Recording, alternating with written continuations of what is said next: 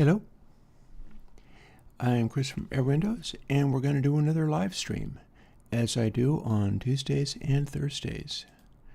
And I'm just going to fuss around dealing with my usual YouTube crap.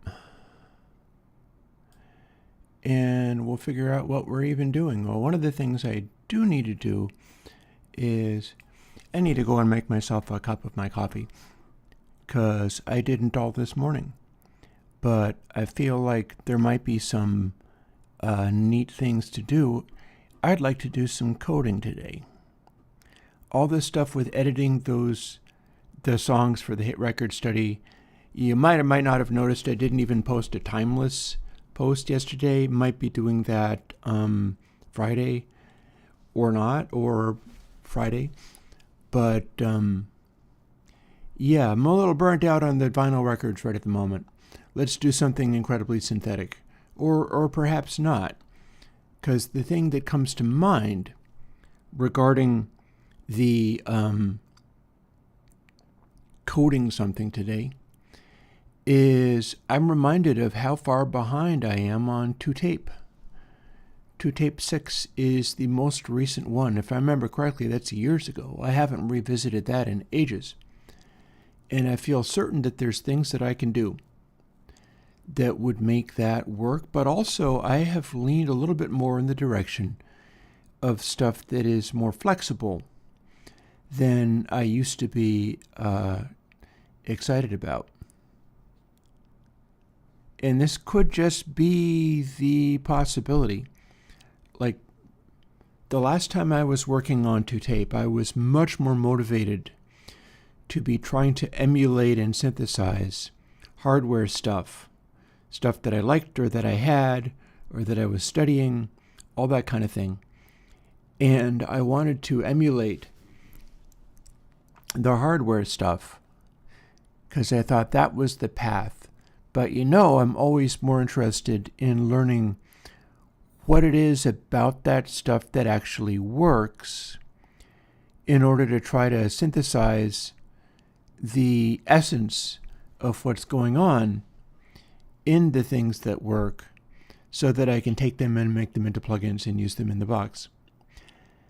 That's what I'm really interested in.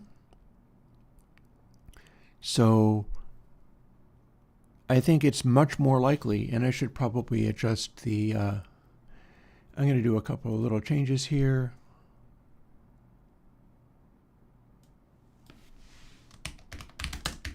I'm calling it coding on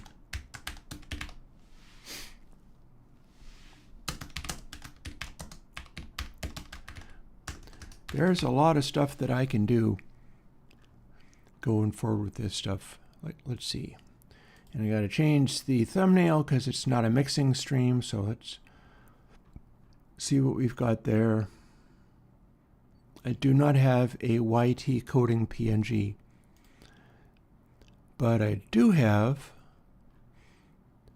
a list of streaming title cards.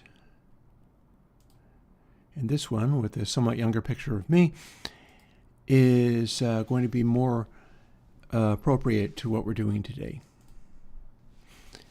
And yeah, I think that it is a lot more interesting to dig into the plugin coding, and that might even carry me through next week, because one of the things that I like to do is when dealing with all this streaming stuff, which I treat as a job, and I'll show up and it will be actually more on the clock than most people who punch a clock. Normal people take breaks and stuff, but streamers often don't because you're on camera, and if you're not on camera, you're failing. And I'll do an 8-hour shift. Normally I work more hours than that, but it's not really quite as, it's a little more intense when you're like on stream. And I have many thoughts about that. There's stuff going on in my life right now where, I'm getting a visit from a family member upcoming. So next Tuesday, we're going to be cutting it short. And I'm sure that's fine. There is no problem with that. But it's a fascinating scenario. Like, some people in the audience, obviously not right now, but anybody watching back might be able to relate to the idea of growing up in a moderately toxic family. And then hey, morning, Florian. Reasonably well. We're going to try to do some interesting things today, and I'm not going to get stuck in measuring things with meter for 8 hours at a stretch. Instead, we're going to try to code something, so that might be cool. And again, I was talking about how I'm getting a visit from my sister. That's neat. I do, however, wonder, because there's other members of my family I'm not speaking to for various reasons. Like, at least one of them has gone all right wing on us, and so that is not something I'm comfortable being around. And the other one's just been really difficult. And then there's a much older uncle that has reached out, and those folks are like wealthy people who can't really relate with how my life has gone, and the weight of expectations there can be like weird and off-putting. I'll put it this way. Like, I am fine with having family members. If I have any family members at all, who will entertain the thought of, oh no, somebody had better check in on Chris because maybe he has become a old derelict in a rotting house and his beard is down to his knees and he's not taking care of himself. I'm a YouTuber. I work for a living. So if anybody is, I'm raising my voice because it seems like a realistic possibility, particularly with the uncle and aunt that emailed me. I'm not talking to them on email because I'm not that interested. Like, I don't run in their circles. We don't really have anything in common. I wish them all the well, and that's fine and stuff. But the guy that I'm talking about, I mentioned the Patreon that pays my bills once. And I was like, oh, hey, man, yeah, you could jump on that too. And this man cringed himself inside out. And it was really uncomfortable for me that I can mention what I do for a living, and a family member will turn themselves inside out, apparently in the belief that I'm some kind of like Weasley, like I do open source software. I'm not even pressuring anything to donate, not even pressuring anybody to donate anything to me. And yet this family member, acted like I was trying to put one over on him. So I don't want to hang out with anybody like that. It's just as simple as that. But I have a sister who I was always her favorite brother because I was the oldest and we didn't really spend any time together during the time the family was being all twisted and stuff. So like we kind of meet as friends and as adults many years after all of that. And that's going to be kind of neat. They're driving up to, I don't know, see Ben and Jerry's factory or something. And we're going to go out for pizza or something. And it should be neat. But, yeah. You ask, am I doing well? And in a lot of ways I am. I could talk your ear off about current politics, but I know that some of the people who like my plugins really are upset by that. And it also reminds me of when I was hanging around with a bunch of cartoonists. And that's how I know certain things like newspapers have been dying for decades and they're in financial desperation all the time.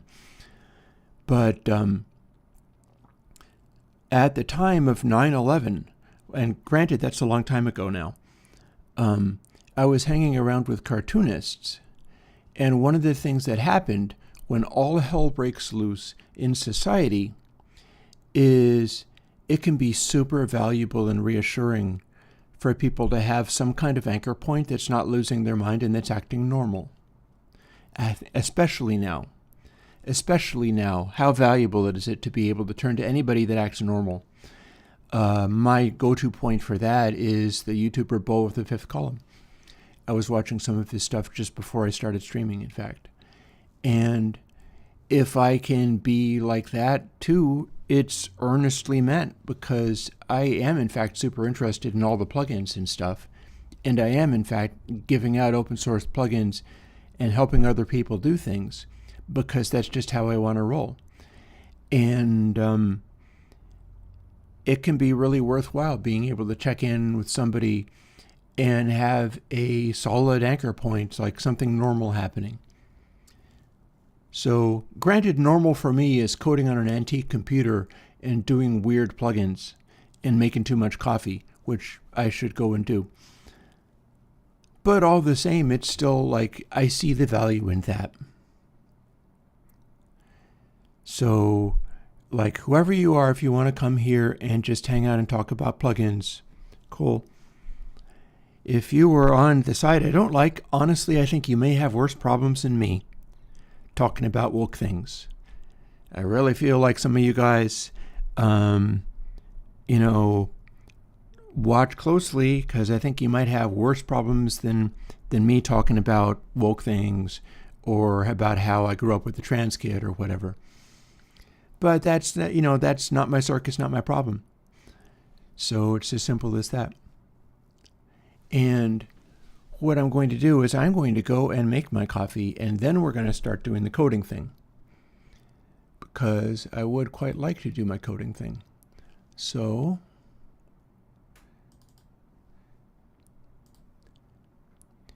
I'm going to fire up the album that I have on Bandcamp. I am going to get back into doing the mixing and stuff. Like there's so much going on.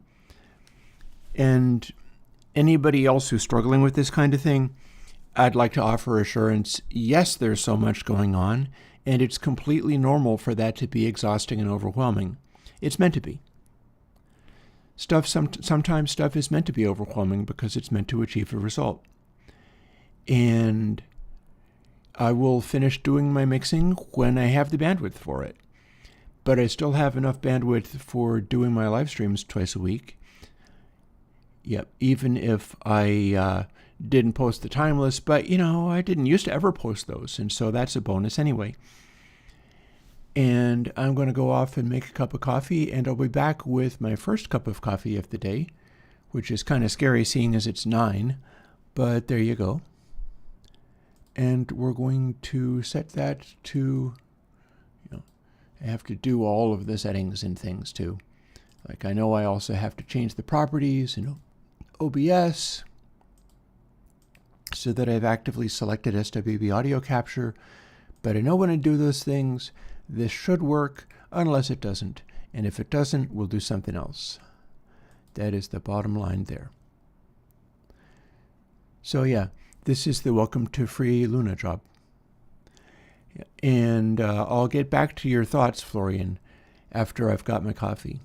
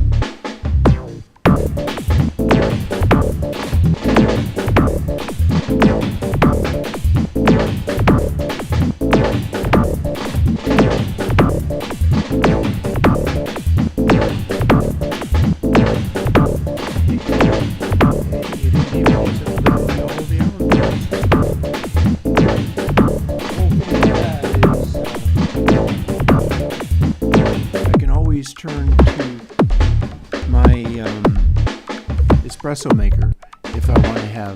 Oh wait, let me stop this. I personally can't hear that, but you can.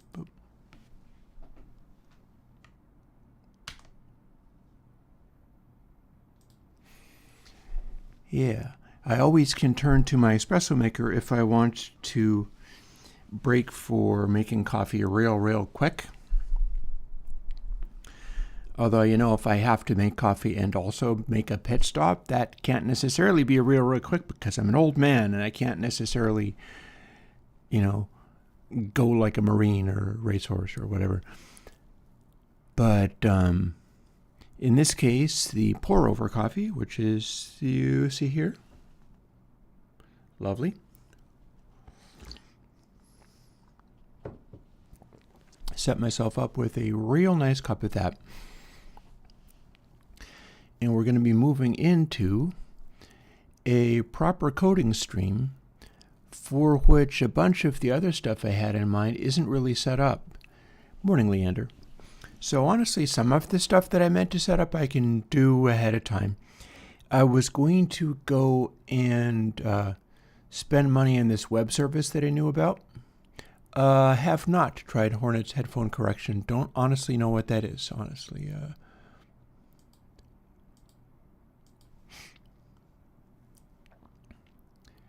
So one thing I could perhaps do is, since I had the intention of using this online service to run audio through their tape machine. Oh, neat.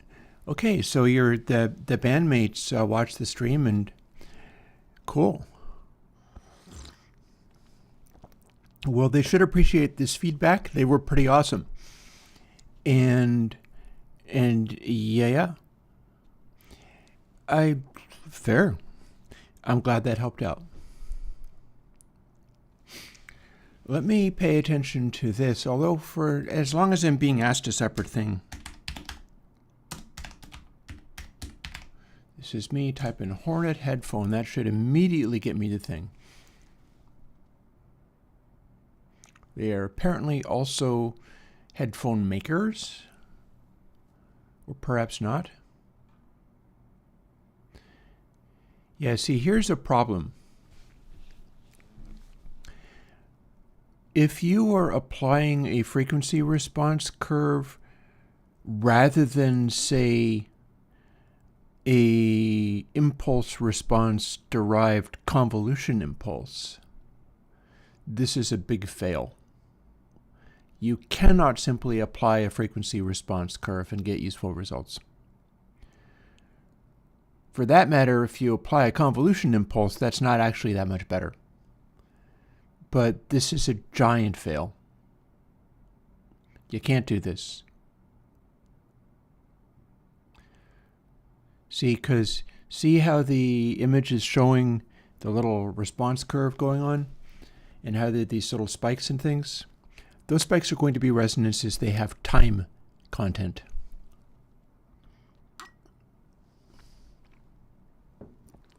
They're not just amplitude. It would be like showing the response of a closet and being like, that's a frequency response curve when it's a reverb impulse. The stuff that we're looking at and that they are trying to sort of zip around and say, we can turn all these things into all these other things, that's not true. I do like that they have no copy protection. Good for them.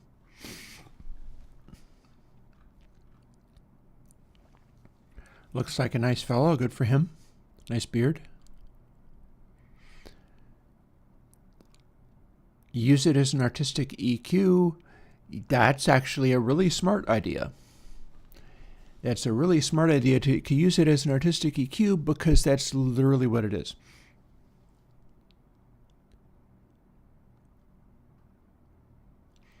So what I was actually doing was something else.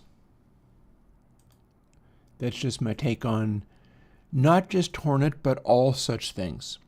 You cannot use and including in a more expensive version, or including the Slate thing. Although honestly, I'm not sure whether, see, the one caveat there, You know how my monitoring has a cans option?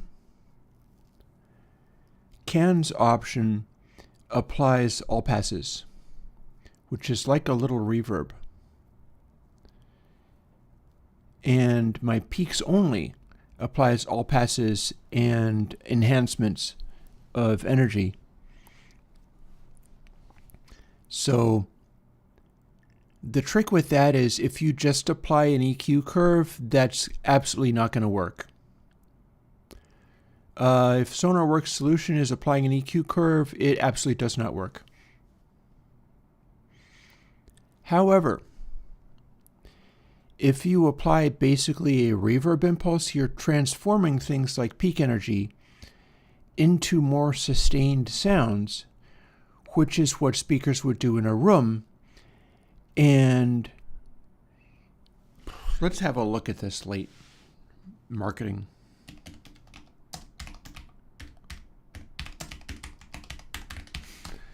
Because that's one thing I do know about that stuff.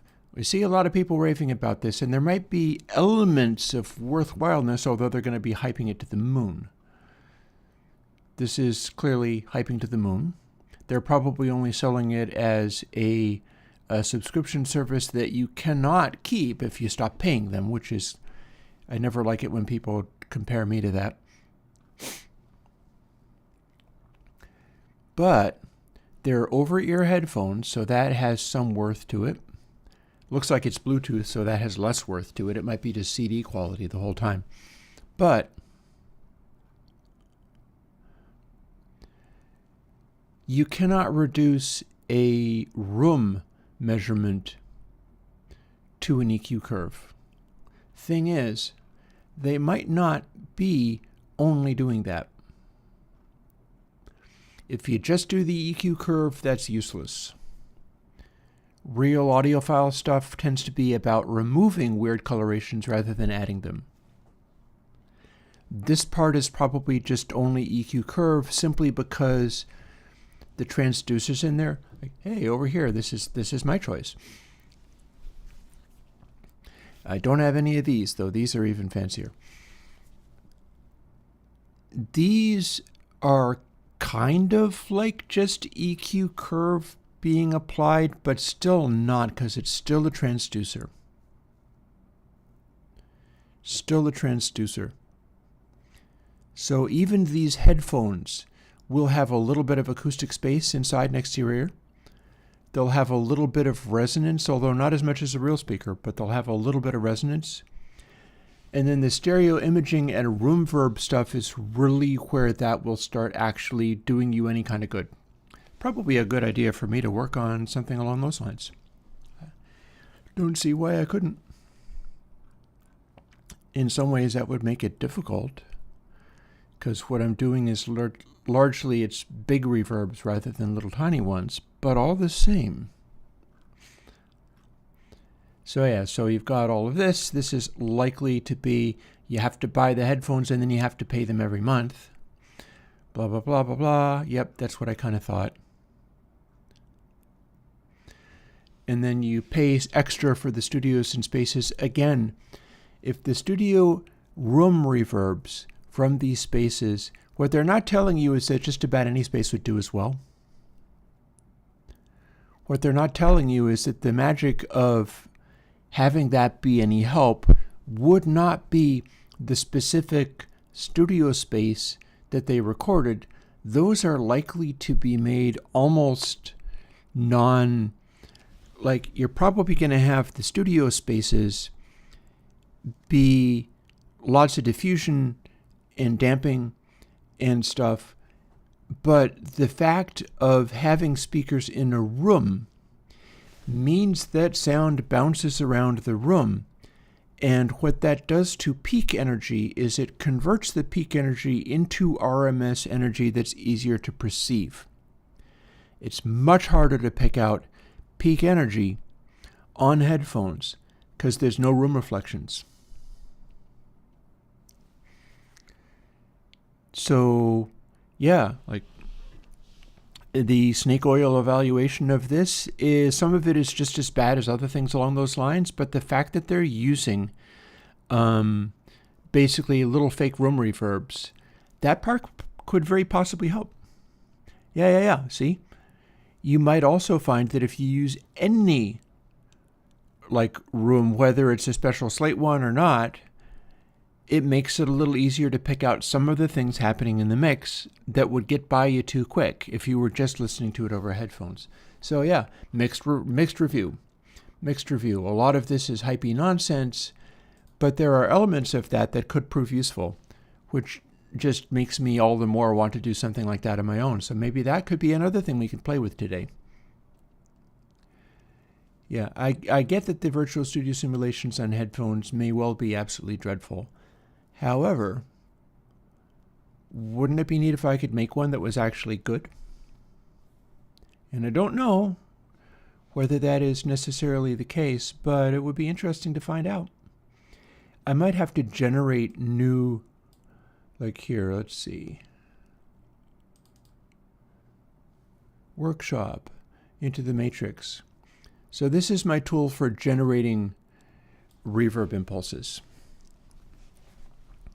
What we'd be doing is picking out something, but it would, rather than be a 200-seater room, I would be using a really small room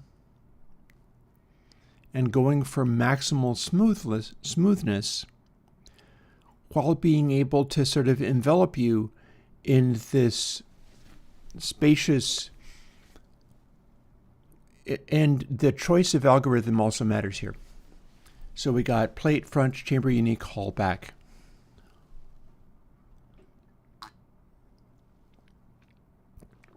Each of those are separate algorithms.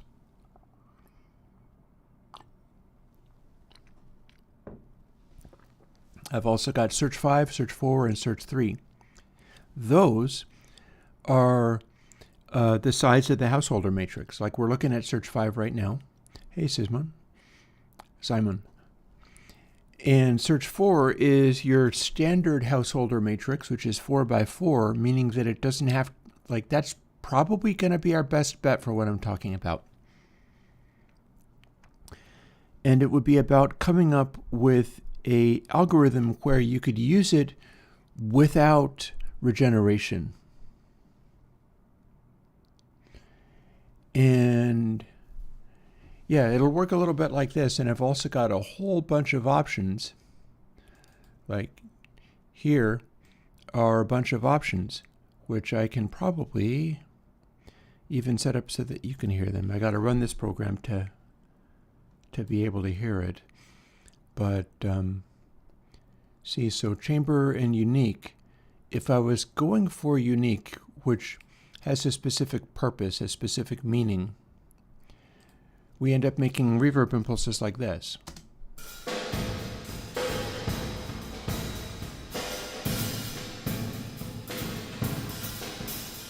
I'm going to turn my voice on this stuff a little bit.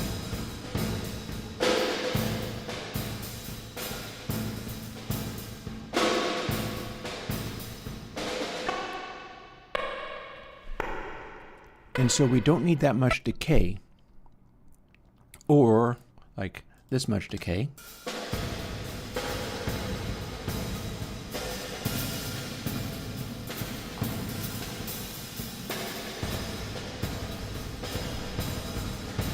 But in designing this, and I'm going to take a minute to get the old laptop out so we can start fooling with it. Maybe we'll fool with this rather than the ToTape thing. I don't mind. I'm going to do whatever today. Let's see what happens.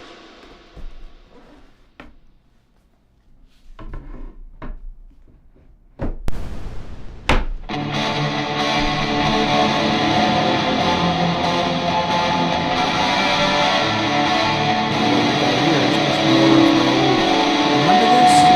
We spent a lot of time on this stuff. Just these various options. But these little tiny rooms have special qualities around some of this stuff. They're likely to be on the brighter side. And what I'm going to be looking for is likely to be stuff that doesn't reinforce anything unpleasantly. Like my whole color coding here. all this stuff that I'm doing here tends to highlight different qualities. And where in my big reverbs, I'm going to want sonority and intensity. For this purpose, I want almost opposite things. The green means that the sort of amplitude of everything is kind of quiet. Or actually, no, I've got a reference. Let me look at my reference. It's been a while.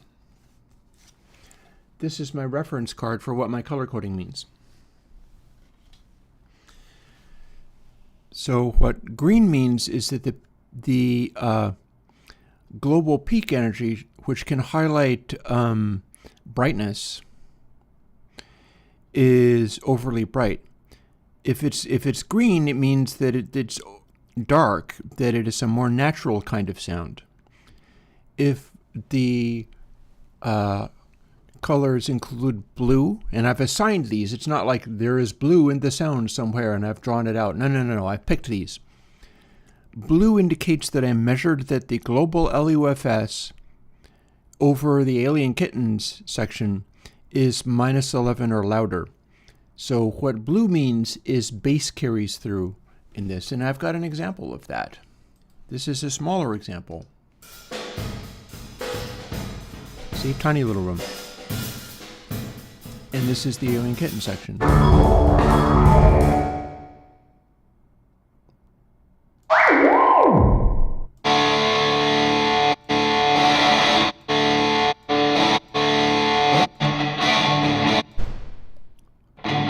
was that section? I lost it now. I don't know where it is. Anyway, this is a guitar. So the idea is maybe if we were listening on headphones,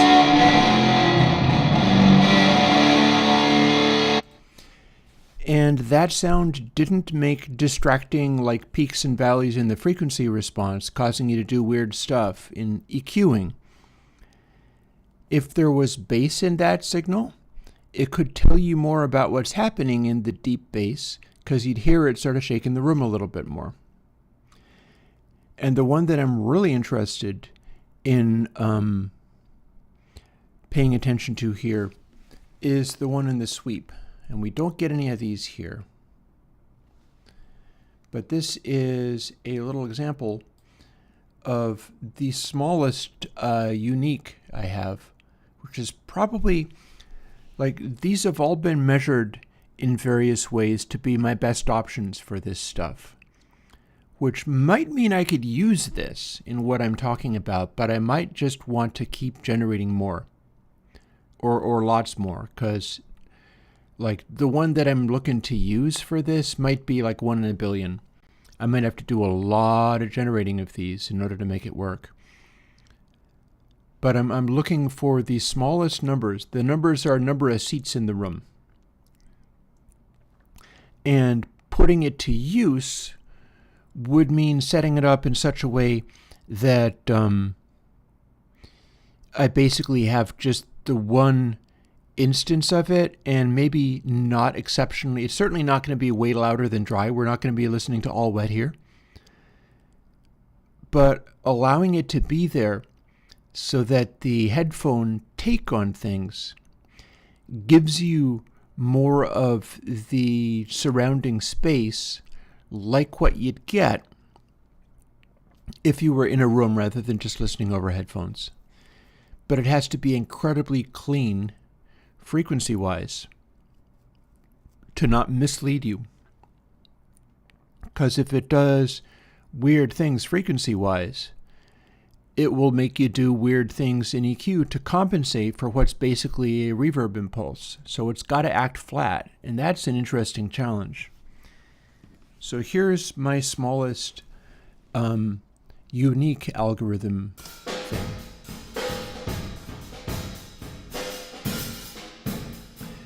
And I believe this does still have some regeneration in it.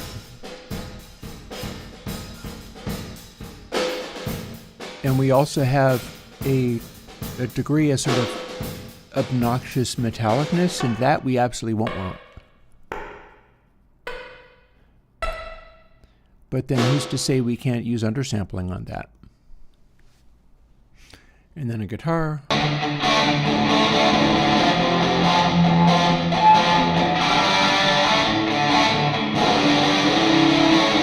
a sine sweep. The sine sweep in particular, if this noise sticks way out at any given point, that is a dead giveaway that we have a resonant peak in there. So it's like doing this particular thing, it almost becomes like the sine sweep is the key indicator to whether it's working right or not. And the whole thing has to be kept in check. It really has to line up. And then lastly, Alien Kittens.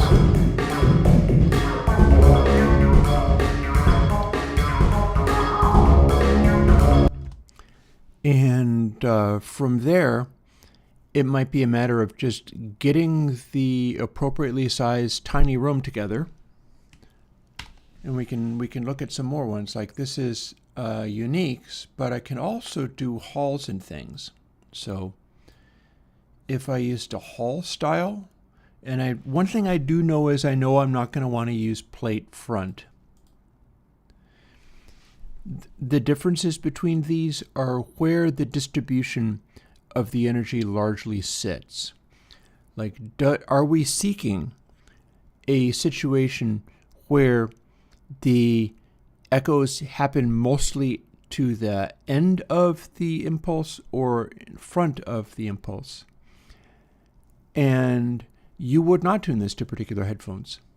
Your ears need to learn what the headphone sound signature are, and that can't really be removed. So we're giving you a better perspective on that. And these are actually quite a bit larger, aren't they? But this one is, at least, it's got the purple indication. What that means, again, is when I did that sweep, the max RMS is less than 12 dB at all times. Here's the sound.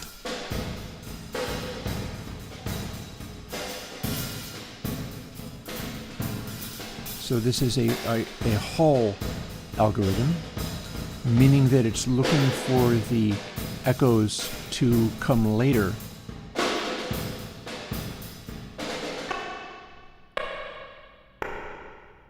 And you can hear it's kind of sustaining. Way more than you'd actually want. Guitar. But then here is that sine sweep. Again, this is one of the ones that would lend themselves to this use, except for that it's way too big of a hall. Like, you don't mix in a hall. It's distracting and weird. But this is one of the ones where it would come in useful because the purple color coding on this file indicates that this section, if I measure this section, which I can do like literally right now, this is how we did all of this. The maximum RMS power is 12 dB or quieter. And it's quite easy for frequencies to resonate and poke out more. But in this case, not so much. In this case, nothing is reinforcing itself quite that much. And it sounds like this if you... I'm making it loop. Never mind. Whatever.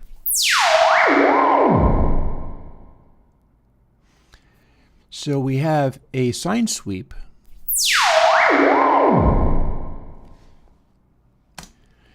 But the sine sweep doesn't honk out loudly at any particular frequency, because one of the opposing things I like to make happen, particularly on the guitars, is I want the guitar to resonate as loudly as possible in the mid-range. I want the guitar sound to go super loud if I have a working reverb sound and I'm trying to make it sound exciting in like a big space. I want certain things to resonate outwards aggressively.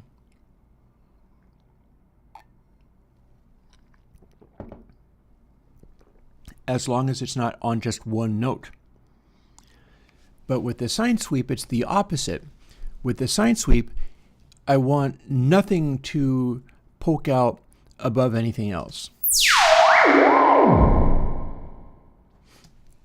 And when we look at the waveform, we see that it swoops down and all. We see that throughout, it's this complicated waveform. But if any frequency rings out especially loud, it will screw up the frequency response, first of all. That'll be the first thing that you know. See, and here we are starting at a super high frequency. It's a 96K recording. So it's like just about supersonic up here. Not quite, but we're up at around 20K.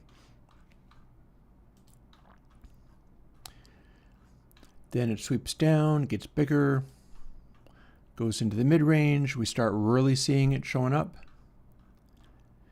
And as we go down into the low frequency, unlike the previous one we looked at, we see that that is dropping into the subsonics without anything really sticking out super much.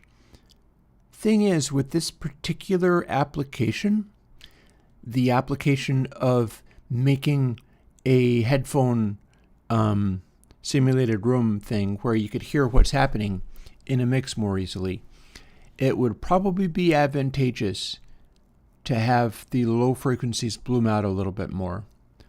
The risk there is if it throws in a resonant frequency and throws off the frequency response curve. Because again, this is all just done iteratively.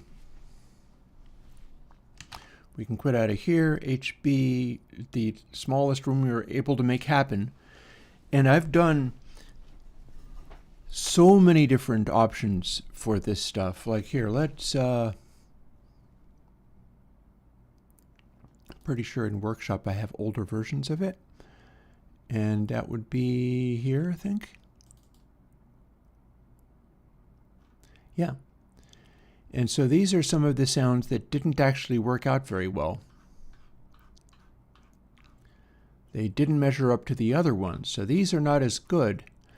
But you'll notice that the ones that are showing up best at tiny, tiny sizes, they are all U. And U stands for unique. And it's a particular algorithm that I've got where I have heavily weighted the significance of there not being any particular frequency poking out over any other. Because that's part of how this generator works. So we'll have a look at the very smallest one I've ever made. And it's this. This is the kind of thing that I'd be working with if I'm able to make one that's really good. This is with some sustain, but you don't really hear it because the room size is like closet sized.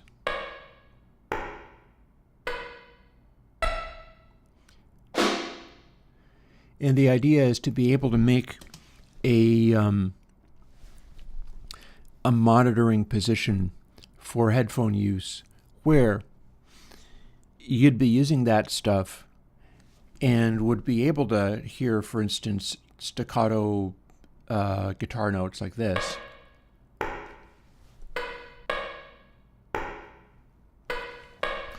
And it would give you a clearer sense of what the tone was than you got off of the raw DI sound, because you're hearing the peak of the raw DI sound so briefly that it gets right past you. Like you can't really hear peaks in the waveform. But we've learned through studying meter for months now, just about, that peaks are incredibly important. And this is one way to make them a little bit more obvious. Similarly to how my earlier cans option in monitoring gives you a slightly blurred quality of stuff. People are also responding positively to the peaks only, even though it's meant to not sound good, but it's doing the same thing of blurring out the peaks so that they can be heard.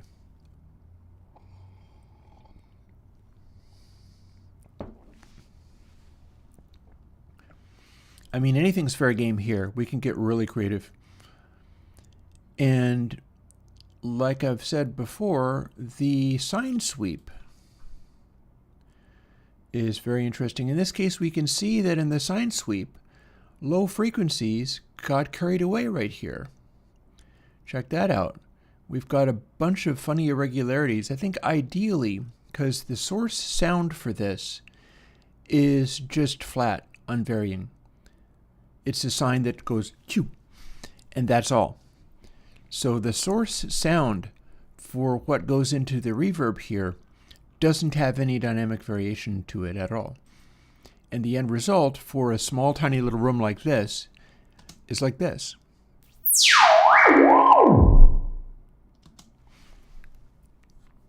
The amount of blur and sustain on some of that stuff helps you hear brief transient information that would otherwise not be obvious. The trick is it turns it into a reverb impulse. So we have to pick a useful reverb impulse for it. And yeah, I'm game. We can maybe do a little finding out what's up with here. Also, check this out. Maybe we can play with some of these. These are the failures, but they're also the tiniest ones. Arguably too tiny. The question is whether a control room needs to be bigger or whether it can be extremely small. Like, where's the usefulness there?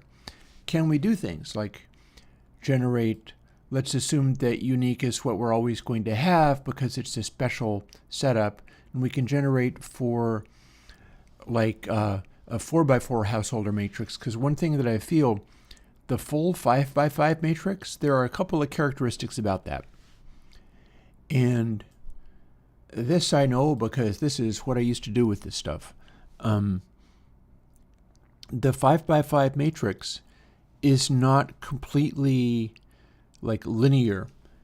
Stuff getting passed from section to section, and in the regeneration, we don't actually have to worry about the regeneration part, but that is again nonlinear. The crossover matrix has some of the elements. There's a sort of diagonal stripe down the crossover matrix of it, where the amplitudes are like -3 and the other ones are +2 or whatever. With the householder matrix, you do have a diagonal flipped polarity, but everything is amplitude of 1 exactly. And I think that's going to be more useful. Now, the reason you use the 5x5 matrix, or at least the reason I use it, because I don't know anybody else who does, is that for relatively few added delay lines, you get an astronomical number of added delay returns on the output of it. Because basically, the number of total delay returns in the end of this reverb is, firstly, you have a signal that hits 5003, then 4951, then 4919, 4999, 4751. This path gives you 1 delay. And then this path, but 3329 instead, gives you a distinct delay. Same for this. And then this path, but 3529, and then back to 4751, gives you yet another delay return. Every iteration of these gives you a distinct delay return. Whereas if we briefly start generating this, you can see immediately that, you know, we start with 150, then 225, then 20 and 11, or 20 and 993, or so on and so forth. And we're going to stop because we're using the wrong number of seats. But the number of possible iterations of every combination of all of these is way smaller than in Search 5. Oh, well, don't let that worry you. It's all fine. You do the best you can. as do we all. Like today, this is me doing the best I can with some of my weird coding stuff. We're going to see what we can make happen. We might even be able to get some of this generating and see what it gives us by the end of the day. It's not very likely that that's going to be useful, but you never can tell. In fact, I'm so certain that this is worth trying. And also note that I do use the search for on released reverbs, even though I prefer the 5x5 matrix for the big ones. The big ones like K Cathedral are 5x5. Same with my plates coming out, and I believe the previous ones. But clear coat and every variation on clear coat is actually 4x4s. It's a little bit simpler. It's a little bit smoother, more uniform. I'm not really sure what to call it. So let's quit out of here. And again, we're going to try to set this up so that it's generating some things. We'll even do it while we are streaming, and I'm going to get ready to do more of that in case I'm able to top what I've got available, because I've not actually tried to generate anything for this particular purpose yet. And again, we're shooting for a, and there's going to be a lot going into this too, because here's the thing. Simple, smooth sounding EQ tones and stuff like that are going to mean everything in this.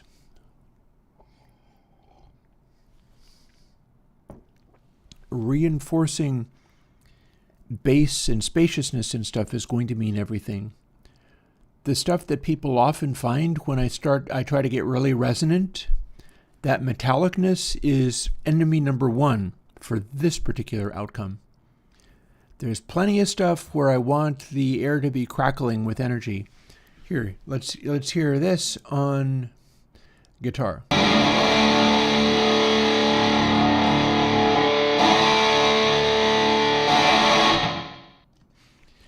So the last thing we want is to have a metallic, chimey edge on a noise like that. It needs to behave really well.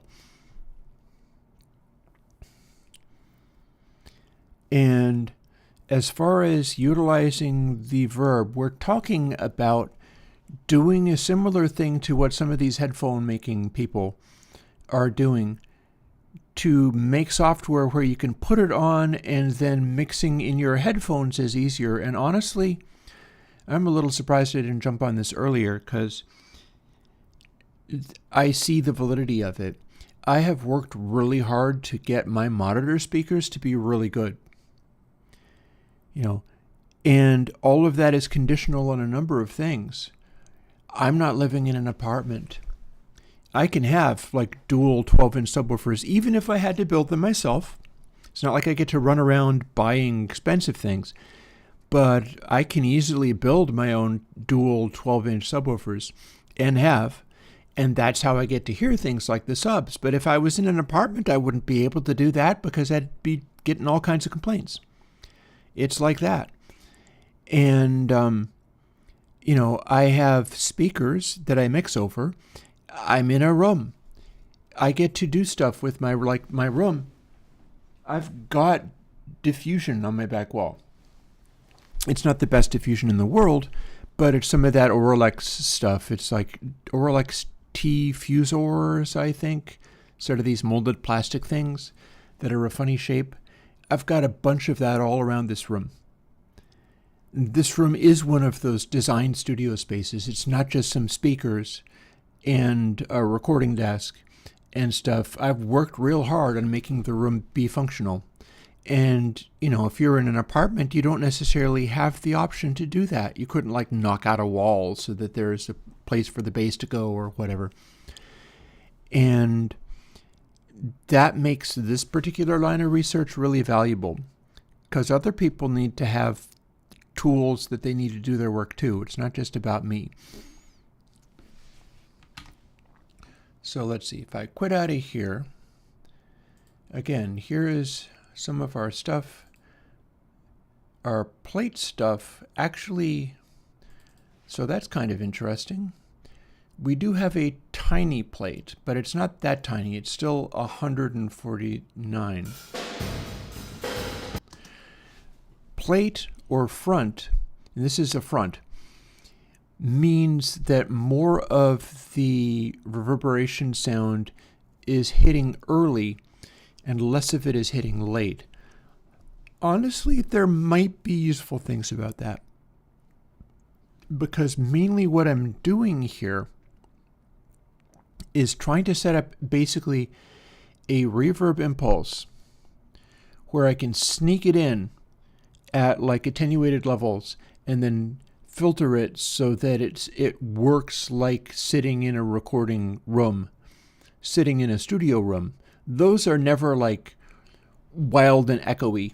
You're not going to be in a working studio room that's wild and echoey. If there are high frequencies, they're diffused to heck, and it's just air, but you're never going to get like immediate slapbacks or anything like that. I am honestly not interested in what Slate's rooms sound like. And when I say that, I'm like, well, maybe I'm a little bit interested, but I'm not that interested. Because I think I can predict what will be useful, and there's no chance I'm going to try to imitate the fake version of some studio's room that's already using all of its diffusion and non-parallel walls and all that kind of stuff to get closer to an idealized behavior. There's no way that I'm going to be trying to emulate the failings of something like that. So let's go over to this section where I've got some like snare and guitar staccatos.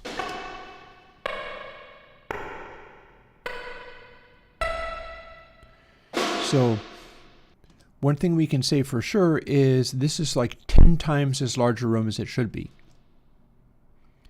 It's 149 seats. It needs to be way smaller than that. But it is an option for what the room can sound like. Here's the sine sweep.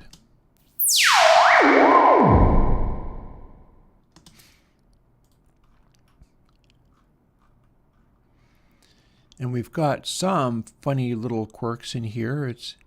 But on the whole, it's mostly fairly well behaved.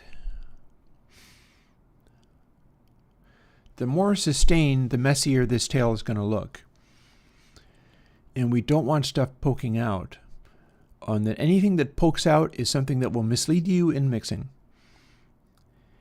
Any overtone or whatever that resonates that much that it pokes out among everything else, because like here's how it starts, right? It starts at an extremely high frequency sound, which is basically just pretty much a flat tone. And if that tone just lowered in pitch, it would stay that size. But we're putting it into a reverb, and so it doesn't stay that size, it turns into this. Although also note that to do equal loudness, this at like 20K would have to become a very big waveform by the time we get down to 20 hertz or lower. And that's not to say that it does, but that's the result that we would need to get.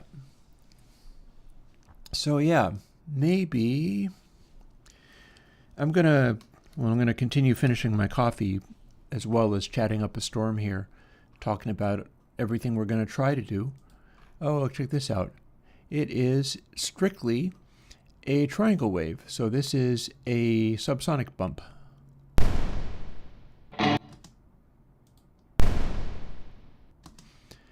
And that will also give us something of a picture of what kinds of characteristics this wave has.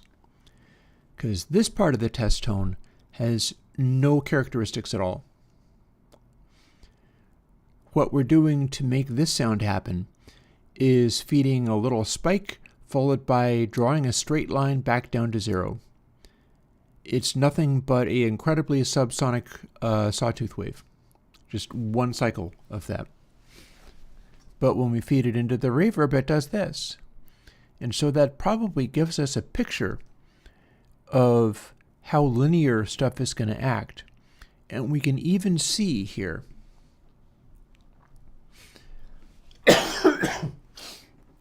excuse me, I'll try to keep my health in check here.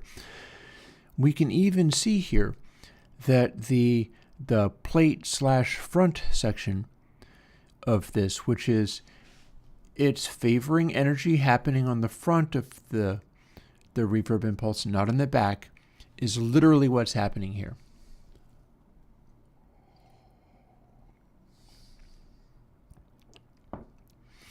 The big divergences from the waveform are literally right here. And then in the tail end, not so much. But if we, by contrast, check out the, oh God, I've closed the window. Why did I do that? It's this I'm going to want. By contrast, if we go to HB, Hall or back, and look at the same basic thing,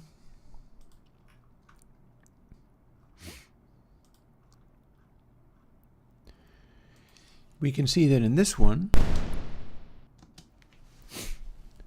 we've still got a bunch of energy, but it stays loud farther on towards the decay.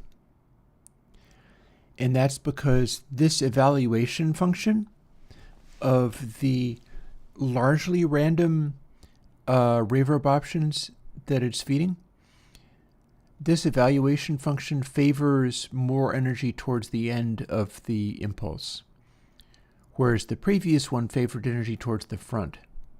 Also, we'll notice that this one is a little bit more consistent as far as not doing wild, crazy things in the stereo image.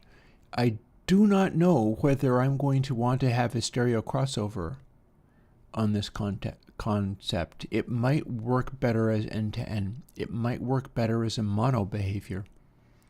Except it wouldn't quite be, would it? Because the way we do the reverb impulses, one channel is looking at the distribution of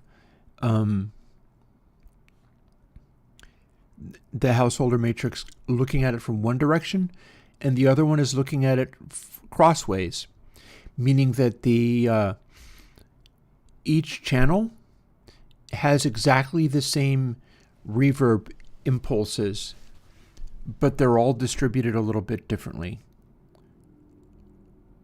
So like centered sounds will produce a more complicated, like this is a centered sound. The sound that's being fed into literally this is, and you can see it, it starts off as just a spike, and then it just trails down to silence as a linear path. It's a fade, basically, that did that. So this is a centered sound, but it's not producing a perfectly centered result, even though it is. And let's hear that again. So the sound that this makes, we're not doing any, because if it's in a mixing context, we cannot do weird stereo stuff. Funnily enough, we are doing weird stereo stuff in cans. Cans is like all passes and crossfeeds. It also makes you wonder whether I could get away with doing a householder matrix like this, but rather than just using comb filters, I could be using all passes and see what that does. Because I'll show you, we'll keep playing with this. We're pursuing these ideas. Let's also have a look at the tiniest one that we can get, which I think was that one. Yeah. This is as small as we were able to get so far.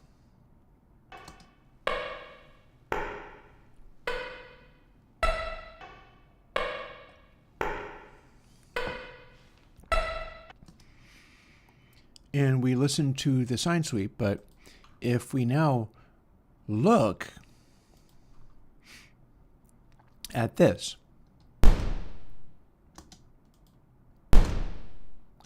That's way more like what we're going to need to have happen when we make a studio control room kind of impulse that you can mix into that won't just screw you up completely. And it's funny how this goes, because I see obvious waveform here, certainly. There's a lot of obvious stuff going on. You don't necessarily want to have a bunch of things happening instantly. But the idea is this represents all of the, honestly, if you showed, I bet you can't do this, Entrave. I would want to look at the impulses of these rooms. That's not going to be available. They're not going to let you see that. Although you could run like Dirac impulses into them and then see what you got. Technically, if you run a single sample impulse, you will get the convolution out. Run a single sample impulse on an otherwise completely silent thing, and the convolution output will give you the convolution impulse back. It cannot do otherwise. So technically there's a way of doing that, unless they scan for it and see whether you're doing that to them. That would be a weird kind of like piracy protection thing. It's like, oh, you're trying to fire a Dirac impulse into my reverb, therefore I refuse to let it play through. Clever, but annoying. I don't know if anybody actually does that. But this is a picture of what we're looking at and how it would have to work. I am pretty sure that for anything that actually works like a control room, by the time you get to the end of this ramp, because this is a ramp with a reverb added to it, by the time you get to the end of this ramp, it needs to be quiet already. And that's what we see here. And then it's a question of exactly what shape does this need to be? Because if it's just a ramp, then that's not a reverb impulse. But if it's some kind of annoying thing that isn't useful, then that confuses you worse than it helps you. The idea is if you do have peaks in here, they should be sort of sustained and reverberated enough that they register to the ear, even though you're listening on headphones. And an individual peak would probably get right by you. I wonder if I have any good examples in drums. There's a spiky looking thing. So if you have, say, this drum hit.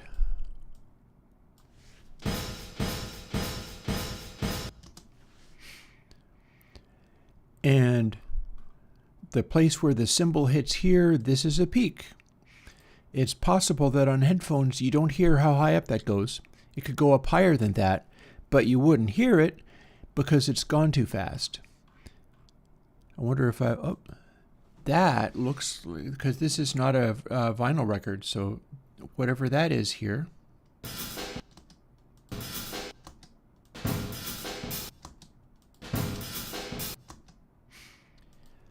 See, I'm not at all surprised if that's a peak. It's a high frequency noise, I can tell you that. When we're talking about peaks, and room drum recordings as this is are not very likely to give you such clean peaks as, for instance, if you multi-mic'd your drums or whatever, you'd be seeing a lot more in terms of peaks that you quote unquote cannot hear. With this, there's already a room in there. It is a small room, and that's blurring stuff out a little bit.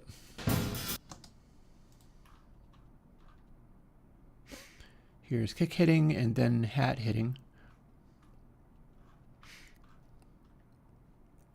And again, here is a peak on the kick drum. Here's my little staccato note. So with the staccato guitar note, lost it, sorry.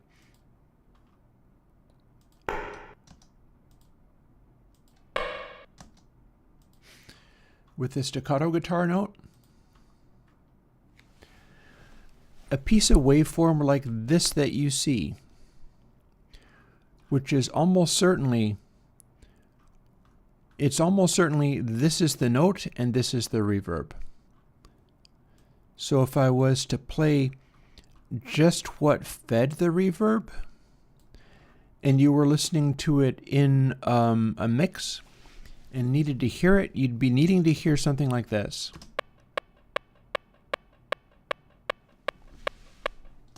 And you kind of can. But then what if you only had this much to go by?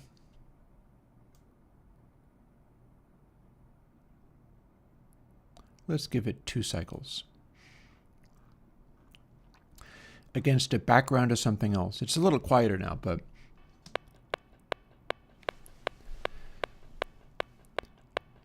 so if you have that going on, and you're in a room, you are also hearing those 2 cycles. It's just 2 cycles of a note.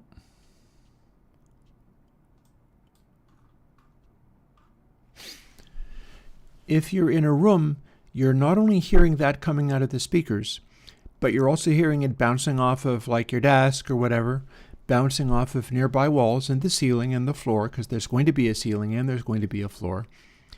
And those help you lock in what that noise was. Your ear is used to decoding that stuff. In headphones, you only get those 2 waves and that's it. And it can get past you really fast. Like you don't hear what it's doing, even if it's important, or even if some of it is quite loud, because it's too brief and you don't have the acoustic space around it. Whereas, if you have an acoustic space around it, you have something more like this.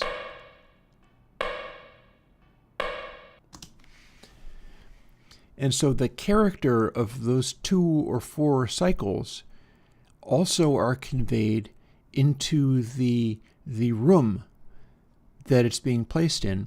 Or if you're listening over speakers in a real studio, those few cycles go and hit the back wall. They bounce off of the diffusion in the back wall, meaning that they bounce to a bunch of different places and become a very complicated sound that's a lot quieter. And then you're able to work out what the character of that peak was based on how it's been diffracted and distributed into lots of other sounds like this.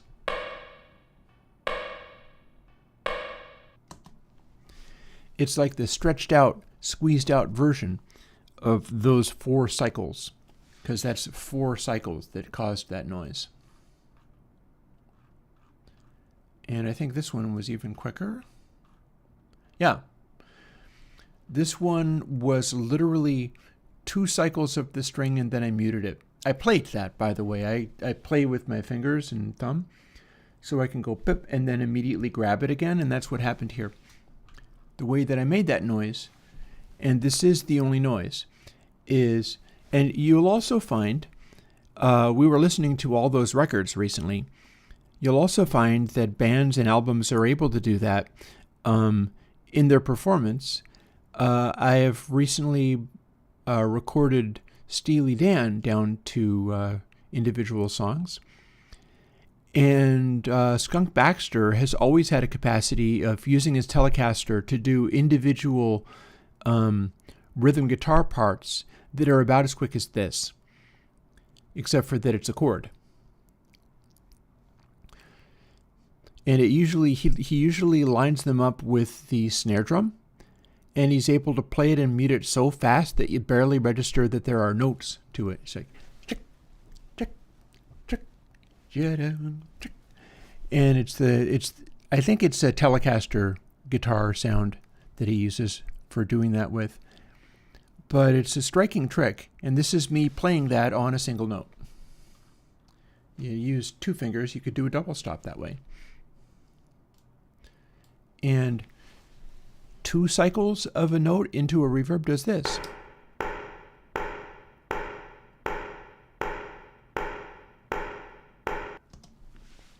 You get the character of those sounds because you're doing that thing.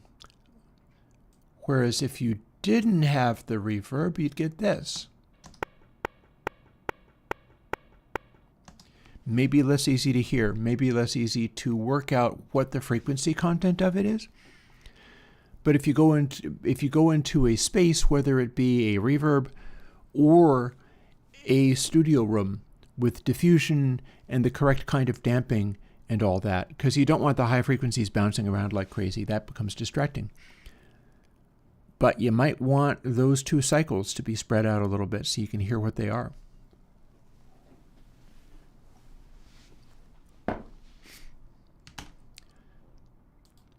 So here's what we're going to do. I feel like maybe this is a fine time for me to charge off and make another cup of coffee because I'm now gung-ho to figure this one out. And that could be good fun.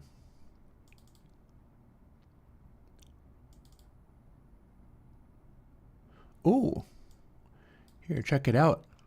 I've got even older ones. When it says verb trimmed, here's some examples of really primitive stuff. Like, here's an incredibly old version of this with the same thing. So primitive, in fact, that it's not using my current test thing, but I'm still using the same guitar beds.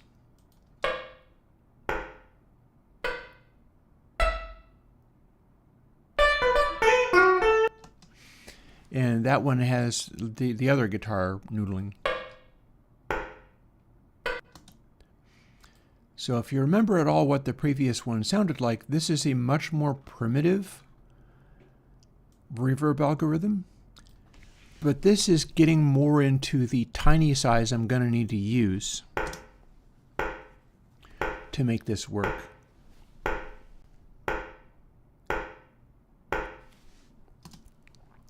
It's just that it's doing a much worse job of actually getting a sound. So if I'm not mistaken, this is going to be a lot more metallic, a lot less pleasant. Everything about it is going to be kind of garbage compared to what I'm working with now. But the duration of it is the important part. Also, I don't have the guitar section, and I don't have the sawtooth wave section.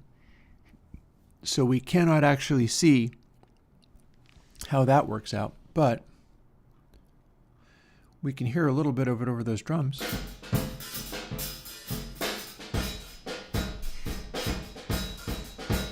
So the issue with using an algorithm for a room size this small is that it starts sounding like a box.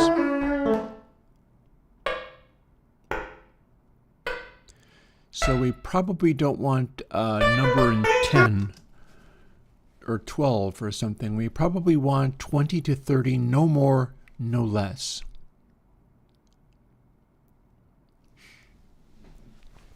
And while I set this up to go off, and I think I've got, let's take a minute and check out how my computer is doing with all this. Here's my activity monitor. It's kind of chugging a little bit. I think I can leave that on. What this is telling me is that I've got cores available, which I can be using for generating reverb impulses. And I think I would like to do a little bit of that. So we're going to close a bunch of these weird random windows. And I feel like see, what ended up happening here is I went through and edited down large numbers of these options. Here's another big old stack of these options. Well, no, this is the same one as before. But Workshop probably has, yeah. These are the ones I didn't select. And then the ones I've got here are the ones that were better in some way or other. So these are the ones that are not as good, although many of them are still the same size. However, even getting to this point, I was finding that some of the algorithms for generating these worked better than others. And in particular, I had enormous trouble getting anything but the U algorithm to generate and there could be various reasons for that. Like, I could just be making it, also, I don't know why this bloody bar graph meter is sitting still. I would think it would, no, it's moving a little tiny bit. It's updating very slowly. To some extent, it might be a factor of I've set up the U algorithm so that it registers things more easily. But some of the other ones really struggled to make any small room generate a useful result. So either I've got the measuring part of it set up wrong, so that only the U algorithm is showing up, or this method of calculating things so that I am heavily weighting whether or not again, I can do like chamber and hall reverbs, and it all depends upon whether the measurement of the resulting algorithm is weighting having stuff stack up like unsmoothly, and how much it weights having different decay times land on the same duration. Because if many multiple decay times all land in the same direction, that's where it starts sounding metallic. And my dream of this was to be able to make it sound unmetallic on the algorithm alone. And the improvements that I've made through evaluating that stuff and how these verbs sound less metallic than they did without wildly changing other things is kind of how I got there. So I feel like maybe I'm going to just try doing the U calculation. Let's also quit out of my monitoring thing. That probably won't make a big change in the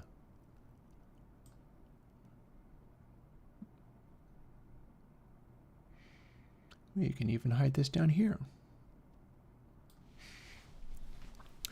I can see it and you can sort of see it, but leave space for other things to happen. So I'm doing stuff like generating these things, and U seems to be a good algorithm for this stuff. And when I do the U algorithm, I end up producing results like this, where it does die away quickly enough that by the end of the taper of this sawtooth wave section, the decay has died away. Florian, I don't know. One thing that occurs to me is I could very easily design this in such a way where I'm introducing the reverb on there, but then rather than having absolutely no decay, I can have literally all the regeneration be purely crosstalk, and then just use an incredibly tiny amount of that. That might just do it. That might be a good way. So we shall see. But first order of business, and I think hang on a second. I can refresh my memory around some of this just by not running it to the stream.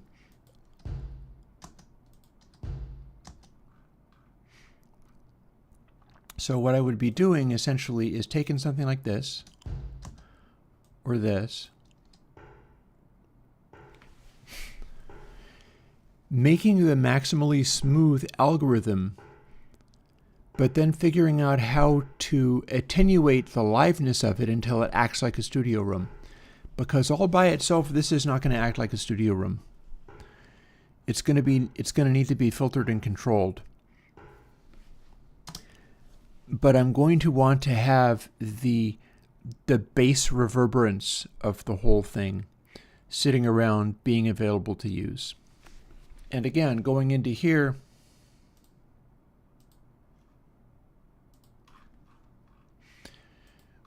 this is the deal. This is the whole point behind all of this. The fact that I've got a impulse here, which is a DI guitar that has been played with my fingers, that is literally 2 cycles, or at least two spikes on the end of the cycle. It is a bit of a snap, and then the string vibrates like that, and then I've grabbed it again. And the idea is to be able to make it so that you can work with the tonal color of those 2 cycles usefully, which if you're in a room, it bounces around the room a little bit and you can get more of a handle on it. But if you're on headphones, you don't. You get this. And it's too quick to get a handle on. It's too quick to grasp. With something like a drum hit, firstly, that's way too bright, but also it blends with the reverb quite a lot more, and you don't usually get a drum hit that's that brief. And then lastly, our thump here, that's the abstraction. That's the abstracted essence of only the reverb, because the waveform I'm feeding it into it at this particular moment has no characteristics other than a Dirac impulse, and then DC fades off. But you know, if the DC was flat, it would just converge upon the flat. It's only converging upon the center because it's an angle that goes down. And yeah, this is what we can work on. We could even try to find a optimal single example.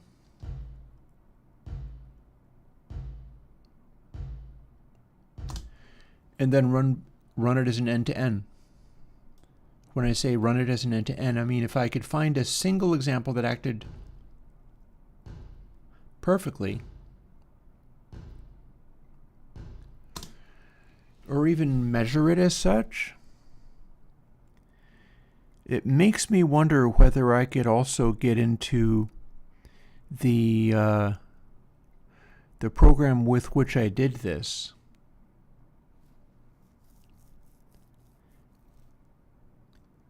And measure only one thing.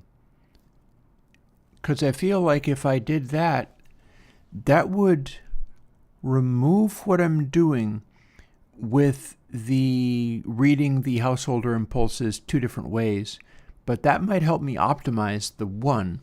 I just don't know what that would give me.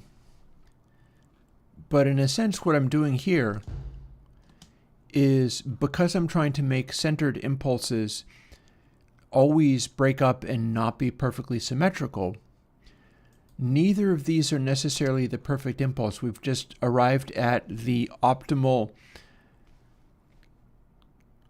like the householder matrix is being read across and down, and then it's doing its level best to, so let's see. Let's quit out of there. Close some of this stuff up. I'm going to go into my workshop thing here. And we're going to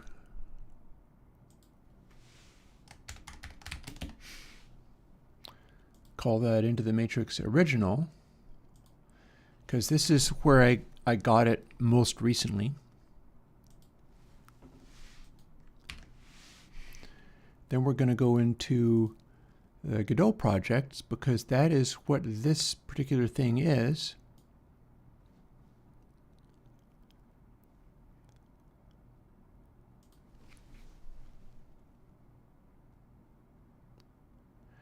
Remember we did a video game?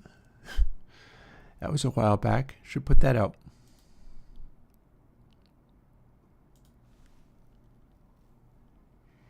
And I probably need to make this window smaller.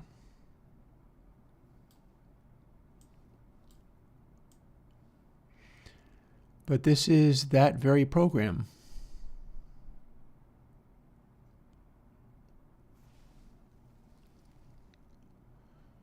So let's go and find it here. And what I'm going to do, I believe it is search that I want. I'm going to want to do search 4 because 4 is the one that evaluates the 4x4 matrix. And I'm pretty sure I'm going to want a 4x4 matrix because the way that one operates is unity gain between householder matrix stages. And it's also evener in amplitude level because all of the outputs going into all the inputs are always unity gain, just some of them are inverted. Whereas the 3 and the 5 are not so. The 3, in particular the 5, needs to have a additional correction. Let's take a moment and I'll literally show you the code of that.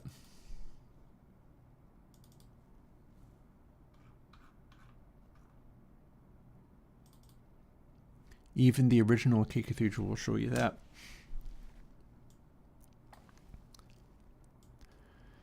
So the thing I'm talking about is literally this.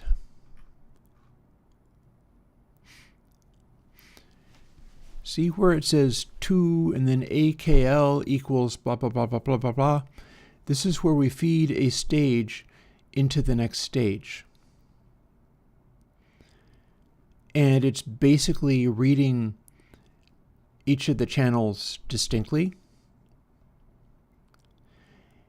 And when it says out FL times 3 minus that other stuff times 2, that's what I'm talking about.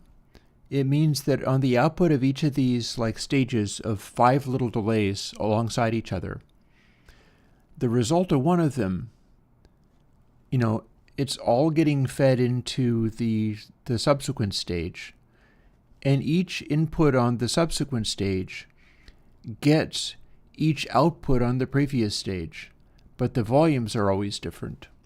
Like each input on the subsequent stage gets one of the outputs from the previous stage at times 3, but it's always a different one. And that's how a householder matrix works. Whereas if we go and look briefly at a different one, we can go right over to the original clear code for that. And this is more like what I'm going to be trying to do.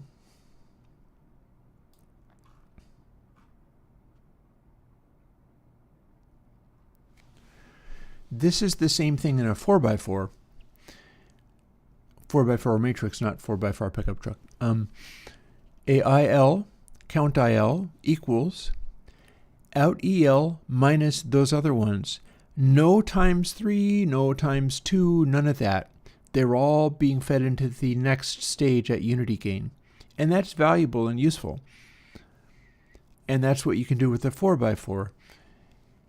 You've got most of them being fed into the next stage inverted, and only one of them, a sort of little diagonal across the matrix, being fed at non-inverted. What on earth would be the word for non-inverted, I ask you? I know what the word for inverted is. It's inverted. But the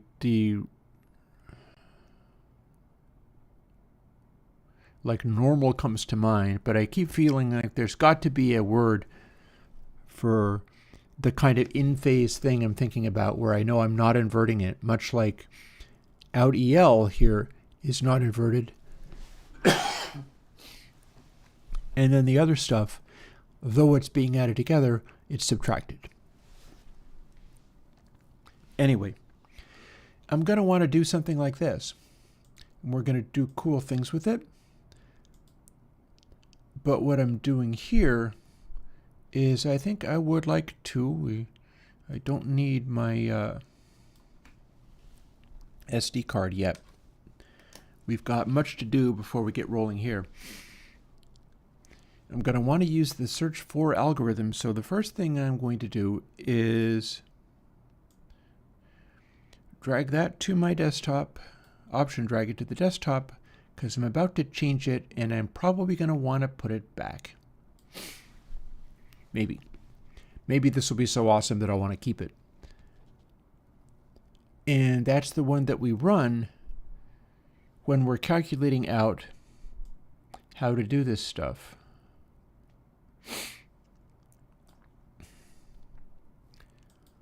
Halt for is what you do when you hit the button to stop the continual calculating. So some parts of this are this does is it calculates out the delay time the same way that the previous one did, and it enters it into the text boxes, and it draws it and makes it, and it sets it up. But this one, again, search for here. We're going to have to open it.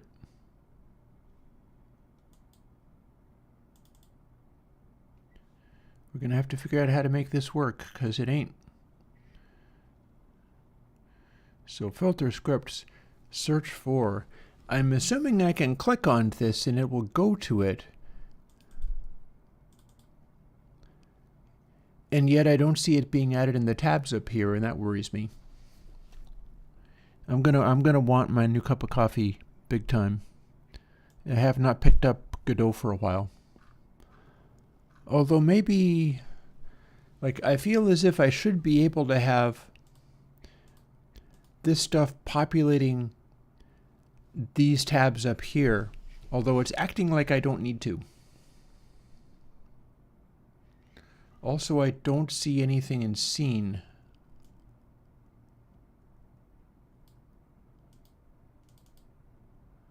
And we can go here.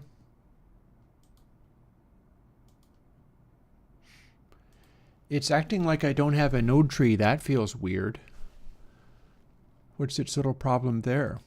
I know I'm in, oh, okay.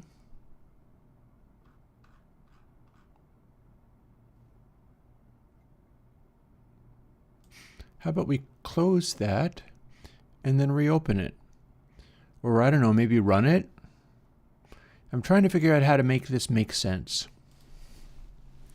It's been too long. Been too damn long since I have done my Godot thing. But we need to, because this might be worth doing. Okay, double click at that time. Haha.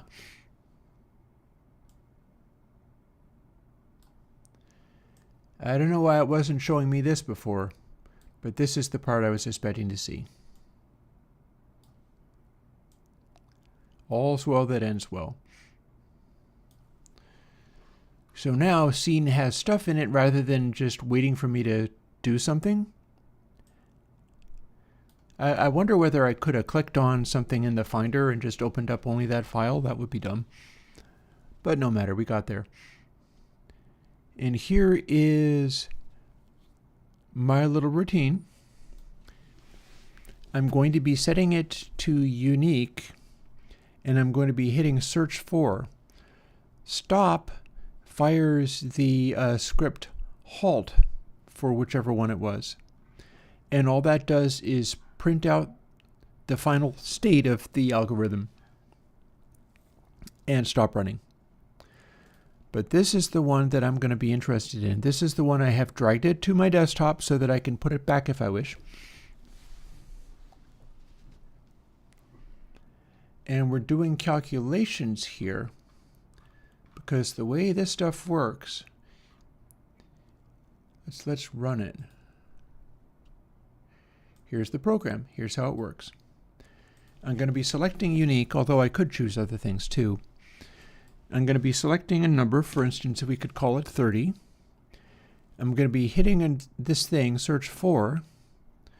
Continually generating means it keeps on going. If I don't have that selected, it'll grind away until it hits a success, and then it will stop displaying the success. And when I do this, it starts trying to evaluate possibilities.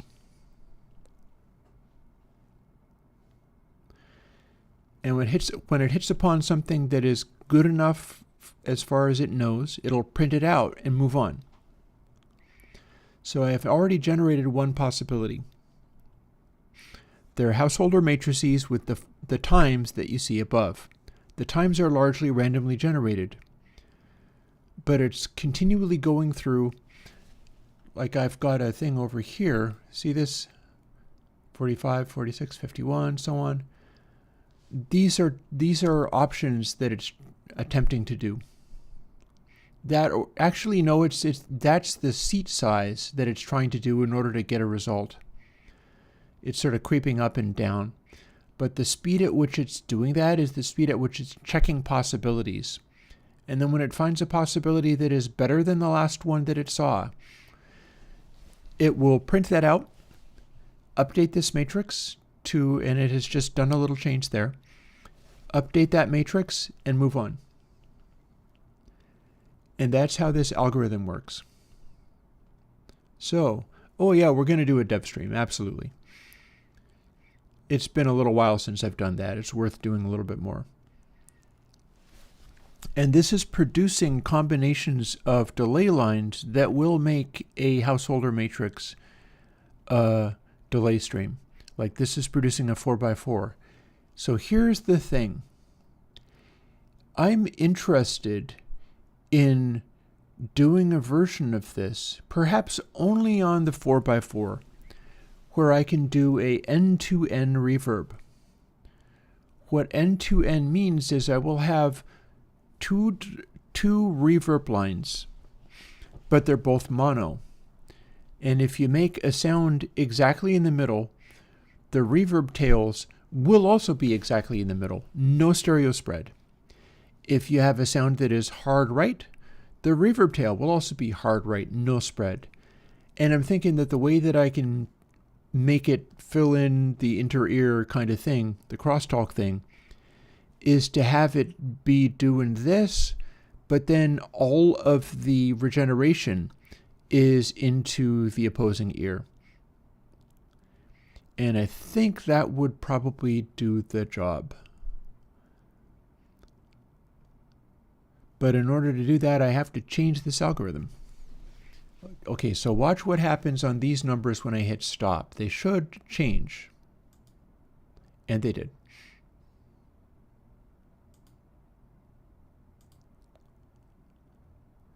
And weirdly, they're jittering and still doing stuff. It has not actually stopped. Oh, because I've told it to be continually generating. Never mind. Okay, so I do actually have to shut off continually generating before I hit stop. Otherwise, it won't even register. And the end result becomes a small list of the best possible options for the probably a couple of thousand attempts that I just did. And what we see here is a visual reference. Like here, let me draw your attention. What we see here is a visual reference to what these delay lines look like when they are overlaid over each other. In other words, the top one is this householder matrix and all the delay lines just calculated right through. For instance, if all the delay lines were like 27, rather than being all different numbers, imagine all the numbers are 27.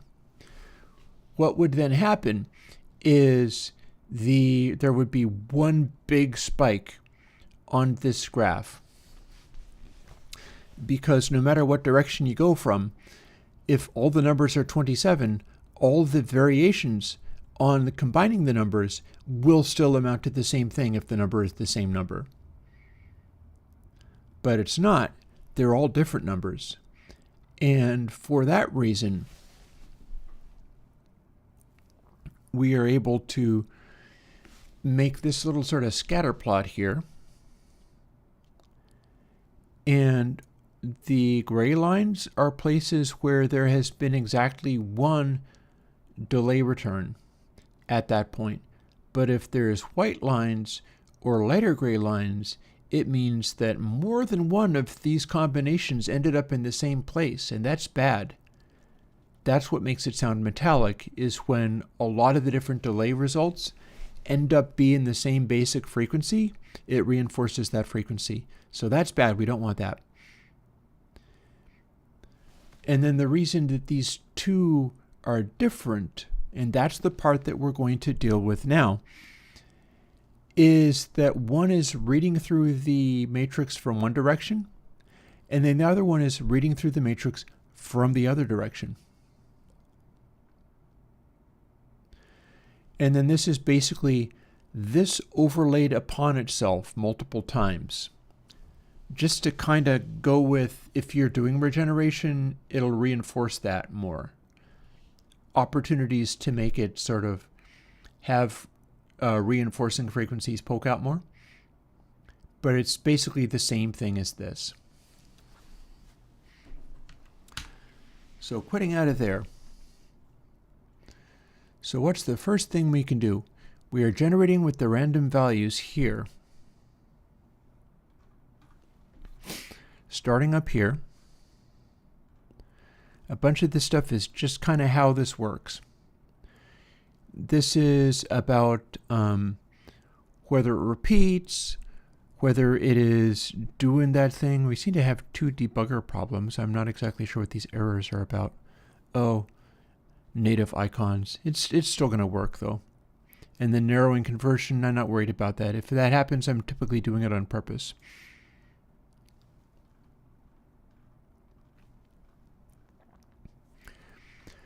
So we're interested in the primary matrix calculation. That is what this is doing. It's iterating through all of these and giving me every possible combination. And when it is giving me that combination, it's going through and checking this stuff. It's getting a pixel in display, which is that linear thing, and adding brightness, and then it will redraw that. It does get pixel and then set pixel.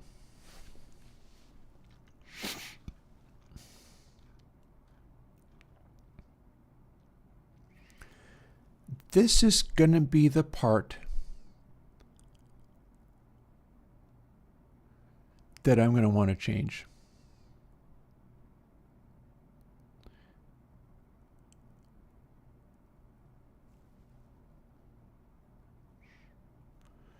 And I wonder whether I can...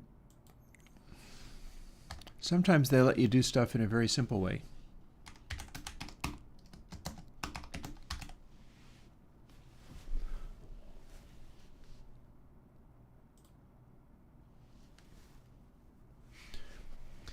So here's the thing. We're making another matrix. This is originally how I rotated the whole thing around. But if the array is capable of being made a copy of the other array, maybe I don't even need to alter that. That, or I can simply go through here and go actually say delays in every time, or not even do it at all. One possibility is simply not even to run that at all. Now my question becomes, do I have a useful way? Probably not. To do what this would be in C and copy all of that stuff out. And I'm guessing I don't. But what I maybe can do, let's see if I can shift click to extend a selection. Very nice. If I don't do the cross matrix calculation,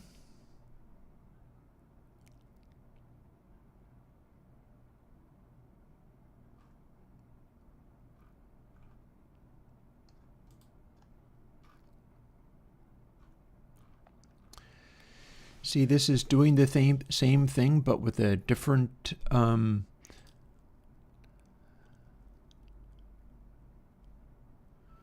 so toggle comment. I can do a bunch of copy paste kind of things. I'm looking at, can you comment the entire thing out? Well, we can find out.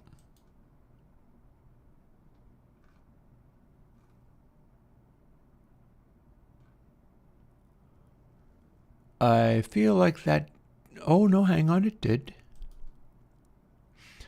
toggling comment made everything have the comment on it. So that's kind of what I was looking to do. So make text fields the previous best score. That part's fine. See, what we've got up here, again, I'm talking my way through all of this. Primary matrix calculation is the one I'm interested in. I should have just commented out everything about making the alternate one where it's going through the crossover, going through the householder matrix crossways. What that should do, and I may or may not be able even to run this and get any reasonable results. It might just crash. Let's find out. Let's find out if it just crashes. See, we've done this. We can set it to unique. We can set it to like a 30-seat room. If I hit search for, it is no longer going to do two distinct lines up on the top here, and then the other line of combining them all together. It might do one line and then just blank, or it might crash or do something weird. I don't know. But we can tell it to not be continually generating, at which point it'll stop when it hits on something. And it's going to do its level best, and it looks to me like what I've got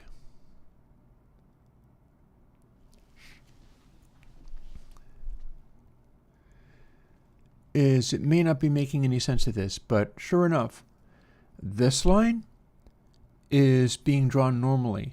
This line I just commented out. This is the legitimate result of this one line, which again, I'm no longer doing the cross matrix thing. And this is garbage because the other line no longer means anything sensible. It might just be garbage data. I'm not entirely sure. But that's what it gave me. So it works, kind of, but I'm leaving something out. It probably also runs faster, but I think I have it on a timer anyway, so that doesn't matter. So let's see.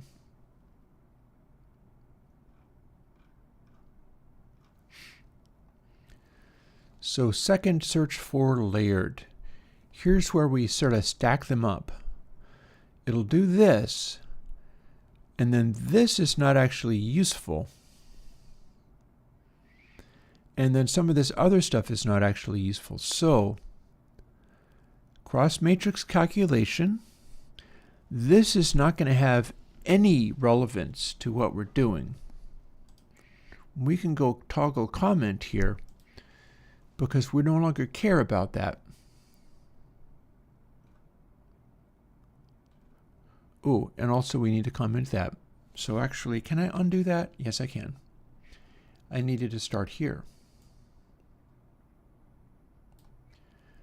So for t int and begins, we want to take all of this away because our cross matrix, this array called rotated, no longer has any relevance to anything we're trying to do. All of that must go away. Having done that, this will now continue to work. I had for t int and begins and immediately followed by for t again, so that didn't make any sense. But here's the thing.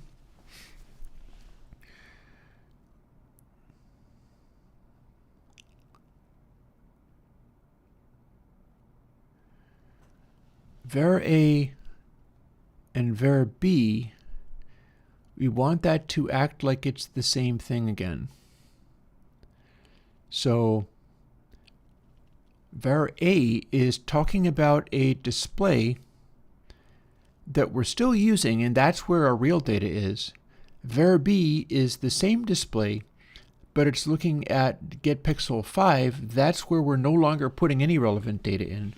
So in order to make this part work again, and to draw the additional part, I should be able to just go A is 4 and B is also 4. Or indeed, just recycle it. See? That's all we need.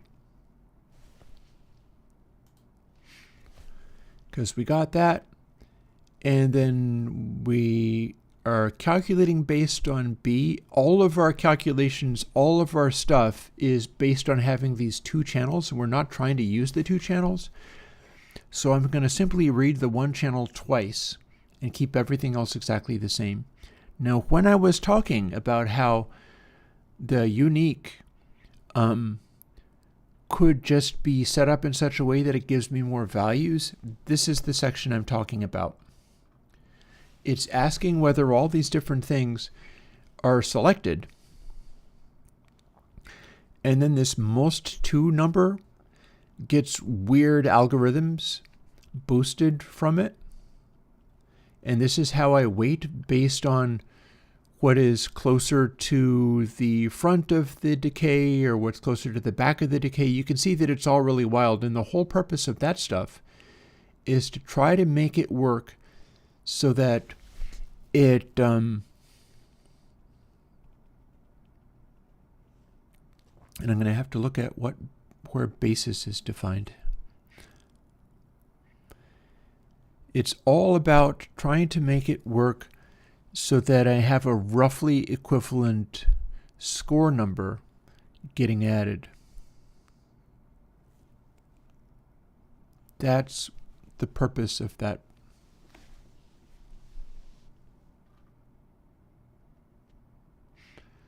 So where do we get this variable?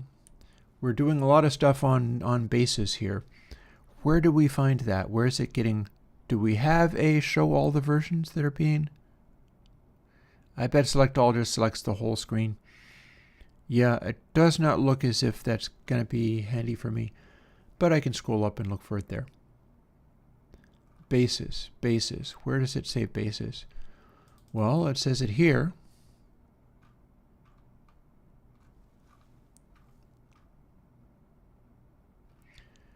I don't think we're manipulating it here, and that's fine.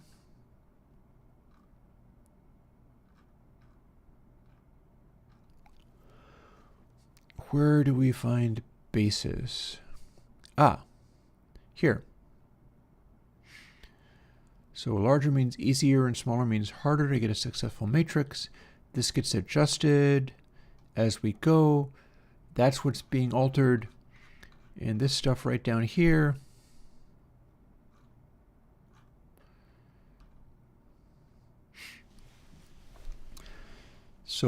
So basis is edging in one direction or another along the lines of have we been successfully getting lots of results or not. Like if we're hitting lots of results, it makes it more difficult to hit the results. If we're never getting any, it steadily gets easier and easier. The purpose being for me to be able to run this algorithm overnight if I want and get a result out of it where it's doing its level best to be maximally critical while still giving me some outputs to the algorithm. That's what basis is for. So it doesn't really have much of a result anywhere else. And then here we are evaluating whether this was better than the previous score we had. The score actually lives off screen somewhere, I think. I'm not absolutely certain. Maybe it does, maybe it don't. There have been times when I had like controls or text fields or whatever sitting outside the window so that I could still use them, but they couldn't be seen. That's a hack. It's a cheap little hack, but it works. Like this, get node odds display 3 text, blah, blah, blah. That stuff can be off screen too.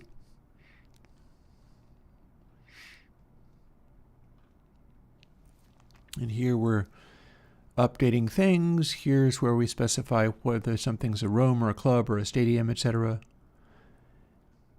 And here's where we change stuff around. For instance, basis gets very slightly smaller. But then if we've succeeded, we immediately bump all of the numbers up a tiny amount, making it more difficult to get a hit. And then keep throwing the random possibilities at it. And yeah. So that's probably built us a working program, and I can run off and get another cup of coffee and get that rolling. And we're going to see what we can see. And we can probably start roughing in the plugin just using some of the matrices from, say, Clearcoat. Those aren't going to be optimal. I should be able to beat them using this process, but we should be able to start roughing it in just so that we can get something that makes a sound and start getting it to do the basic things we want to do with it. So let's see.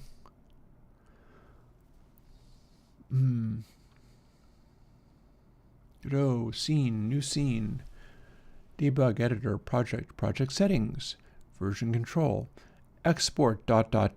Let's see if we can export this as macOS runnable. See, sometimes I have to see whether or not I can get this kind of thing to work. That's always the challenge channel. What am I talking about? Channel. So export project, export PCK, zip. Let's do export project. Looking good. Let's not export with debug.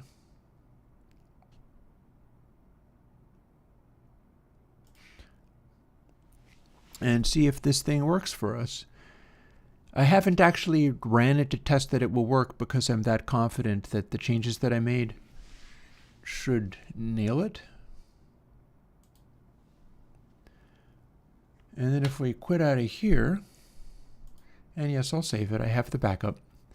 I made changes to search for, but I have the original search for hanging out here, and I can put it back if I want. Or I could keep that stuff and just sort of comment it out and do an if statement in case I want to run variations on all this. But here we have a disk image with into the matrix. And now I can take that and the virtual disk that it created and throw those away now that I've pulled the program out of them.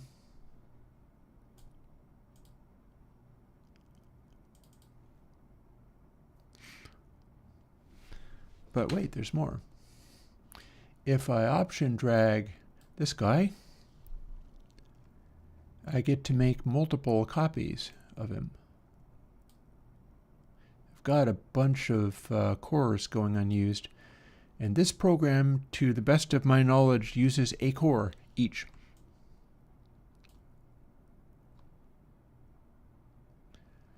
So what we'll do is we'll make my poor little computer sweat by running a bunch of things while also streaming.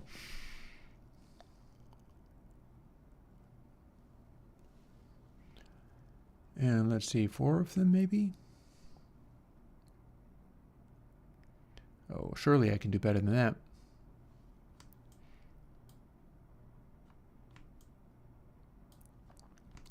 The naming is amusing, but there's no harm done there.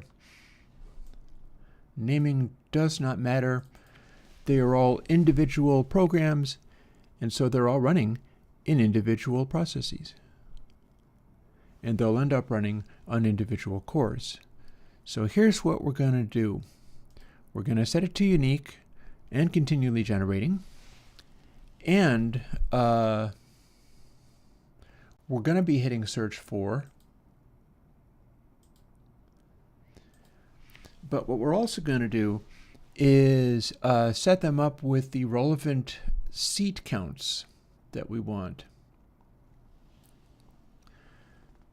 So we've got 8 of them, right? So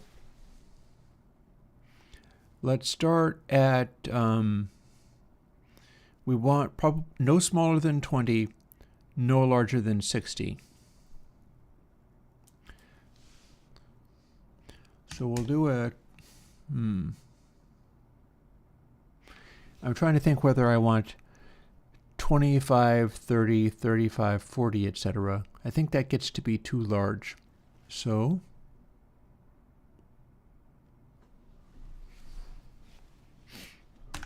22.5. And again, it won't exactly do it, but it'll get close. And oh hey, it looks as if it is capable of doing the calculating, but the way this drawing is still kind of screwed up. But that doesn't worry me so much because I don't need to care about that part. What I need to care about is the top ones that are being drawn, because this bottom one is now working on essentially bad data. Like, I am not in any way evaluating whether reading this matrix from the top down makes it better. Instead, I'm reading and evaluating it only from side to side. And so the top can produce incredibly catastrophic results, and it won't matter because I'm never actually going to be doing a reverb that way. And hopefully that will make things speed up so that I can get a bunch of these and have them be useful. But check it out. We're not stopping there. 22 seats. Instead, we're going to call it 25 seats. And then it'll be 27 and 30.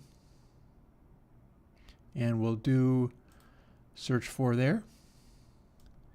And you see that one's bouncing around a little bit as well, and that is also producing a result. And we do the same thing with the 27. Continually generating, set to unique because that's giving us the best results so far. And hit search for and go. You can see that my CPU is beginning to fill up with stuff, but we do have unused cores. Worst that's going to happen here is my stream will be interrupted by the noise of my computer's fan ramping up like crazy, which is normally not something that would happen because it's a very good computer, but we are asking huge amounts of it today. 30 seats. Set to unique and search for.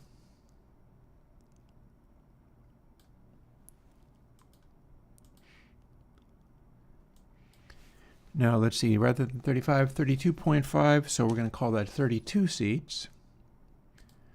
Unique, again, is probably going to be, that was the one that was returning the most results every previous time I've tried to do this. So we'll fire that off. You can kind of see it beginning to do things, like sometimes you see that shifting around. And the arrangement of these that I've got is somewhat optimized to producing variations on the random numbers that optimize for being read both from the side to side and top to bottom. However, that part no longer matters, but since our evaluation is no longer taking that into account, I'm pretty sure all that's going to happen is it's going to faithfully try to evaluate from side to side only. Let's see, our next one is going to be 35 seats. And I'm going to want to evaluate for unique.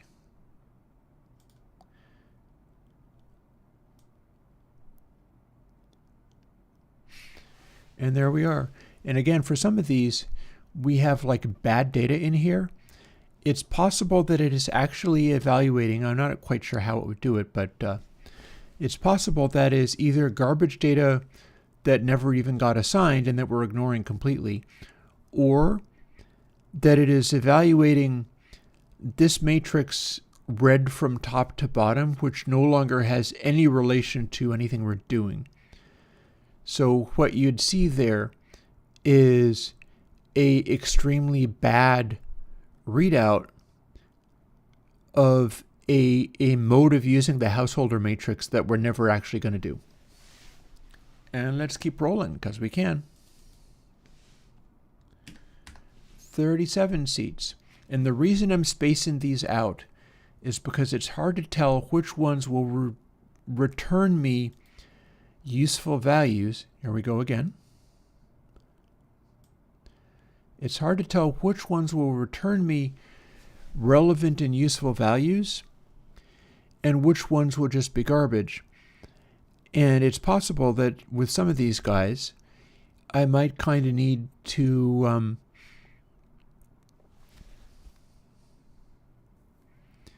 dial in the desirable room sizes by just returning a bunch of stuff, measuring it to see if it's good, using the same method of measuring I've been doing for all the other ones, but with particular attention in certain parts, and then going from there. I would like to have also, I would add, and this may or may not be obvious yet, step forward to unique 40 seats, and off we go, and that was the final one.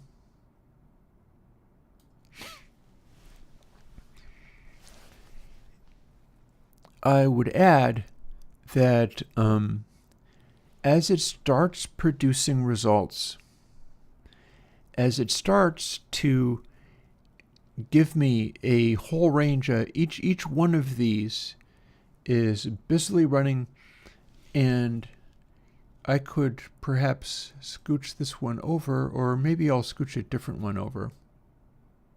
Oh no, wait, that wouldn't work at all. If I scooch this one over to where you can just barely see the little number scooching around. With each of those, I think that's either evaluating an individual option or evaluating like 10 of them. And yeah, it's core work.day. This is normal. I've done this. I have run this program like 8-fold overnight many times to get to the bank of reverbs that gave me K Cathedral 3. One of the big upgrades over the original K Cathedral was just running this exact program way more than I used to. I would just put hours and hours and hours, into core workout night in order to force it to produce for me more possible reverbs to use that I could measure this way and evaluate. And the ones that were no good, I would get rid of. And now I have a completely different way of evaluating them and a completely different approach to them. And we're going to be looking at, and this could also give rise to some interesting possibilities in the way of like tight ambiances. I might end up with some neat ambience behaviors because I'm essentially looking at I am optimizing completely, totally, relentlessly for reading the householder matrix only one way. And that's what we're doing here. And it seems to be actually generating. Yeah, see, when the search for most 2 updates, or when 2 of 15 or something like that updates, it's doing a new something, but it has not yet hit upon anything that it wants to write in this section. This section is currently blank. If it finds anything that good, it'll write that into the new thing, and then that becomes the new bar to meet. And we've got 8 of them going simultaneously. And I can step through them like this. That one hasn't got anything yet. Neither has this one, nor this one, nor this one, nor this one. Yeah, we haven't got any results just yet.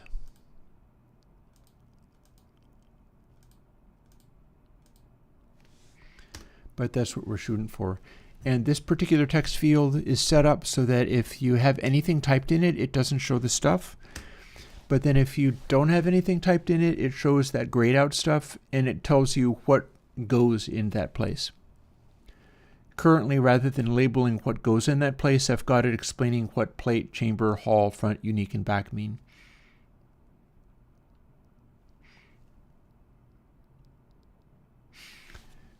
And yeah, while I'm doing that, let me adjust the size of chat. Chat's not moving super fast, but I do still want to react.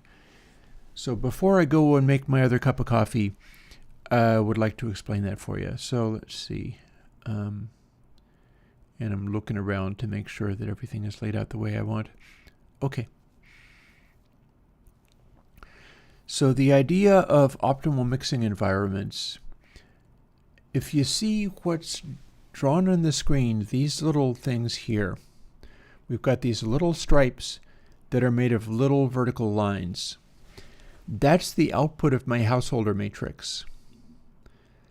The numbers that you see on the screen are a householder matrix, meaning the one that we're looking at is 43 samples of delay, and then 105 samples of delay, and then 46 samples of delay, and then 11 samples of delay, and kind of so on and so forth. And they all combine in every possible combination, going in a particular direction. And that's plotted out on the little line that you see. We see many little lines. If we scooch up here, you see I'm going to make the cursor bigger. Up here, see up here where we're pointing to right there? We've got a horizontal line made of lots of little vertical lines, but you notice that the ones I'm pointing to are like a lighter gray, almost white. What this program is doing is working out all the householder matrices, and then it's plotting them. It's plotting them on a line. And if two of the reverb times end up being the same resulting delay value, it will plot those on top of each other. And if it plots them on top of each other, the line that it draws will become lighter and lighter. So for this stuff, for this what we're doing, and you can see that the little number is jittering around here, that number is actually jittering around doing seat sizes. So I told it to be 40 seats, but the actual internal number causing it to act like it's 40 seats ends up being larger than that. But it's kind of bouncing around in doing so. Hey, before. And the end result of this kind of thing is what we see here, where it's grinding away doing this stuff. The one that we're looking at is just about the most optimal, perhaps with some exceptions, but it is the smoothest. Yeah, that's the funny part, is we ended up doing something else. It is the smoothest householder matrix that we've seen yet, and the much brighter stripe directly under it, that's what that particular householder matrix reverb thing looks layered on top of each other, as if it's doing a more complicated sound, or as if there's regeneration and so it's being fed back onto itself. And this is the program that gave me K Cathedral 3 and all the rest. All the further things that I'm coming up with. This is how that's done. So what's actually going on is I am going off to make another cup of coffee. We're probably going to leave it at that. And we may very well switch over to doing a tape emulation, because here's the thing.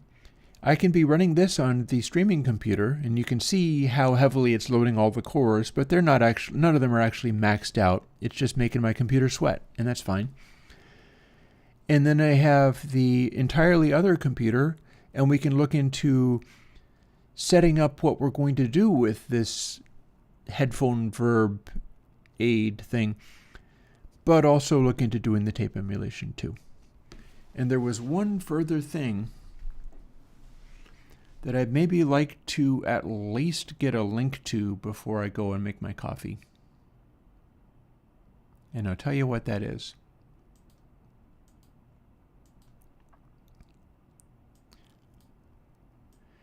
I would like to find that place where you can apparently upload stuff and then have people run it through a real tape machine.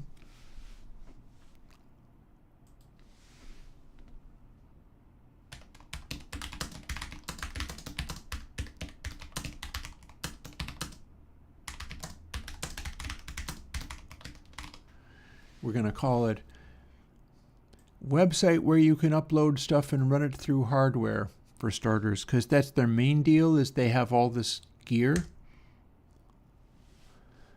This is probably not the way I do this, but it's a start. Okay, so that's useless. So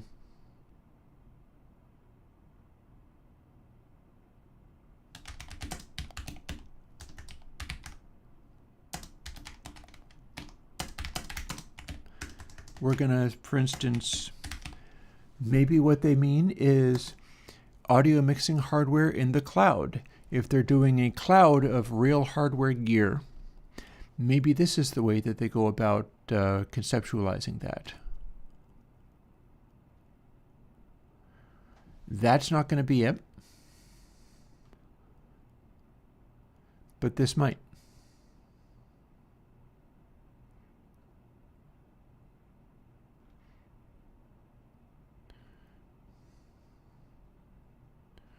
Real gear online. And of course, the company named cloud is not the one that I'm looking for, but this might be the one.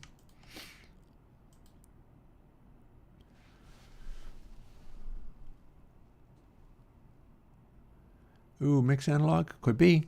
Could be. I will check it out. What I'm going to want to be doing is finding out some of this stuff. Not going to be interested in, but I know what it looks like if I find the correct one. Like robotically controlled hardware. That's the gist of what they're about, but this might not be the only one.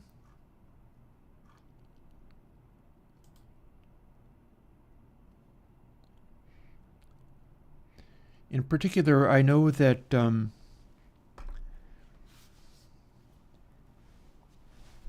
Snake Oil YouTuber guy,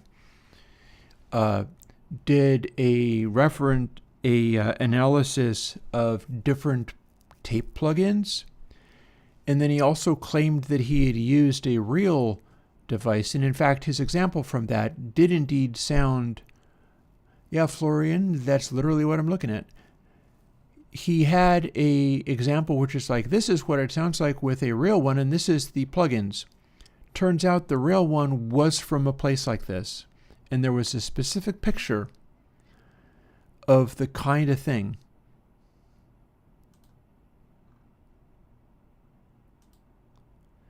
I feel like maybe this is not the one, though. It would be vintage rather than modern. I guess you would call it saturation.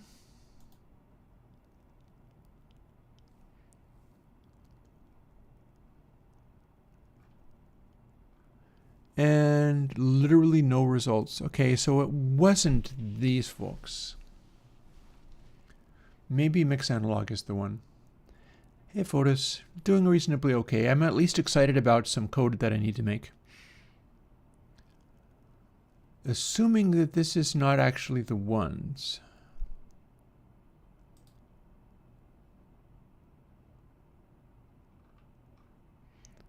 Because they do apparently have stuff, and that's fine. I mean, it costs something, but that's fine. Don't have to rent this. I've got one for now. I'm going to sell it off. One of these, too. Funniest thing about the distressor is that it is actually a digitally controlled analog. So... and those are the same guys, I think. Here's more people talking about it. People can think it is viable or not. I don't care. I only need an example.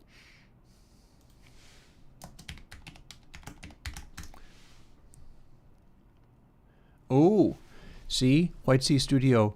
that's the guy who did the tape review, the one where he's looking at all these tape things, and he's like, and this is my real hardware.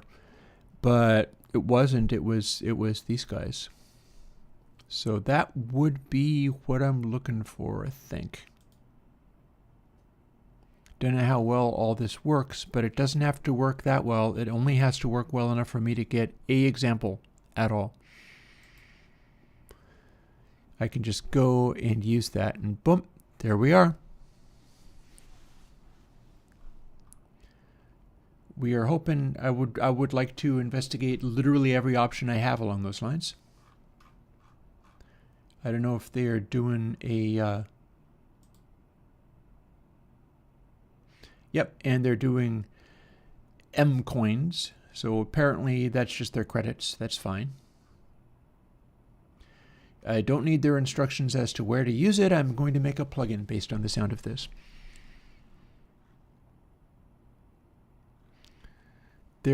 This is them talking about and hyping up what this is all about. This is a little bit funny that they have the tape editing things, but they don't actually have any straight across tape edits. They have to be at an angle, a bigger angle or a smaller angle.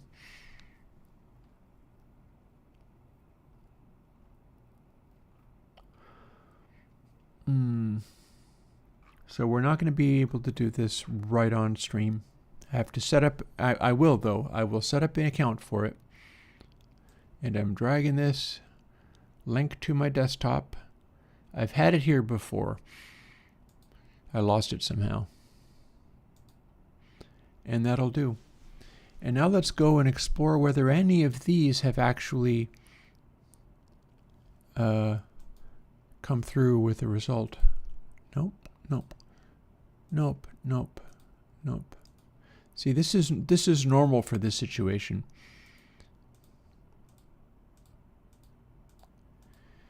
It's grinding away, constantly trying, like it's trying many options a second. I think it's maybe 100 times a second. And you don't see it because it is not updating the text boxes until it finds one that's actually good enough to use. So we've got 8 instances of this program, and they are cranking away like crazy, all trying to find a optimal X seat. And we can see in the visual references here, like this one's a little bit shorter. This edge is the onset transient, and then these are all the delay returns. These are all the reverbs. This one's a little bit longer. We've got one delay return like at the end here. A little bit shorter again, a little bit longer again. They're in increasing order of seat size, but that means nothing. We're just sort of covering an overall range. And then some of them like this have overemphasized sections where too many of the delay returns end up being in the same place. And other ones, not so much. And the perfect behavior for this is a featureless gray line without any brighter spots or darker spots. And that's impossible. To the best of my knowledge, anyhow. I don't think it's possible to make a combination of delay times where they all work out that perfectly. If it was possible to calculate it out on purpose, that would be very cool. I do wonder whether guys like Casey from Bacosti managed that. I'm having to go by trial and error because I don't honestly know how to calculate out a series of values that would do that for me.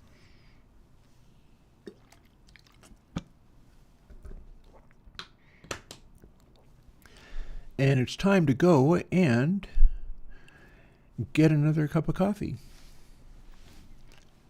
So we're going to do the thing that I did before. We're going to run yet another program, watch my poor processors cry. And we're going to pick some kind of thing here. Let's fire up trickle charge for this one. And we're going to fire up meter, and we're running all of the things in the world here, but the computer should be fine with it and streaming with it. It's one nice thing about having a super-powered computer. Even though it takes a lot to set yourself up with it, it's worth it. And I must set the speaker back to SWB audio capture. Okay, very good. I'm going to probably go and hit a pit stop and come back with another cup of coffee, at which point we are going to start fooling with some of the basic things we're going to need for doing both this monitoring plugin and getting into making another ToTape. And the ToTape is probably going to be one where I give people way more flexibility for getting their own sounds with it, even though I have an intention of using this Mix Analog place to run some of my test files, and I'll show you the test files too. Run some of my test files through real hardware so that I can take those test files back and measure and check out what changed. I want to look at what changed. I want to measure the frequencies of it. I want to critically listen to it and then change the new version of ToTape so that it most closely is able to dial in on exactly what that setting is. And then I'll give people flexibility to do more. And we'll see what we can make happen. But for now, off to make a cup of coffee, probably stretch a little bit. I'll be back when I'm back. Enjoy the album Welcome to Free Luna at the very end of it as I go. And I will return with coffee and enthusiasm, and we'll do all kinds of stuff. So, back in a bit.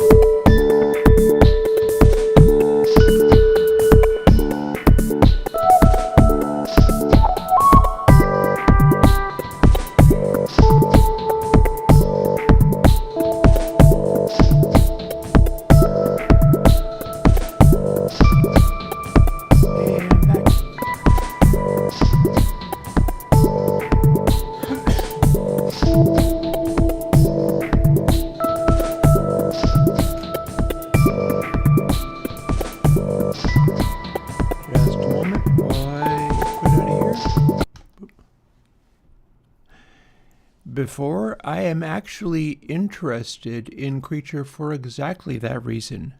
I feel like that might be something which will lead me towards an even better ToTape. I've got a positive feeling about that.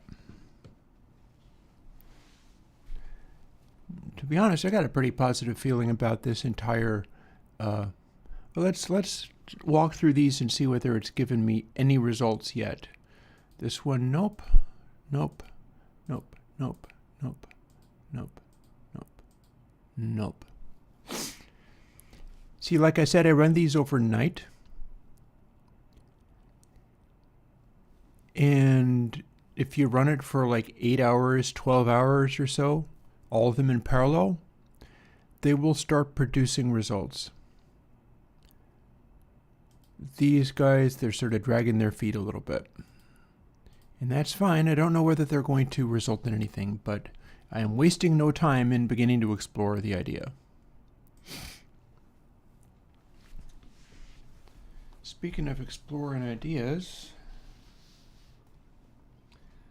let's fire this little puppy up and maybe use the optical thingy so that I can monitor the output of my laptop. And I can play you the thing that I'm going to send to the Mix Analog people. Here we are.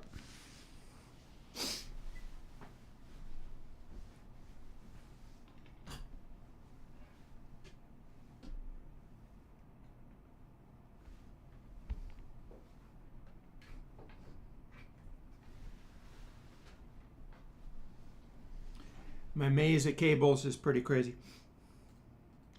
Got a lot of wires everywhere. Wires, optical, everything.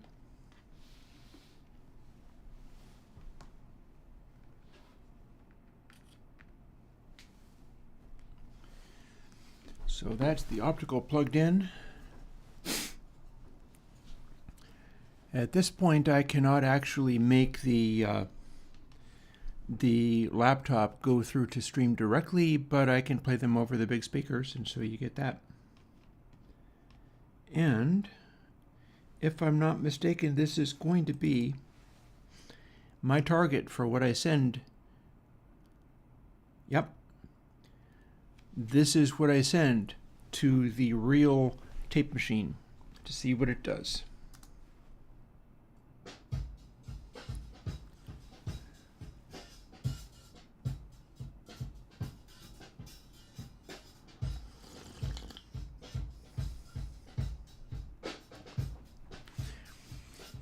I should be able to send that to a real tape machine and get some useful stuff out of it.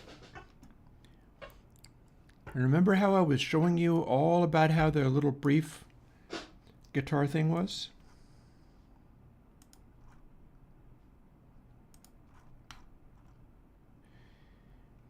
Here is the original source of that. 2 cycles of a guitar wave. And then this is what it looks like me suppressing it. Or I think this was 4 cycles. Yep. Bip.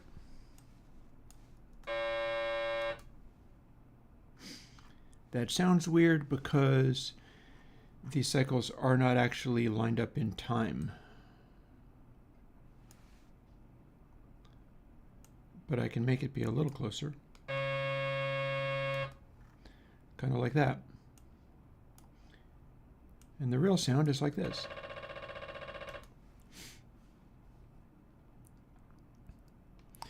Yeah, before, the nice thing about Consolidated, apart from it's a very generous act for Bacon Paul of the Search Synthesizer Forum to do that for me, is that it also includes the instruction manual. All the stuff that I posted in all of the plugin releases and all those forums consolidated into Airwindowpedia, and Airwindowpedia is built into it. Now, one thing I've suggested that would be very cool is if people could edit that, but I don't know if that's the thing.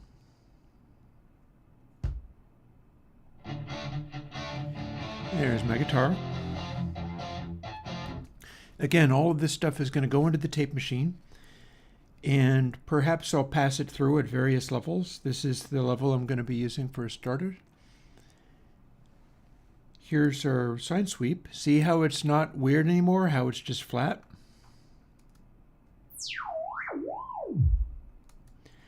Starting at supersonic and dropping down to sub. All at a very controlled amplitude. So if I can run a reverb impulse that works like headphone monitoring and get something that doesn't screw up the flatness of this sweep too badly, that's what I'm going to be shooting for. And of course, we've all heard this.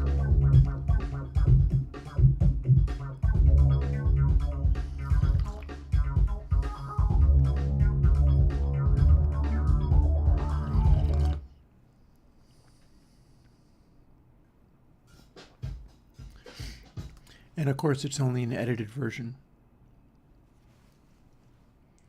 But yeah, we're going to be sending this to a rail tape machine to see what comes back.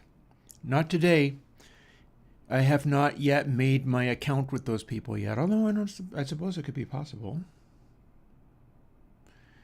So you figure that's worth doing? We could derp around and pursue that part more aggressively, maybe. I mean, why not? We're doing everything else at once.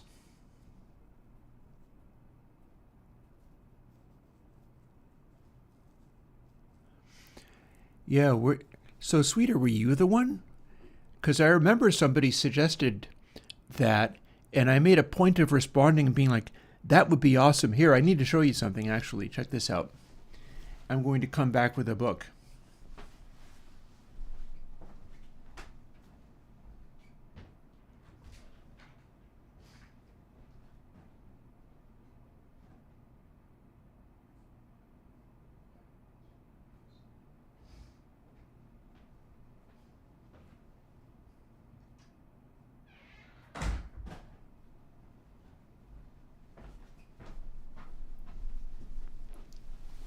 I am back with a book. So check this out. There's a reason I liked your suggestion. I really liked the idea of people being able to edit the local version of Airwindowpedia and put in their own stuff. And let me show you why. This is Martin Collum's High Performance Loudspeakers 4th edition. And from the age of like 16, I have had this book and I've written all kinds of crap in it.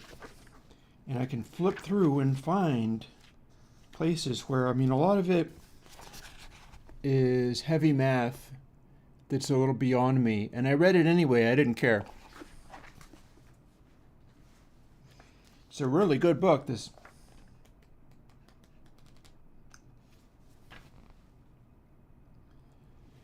But every now and then you've got these, let's just call them annotations. They can be in pencil. This is me at the age of 16, like angrily writing in the book that I was reading, because it was mine.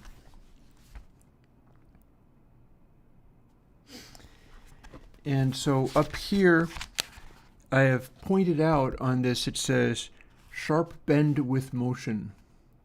If motion happens, this is a flexible thing.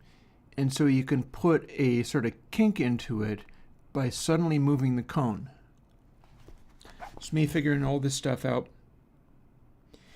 I've got things circled. I've got things footnoted. There's a part that says, however, the flare must not be too shallow, otherwise the cone as a whole might prove insufficiently rigid to act as a piston under high power, high excursion conditions. At low frequencies. My response to that was, try this. I wanted to see what it would do. And an excessively open flare may allow the outer area to flex in antiphase to the main output at mid-frequencies. So the flare is the shape of where the cone goes out. And my comment to that was sumo aria. There are speakers out there that use that as an operating principle. You don't have to have everything having perfect pistonic motion. It's more important for stuff to, the breakup of this stuff to work effectively. And so here I have an even livelier comment. 2 comments, actually. We've got a tapered cone. It's a semi-hyperbolic contour and a inverted half-roll surround. And it is drawn as the edge of a cylinder, and then it's drawn as a glued connection to this cone just where the most energy has to pass through it, and yet that's a glued connection. That's not the same piece of metal or material. And so my comment was, why not one effing piece, idiots? But I didn't say effing. Because coil former is aluminum, and the speaker could be aluminum, so you could make all one thing and make it to work. So I got very lively there. And this is me writing in my book that I grew up with. High Performance Loudspeakers by Martin Collins, 4th edition. There's other places as well where I have written stuff in.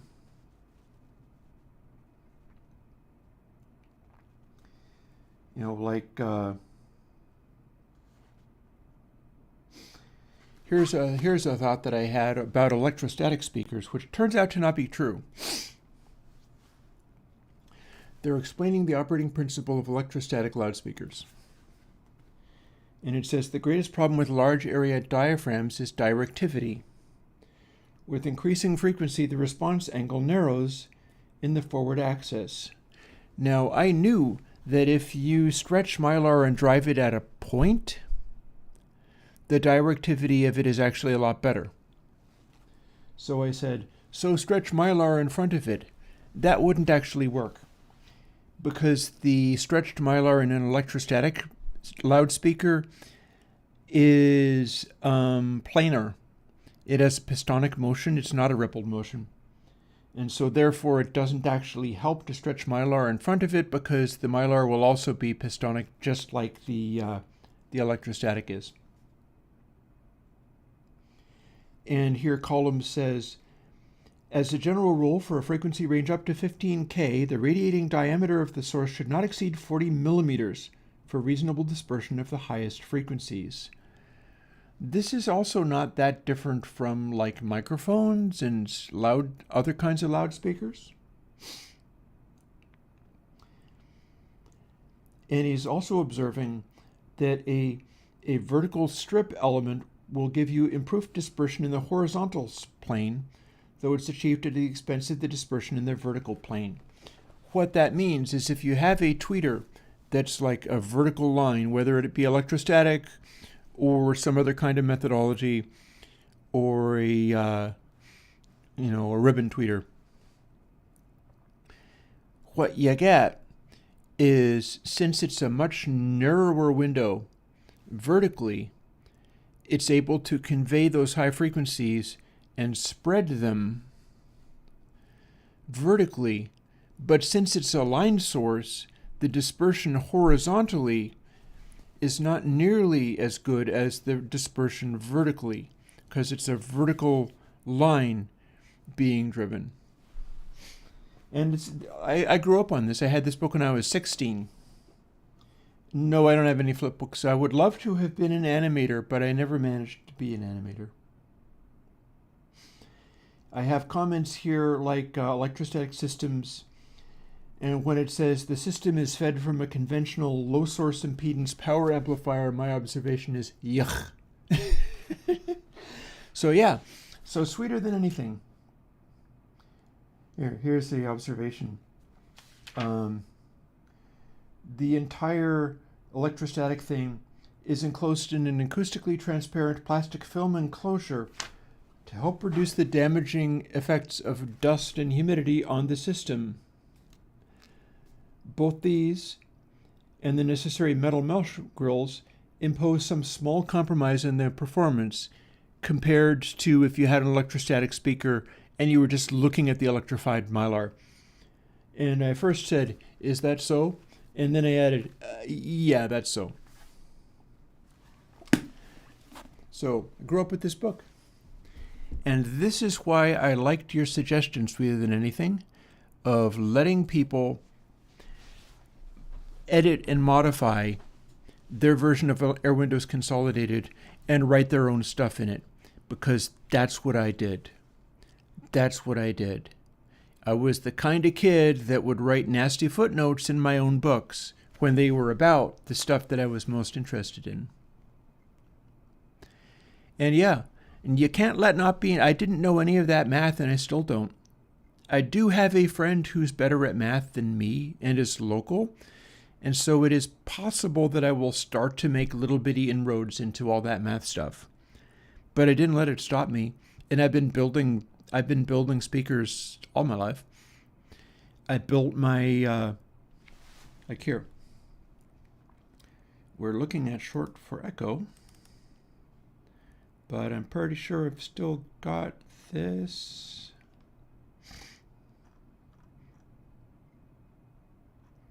Unless I don't. No, this is probably it. Yeah, so I made this isolation cap.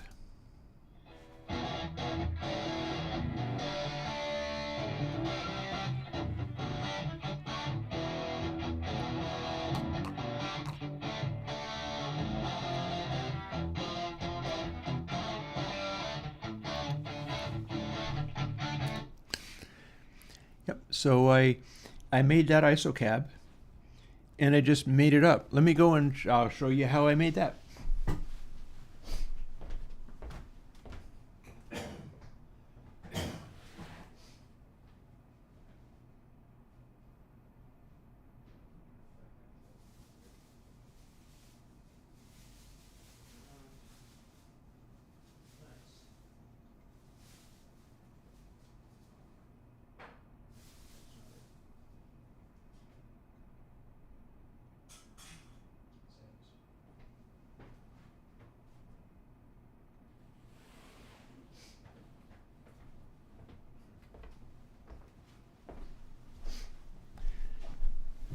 Yeah, I took a little extra because I was looking for another visual reference here. But I made this isolation cap.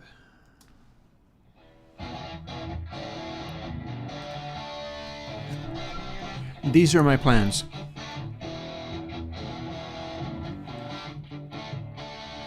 And it's not even exactly this either.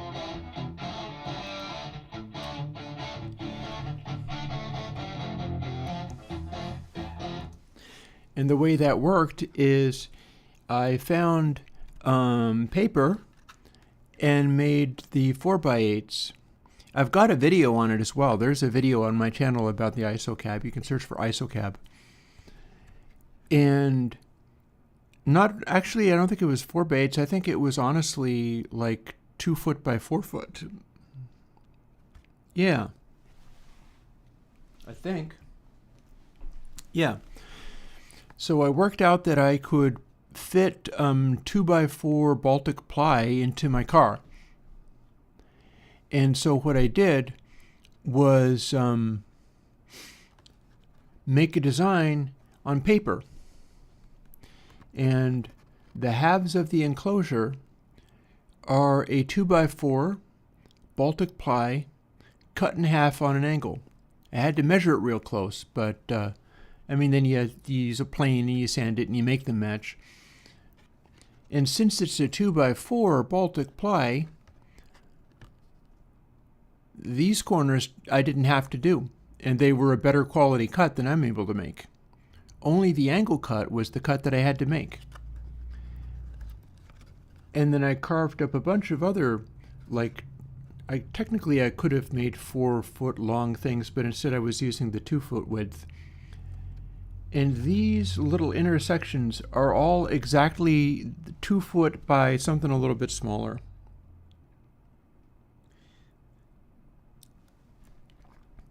The width of it is not quite 2 foot. It's a little bit narrower, but it's not quite as narrow as 12 inches. And there's where the inner baffle goes. And I was cutting up pieces of wood and screwing them and gluing them together and cutting holes with a saber saw. And just doing that on the actual wood. This was my only guide, was the fact that I had taken pieces of paper roughly the right size and taped them together so that I could see what it might end up looking like. So you should do stuff. Like, go out and do stuff. I did this stuff, and the end result makes this sound.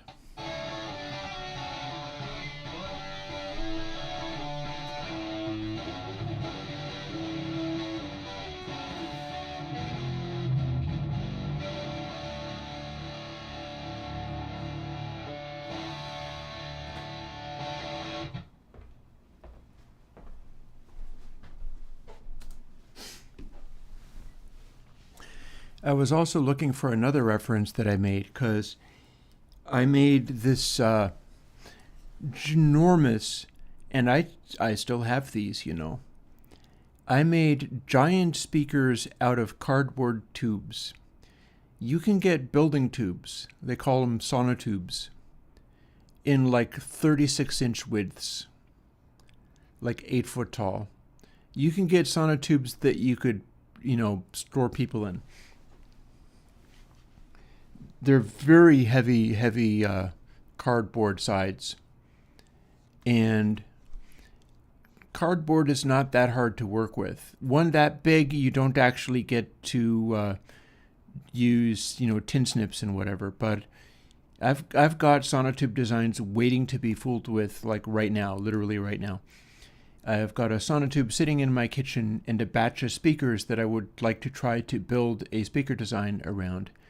And it would be done basically that way. But the big one, the idea was, what if you took a giant... Actually, I can do better than that. Give me a sec.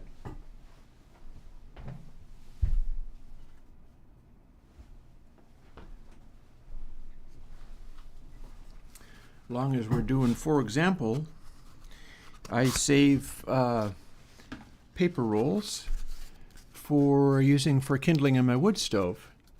And this is your ideal like testing thing for if you're making sonotube designs.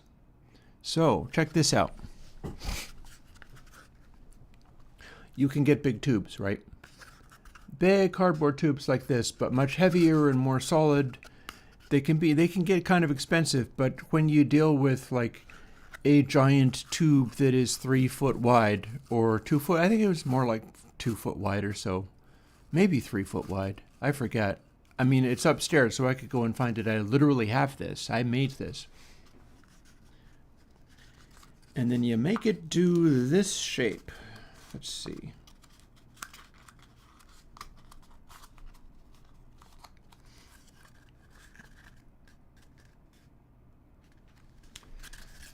So we start sort of here.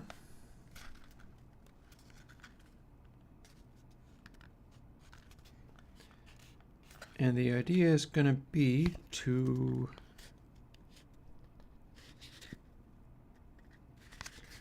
go exactly halfway, right? So first of all, we're flattening it.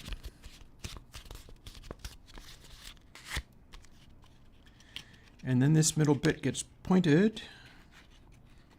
Like, watch what happens. We're assuming that rather than flattening the whole tube and starting afresh, what we're doing is carving it up as if it is a giant rigid object. But you can carve it up like this. Kinda.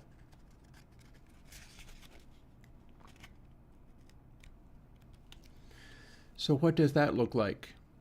It looks like the back is still cylindrical. You don't mess with that part. We're not squishing it. We're not doing any of that stuff. And then this would be halves of it. They're still basically cylindrical, except for I don't have that actually right. I can try to flatten it a little bit more since I have squished this one. But you ideally cut it up into sections without actually squishing it.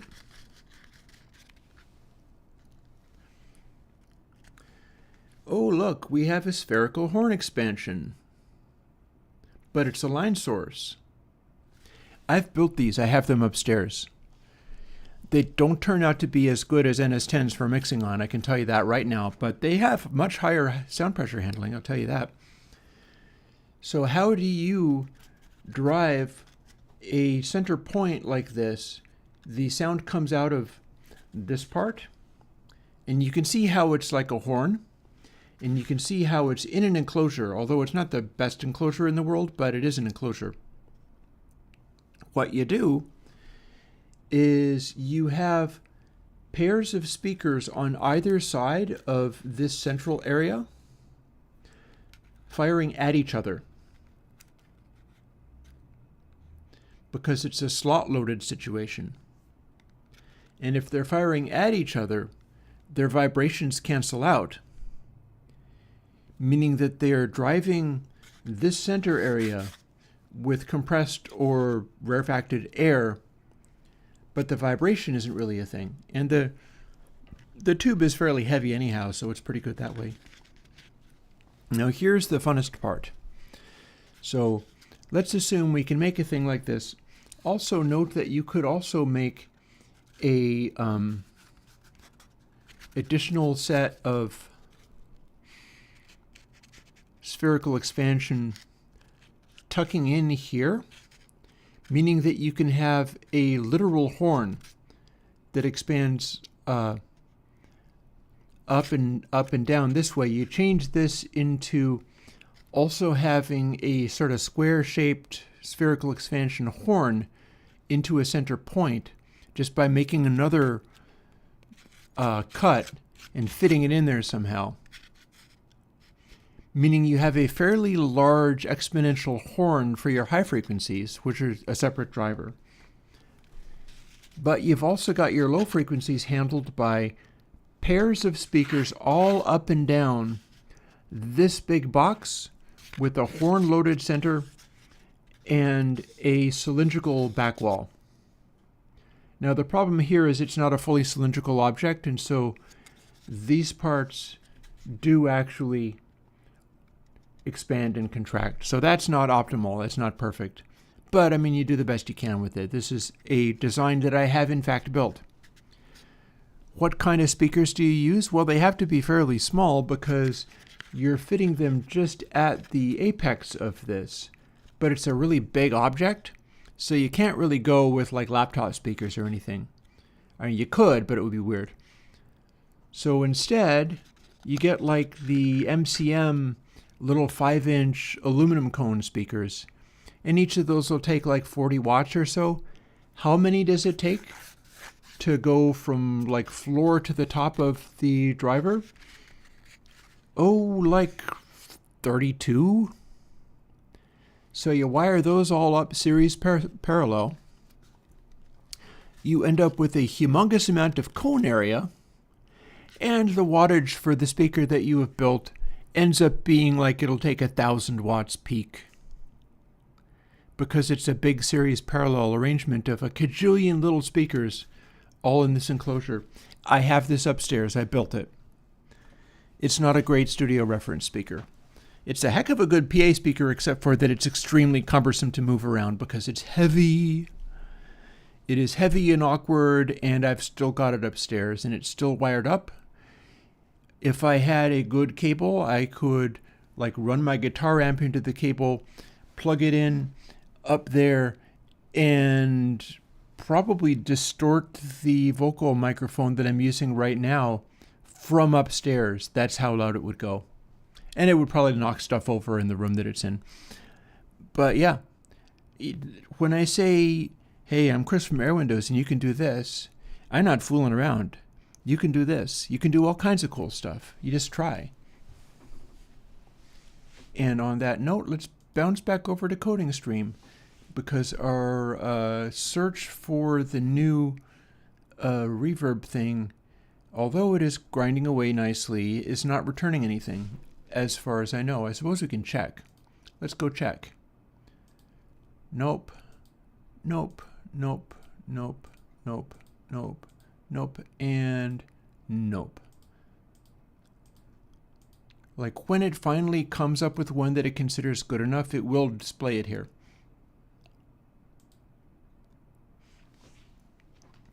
Yeah, 32 little speakers of basically any kind, because you're replacing the need for the speaker itself to be good with just raw numbers.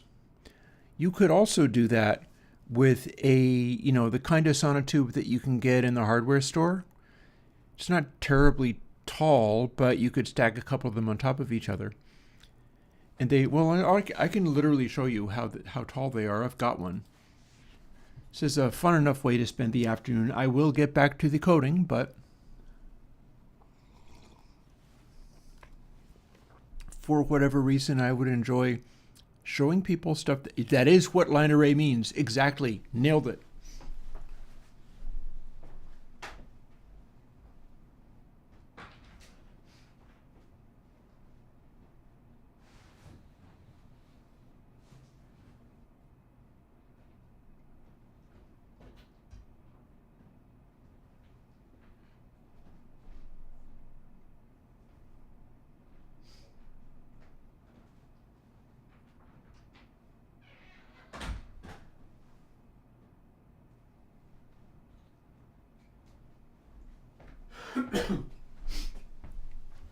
Okay. Here I am. So, here's the next thing to try. This is a sonotube. You can get them at building supply stores. Got this one at Home Depot. Home Depot, not actually a great place to support. I think they, on the other hand, there is no ethical consumption under capitalism, so there you go. It is a 8-inch sonotube.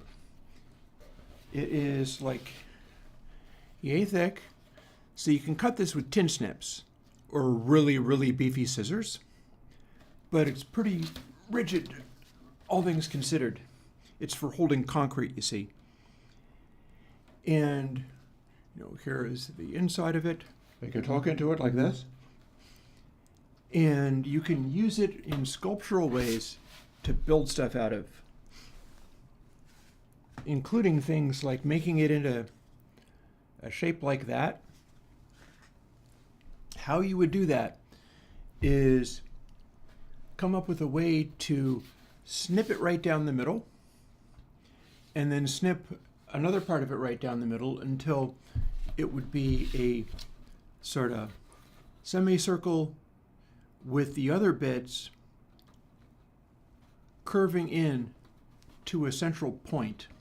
And then you'd have this very small area where you could put speakers, or if you wanted to, and it would be somewhat wasteful, but you could curve it into a central area that was not a single point, and then cut a bunch of holes in the back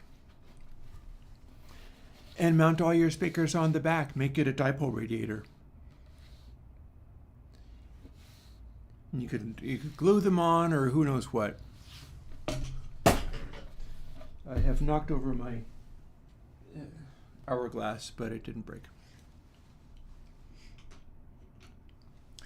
And for this kind, you can also do things like get a speaker, stick it on the end,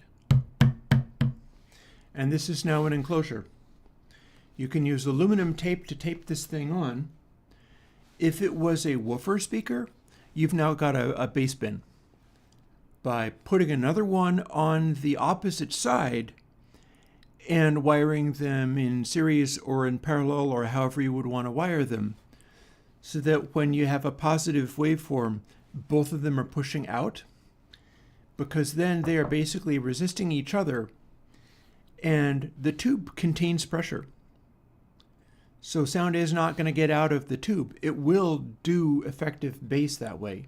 Sometimes not the cleanest bass in the world, but it will do effective bass that way. My hopes with this particular design is to take a couple of these speakers. I have knocked over my hourglass again. Let me not do that, how about? And I also have to speak up because I'm not near the microphone anymore. Take one like this and then put another one much closer. It doesn't have to be as big of a thing as this. If I take two of these and put them real close together so that the thing only goes up to about here, it becomes a much smaller cylinder, but it's still a cylinder. It will contain pressure, but it's not so big that to be able to easily do really low, deep bass. But this is not a bass speaker either. And you could do it in such a way that it does convincing mid-range. And you do those two, cut a hole in the end, and put this one facing outwards. And this is the one that gives you your high frequencies.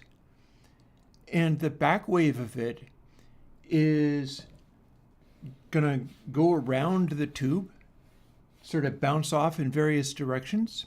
You can even cut away the basket so it's only the cone sticking out, because the other two speakers on the top and the bottom are doing your mid-range, and then this one does your high frequencies. And you set up a capacitor to bypass the two. You could have them be like wire them together so that they're in parallel, so it's a 4 ohm driver. This is a 6. And then you wire those two in series with this one so that it's all one driver, but then have a capacitor bypassing those two so that all the treble goes directly to this front-mounted speaker, firing forwards, and then you tune how the high frequencies transfer that way. You're giving it a little bit of boost going into this one by lowering the impedance just that much, only in the extreme highs, giving you slightly more treble extension on what is basically just a coaxial, two-cone driver. And because the ones on the top and the bottom provide low and mid-range frequencies, remember they're also doing mids, this one doesn't have to have an enclosure.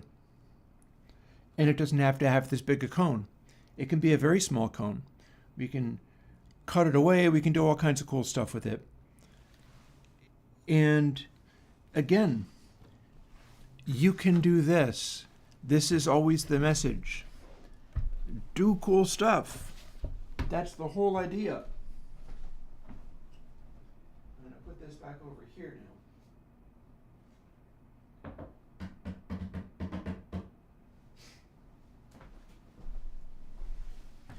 You could also stretch a drum head on top of it and make it a drum.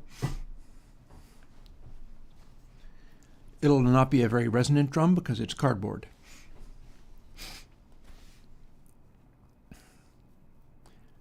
And yeah. So I think we still don't have any result from our reverb generation, but I will run that again. I'll run that this evening as well. I might just leave it running, especially if we start seeing results out of it.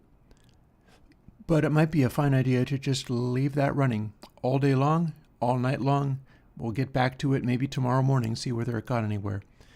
Because the purpose of this is to generate more reverb impulses of the kind that I can probably use to explore that headphone enhancing thing. I'm real interested in that. I'm also wondering whether I feel like just charging ahead and signing up for this mix analog place and setting up the reference audio that I've got, namely this, and getting my results back from them to see how long it takes. Like, we could do that. I could give it a try, especially now that I'm running the vintage laptop and streaming off of that. I can basically derp around doing other things on the regular laptop and it'll be fine. So maybe that would be a good idea. I've only drunk half of my second cup of coffee too. But maybe we'll start some of this other stuff too.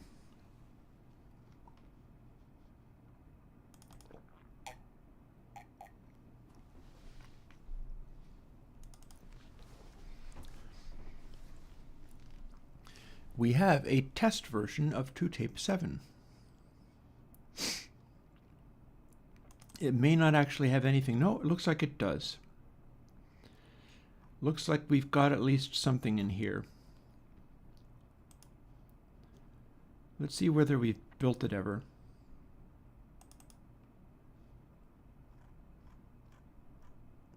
And if so, how long ago was that?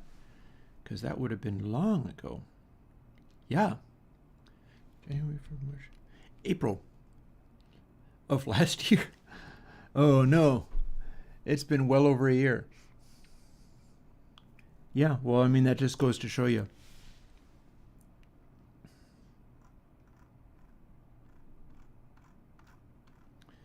Because you see, if I go back to here, these are all the way back in 2021, if not older.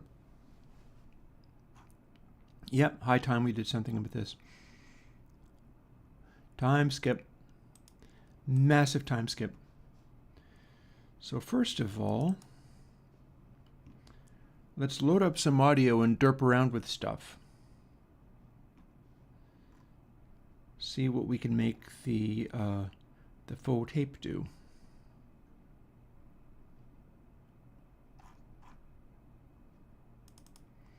Alien Kittens is probably my friend here because the amount of low-frequency whoomph it has going on. Strangely long song for how little it does. We'll do everything. We'll do everything, Dat Boy Kuma. We'll do everything, and then I'll go and have tacos at the end of the day, which I look forward to greatly. And then I'll go and check the news and see if the world ended while I was away. As one does. But with this stuff, I gotta go look this stuff up. Because it's been a while.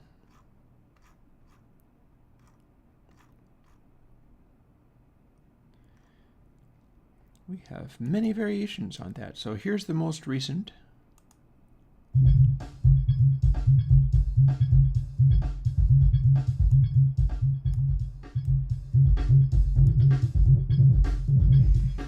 We got some kind of soften control. I don't hear much of an effect. And we can put on or take away head bump.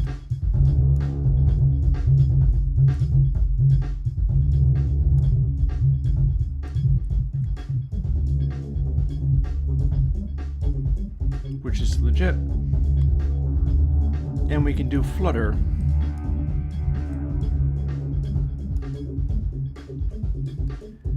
And we can kind of hear it warbling away.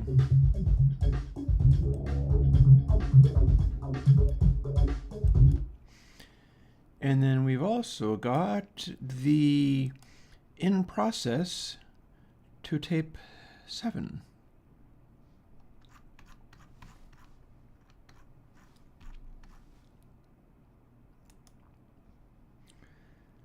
And this is clearly a work in progress, because all of this stuff is kind of waiting to be fooled with.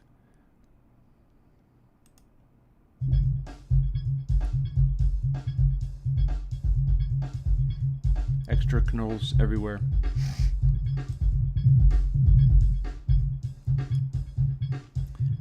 Mid-cross, what's that do?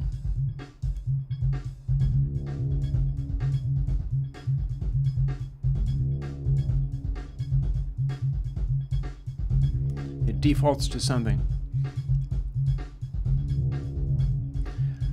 Dude, if you want, you can have Seriously 3. Would you like Seriously 3 extra quick? It's done.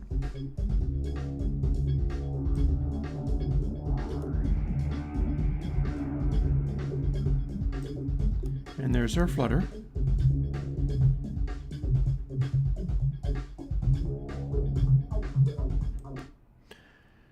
Seems basically workable.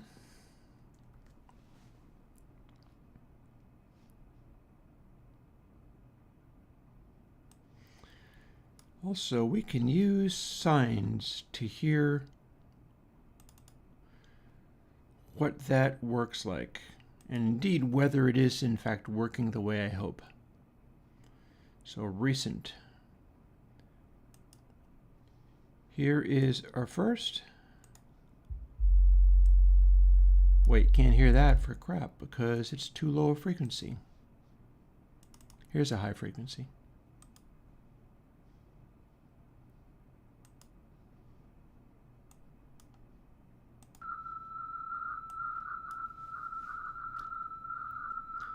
So there's our flutter for ToTape 6. This might be workable. Might need some tweaking, but it might be workable. Also note that it is a little crackly when you move it.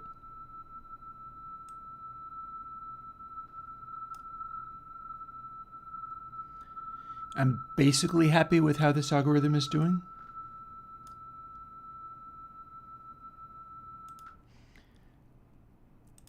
And then we can test how it's doing on ToTape 7. We might be able to tweak this. There we are. Here's our flutter.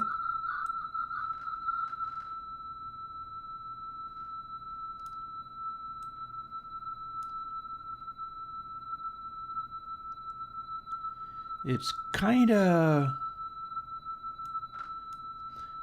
Like, that's not actually flutter until it gets intense. It's pitch shift, but that's not flutter.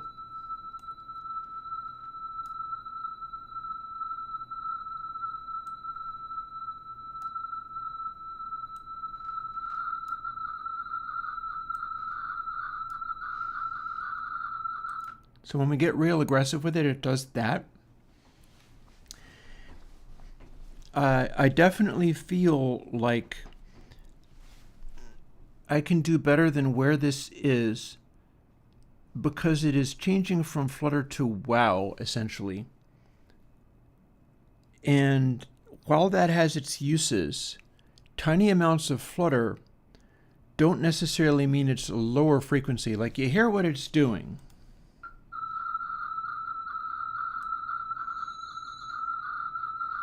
Also, note this interesting thing in mid-cross here.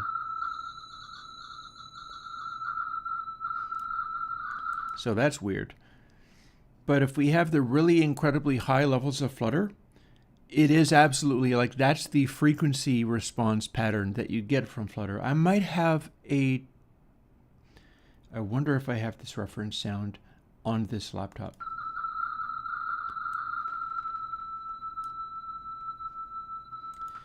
But you see, when I drop it back, it is smaller pitch variations, but it's also slower, and it's not supposed to be slower, it's just supposed to be smaller. I bet I can do something about that.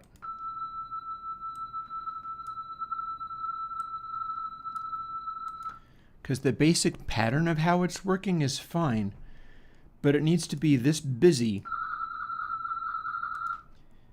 even at this setting, just much more quietly. And instead it's dropping right back to very little variation at all. So yeah, that's something to look at immediately, I think. It also looks like we are doing... See, what I'm wondering about with the low frequency part, I see where this is going, where I left it. The idea with this is that I have this head bump algorithm. It's the same one I've had for every single version of ToTape. People love the sound of this head bump algorithm, but it has a fatal flaw. The head bump algorithm latches onto super low frequencies so eagerly that it pushes DC offset, and so I have to put filtering in. And previously I had done elaborate stacks of simple IIR filters in order to get rid of the subsonic frequencies, and they're not actually that good at doing that. So it would still tend to sit with a little bit of low frequency push in it. And going to biquad filters is a more effective way of doing that. I can use a high pass, I can use a band pass, either of those things. I can set it up so that it cancels out completely at DC.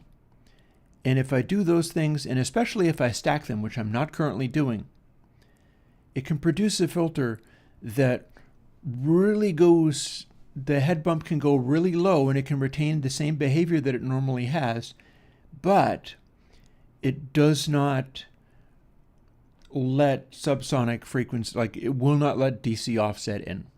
It can push as low as you want, but it won't let DC offset in, even if the algorithm is trying to emphasize it. That's what I'm going to be shooting for.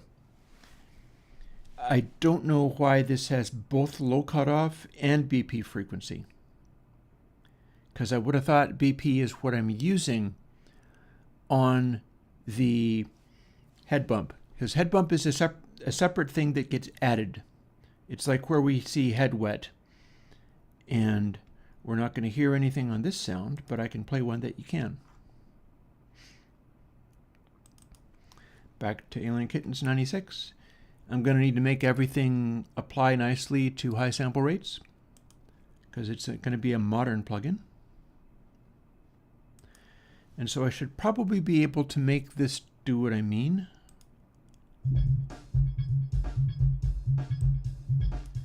There's our flutter.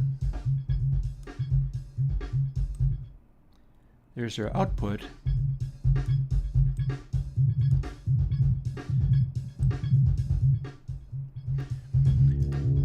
that should probably be the raw sound, but then I should be able to make it be only a head bump if this is labeled correctly. And there's your head bump. So there, we've got stuff to work with here. Here's where we start.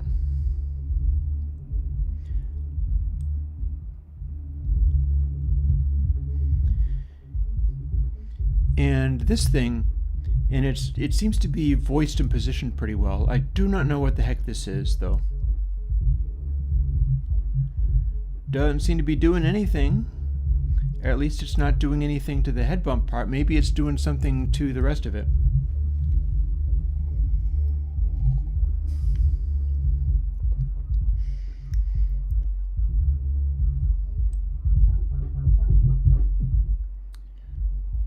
One interesting thing about head bump is that the way the algorithm works, it kind of saturates in a really interesting way. That's one of the reasons why it's really popular with people. People, even when it's not behaving well, people like this head bump. And I can show you why.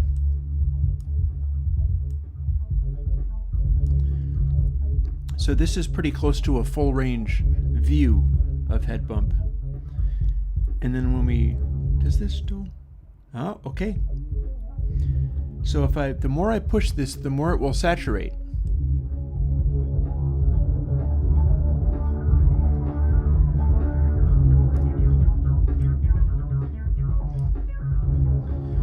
So this is still the head bump algorithm, but we're just driving it so hard that it can't even do anything else.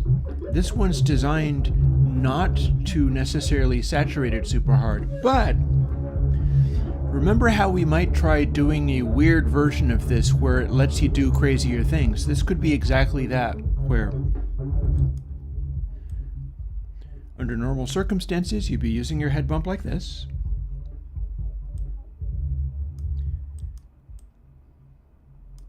And the filtering restricts it to only head bump-like behaviors, like this.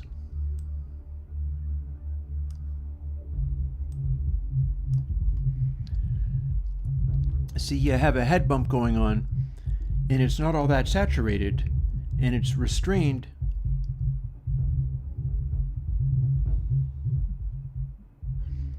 to low frequencies. We can enhance, like BP Reso. This is the bandpass, the biquad bandpass filter running after everything. So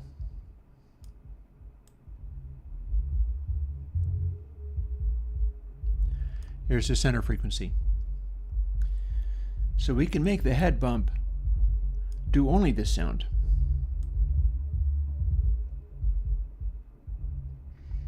Or we can make it do only this sound.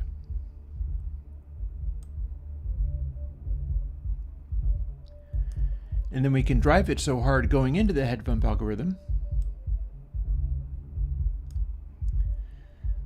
that it's actually incredibly saturated. All the while, our regular sound is normal.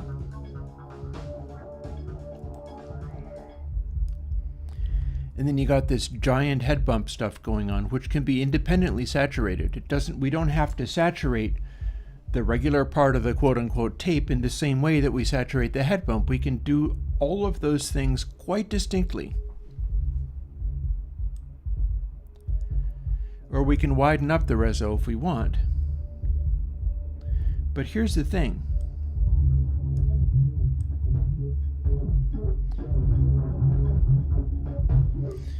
If we go really wideband on the post-head bump filtering,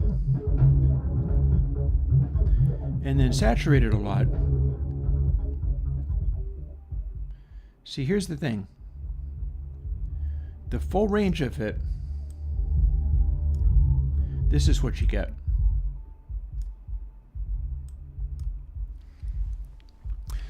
If you have the full range and you have the full output, hear that? That's what this algorithm intrinsically produces. It wants to lean on those super low frequency things because it's basically a additive IIR filter, and it's being dialed back not as a simple feedback thing. It's being dialed back based on how close it is to saturation on the outside edges of the waveform. So if we were to say pull this back until it's still making a loud behavior, and cut that off, and then leave the rest of this the way it is, full wet, full wet. Now let's look at what the output of that raw head bump algorithm can do by applying it and then zooming in on the wave, because it's going to be a little bit ugly. I don't know exactly how ugly, but this is why I have to have a bandpass or a filter of some kind after it.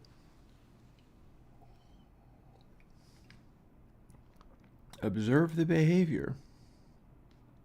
And we can close this now. See? It does this. If you have asymmetrical waves, you can throw the head bump into this stuff that doesn't actually act like a head bump anymore, because it's just increasingly boosting low frequencies more the lower down you go. And we're going to probably have some great examples. See, it is bipolar. You can also push it to be this way. And we can just plainly see, not always with the lighter stuff, but as soon as things get combined, we start to see real weirdness happening. And you can it almost tells you the story right here. Here's an asymmetrical waveform. Because it's asymmetrical, head bump is pushing it to be even more asymmetrical, and then it's bouncing back and being asymmetrical the other way. It's always trying to push towards the direction where it's already going.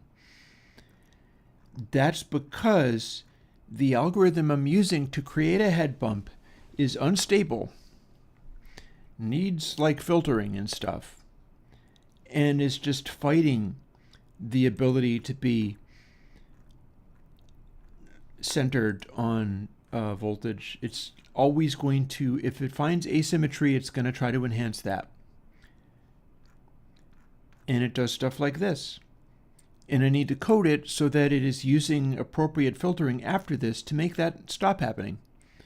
Because if you have absolutely no filtering, it'll end up drifting to the extremes, and depending upon what kind of waveform you use, maybe pushing it to the far extreme and just sitting there.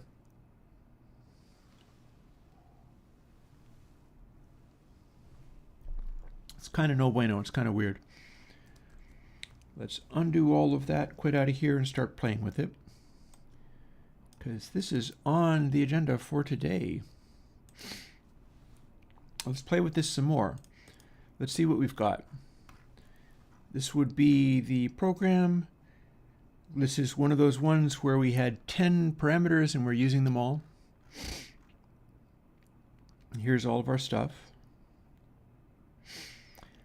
This is actually a wetness control for the head bump. It is basically just maximum is at the center.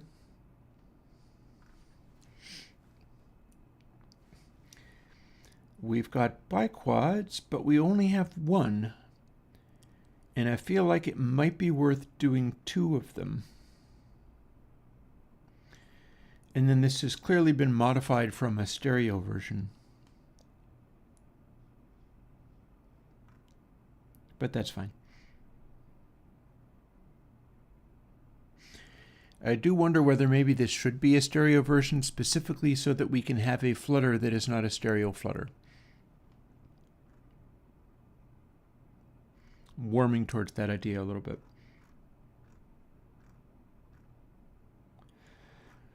And see how it's not all that, there's not all that much to this. We've got a bunch of random space in here, and that's fine, but there's not all that much to this. Good algorithms are often not ludicrously complicated. especially when this is and I would like to see, surely I have the IIR filter in here. Yes, this is it. IIR filter, not all that big. And we have our little boilerplate for making it into the stereo version.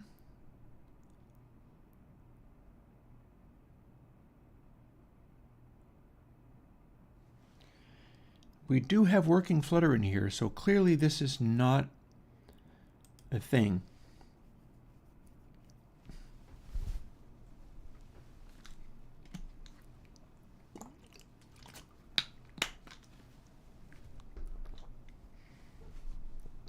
And we've got some controls in here that didn't exist in all previous ones, because there is now the ability to modify where this crossover is, because there's a crossover in the algorithm, and this is going to have been the same everywhere.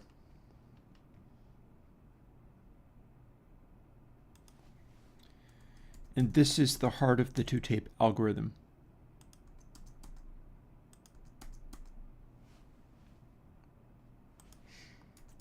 Tightening up some of the space.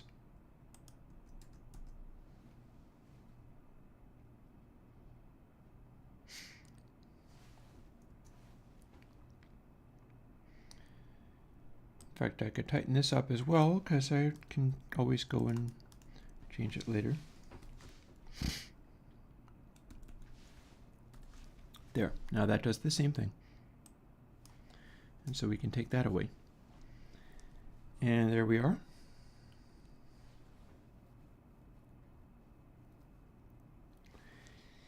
We can even simplify that even more too.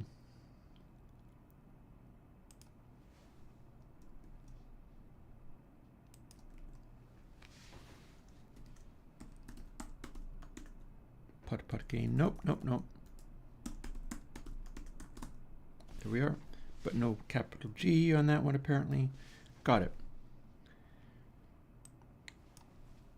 So as long as we can figure out this final bit, this is where everything gets added together. And here's our wet dry bit. So that's pretty straightforward and don't need to worry too much about that.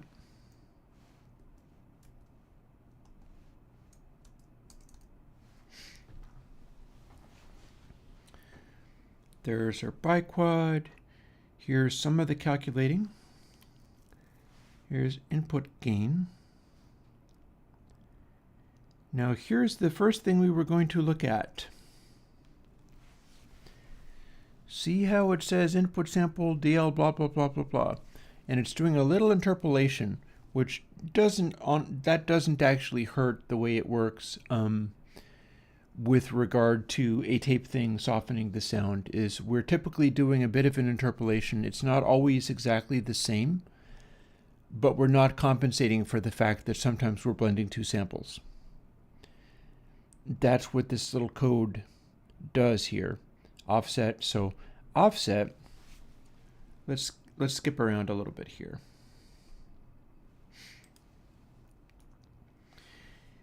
Here is the beginnings.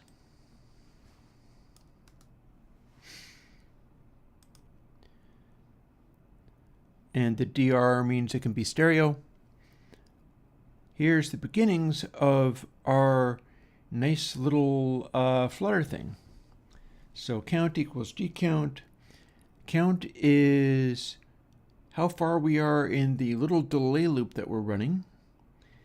And we are apparently going to be running some level of latency doing this. But it's going to vary.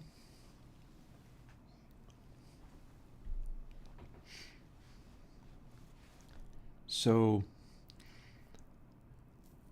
int count equals gcount, that is, we're working with this integer number, and gcount is actually the one that determines where we're at.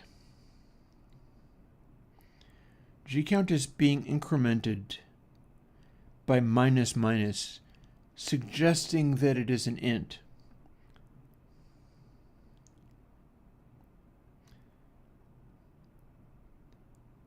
I'm not entirely sure why we can't just use count for that, but fine.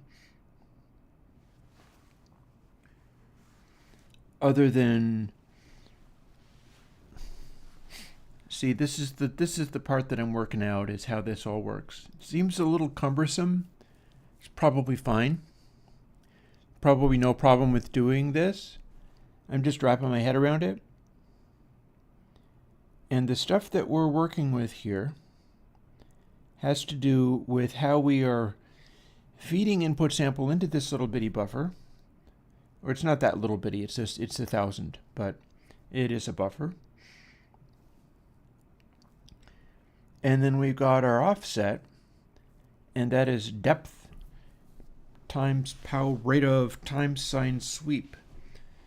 So sweep plus equals rate of times flutter trim. And sweep is going to sort of oscillate. And the next max, so the way this works, and here's where I think I can bring in the corrections I needed to make. Because again, this is a flutter control, not a wow control.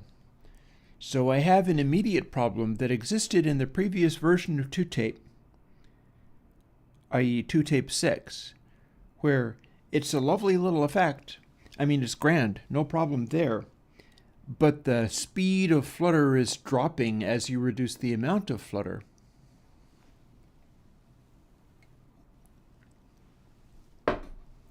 That don't make no sense. Why would you do that? That's not what it says on the tin.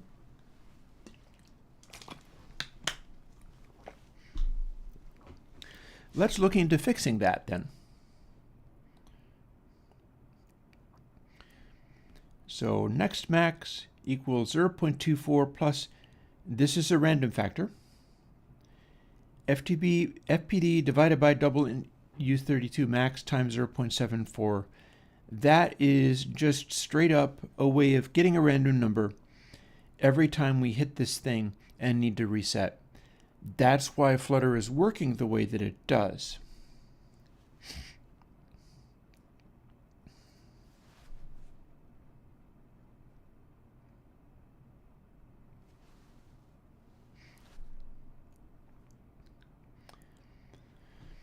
So sweep, I'm figuring out how all of this fits together. Because this can all be sitting in a different place, honestly. So we're not updating rate of, we're not updating sweep, we're not updating, I'm consolidating stuff together a little bit. So we define offset, and this is the stuff that we're doing with the actual Flutter stuff, if that makes any sense. But everything past here is either talking about offset or count. So none of these things actually need to be done this late. It doesn't actually matter whether we do this after this or whether we do this up here where the other Flutter related things are. Oh, can I put that? No, I can't. Sorry. I am not willing to put my cam on the top corner. You have no idea how complicated that was. Watch this. I'm back. I'm gone. Hi. Bye. I'm back. Yep. So, however, I will say this, however. You asked me two things. I will happily do that. There you go. I get what you're saying is you're trying to read underneath the window. So technically I could make that window go wee if it was to be any help. But I get what you're saying. Sorry. Yeah, I'm not willing to reprogram OBS at this time because I'm doing other things. That's what I really meant. But I get what you're saying now.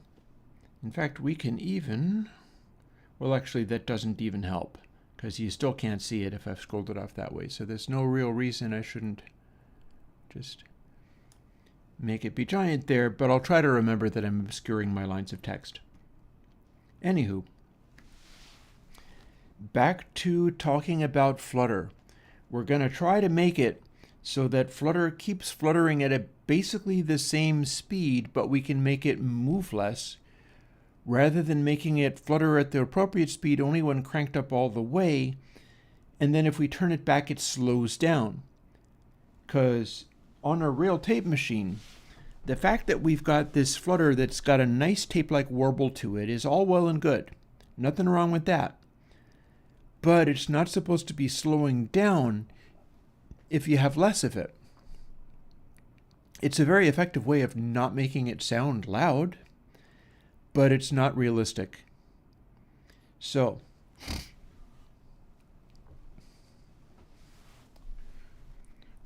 offset depth plus depth times this. So here's part of how this works. Offset is, and we seem to be doing count plus equals int floor offset, so that's interesting too. That said, the algorithm seems to work, so we'll see. I made you laugh, Dat Boy Kuma. Good, good. You gotta laugh sometimes. Anyways, so count plus equals int floor offset. We're generating offset like this. So I think what's going on here is that I'm only running a tiny amount of latency unless we throw lots of Flutter in. And if I make it go fluttering insanely around, what happens is it's using up more of the delay buffer. So essentially I can make it go to 0 latency by simply making it flutter less. But that's not addressing the problem with it fluttering slower. Let's find our control. So depth and flutter trim, they're both param 4. Depth is the bigness of the delay buffer we're running. And flutter trim presumably has some kind of purpose. Also, these things are scaled to overall scale, so they're designed to not become this is also why I have such a large buffer. It is to try to cope. I should put in a test here too. Let's see what we're doing with this.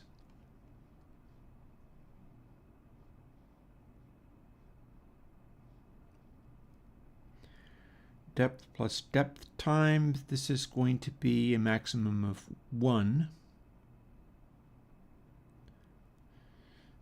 So sweep is the actual flutter in effect.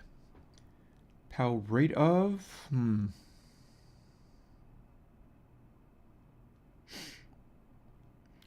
times rate of, so we could just unhook that. Where does that even come from, though? What's going on? I see flutter trim. Oh no, there it is.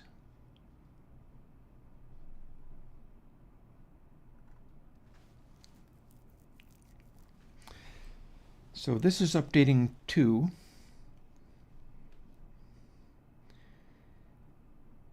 And rate of equals rate of times 1 minus flutter trim plus next max times flutter trim.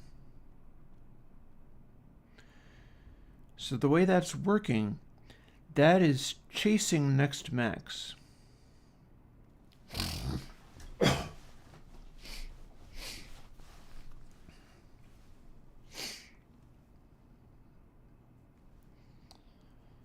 Sweep is like the actual offset, but what else is going on? But offset, depth times depth plus blah, blah, blah.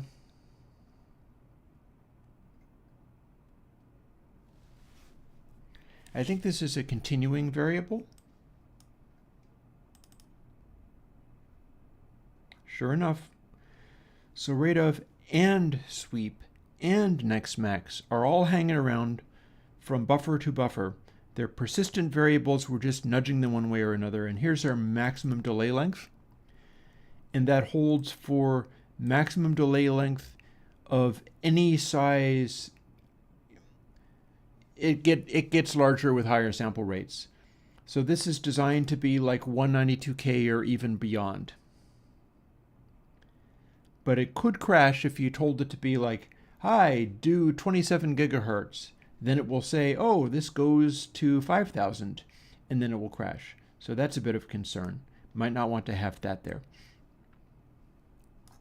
And the reason it would crash is because we are setting depth to overall scale times 70. So if we're at 44.1K or whatever, then it's literally 70. But if we're at 96K, it's a little more than 140 because it needs to be a buffer size equivalent to a size that'll work for the sample rate. Before, no, I am not. And I'll tell you why. Discontinuity is for sound traveling through air. This is sound traveling through wires. And also iron oxide flakes. So there will be no discontinuity here because this is not sound traveling through air.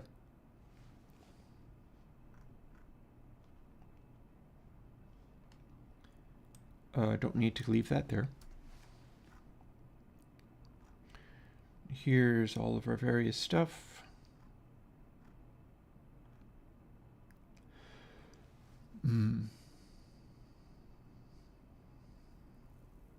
Interestingly, depth is times overall scale. Flutter trim is divided by overall scale.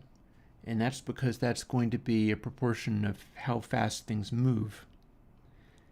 At a higher sample rate, things have to move more slowly because otherwise they would cover a much larger range. Let's go. Here we are. We're looking at this. We're still trying to figure out where it does the thing. Remember these streams? They're always like this. In some ways, I'm kind of hamming it up because I want to get across the impression of you can do this. I'm not all that bad. Oh, good question. Is there a difference between WoW and Flutter? Frequency. Frequency is the literal difference between WoW and Flutter, and maybe the only difference. Because the thing about both of those things, neither of them are like a... And this is a key point to Flutter, by the way. It's why I had to make a special version of it. Flutter is not simply frequency modulation of a sine wave. Flutter is not simply vibrato. Flutter is a manual system of stretchy tape being pulled across a thing and getting dragged and stretched a little bit more and then snapping back. It is a chaotic system.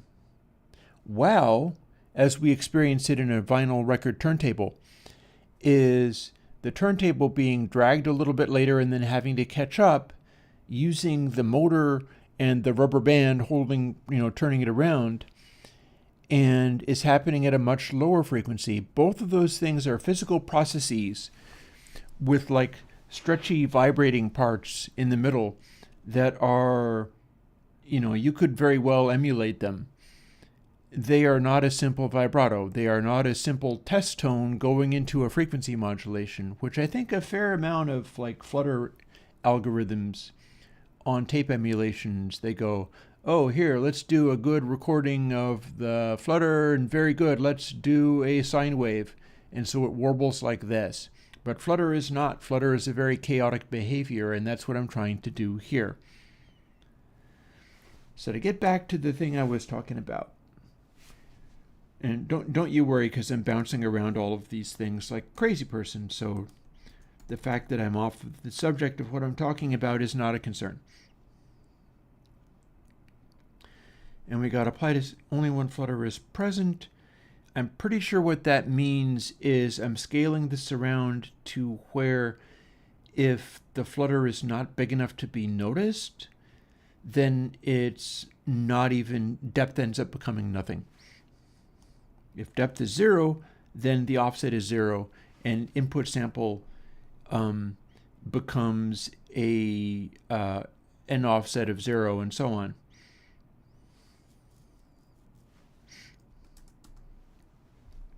So I don't need that comment. It only tells me things I already knew. But Here's the thing. What do I need to change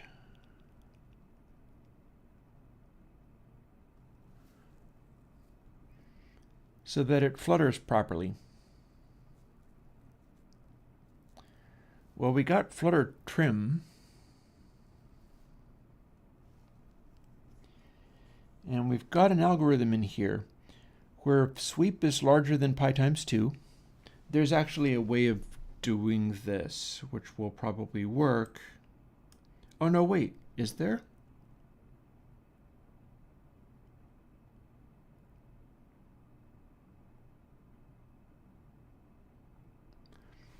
Is this the shortcut? Because I know there's this. You can use this. What I don't remember is whether that gives you the double pi or whether that gives you something else. Maybe I'll not worry about that right now.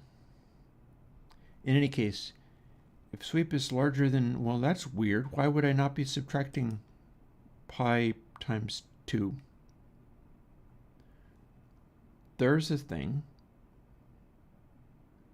We maybe don't even need to use that. Drake, I would say just experiment with meter and understand that having a scattering of the dots is always kind of the key thing. Even scatterings of dots that represent peaks and sloughs and things like that, certain sort of basic general concepts should serve you well. And then go and look at things using meter that you like and try to use that to reproduce the behaviors that you like. And that's the basic thing. Yeah, red lines mean you're distorting. Ooh, getting a crazy flutter by recording into VHS, that would work. That would absolutely work. So here's the thing.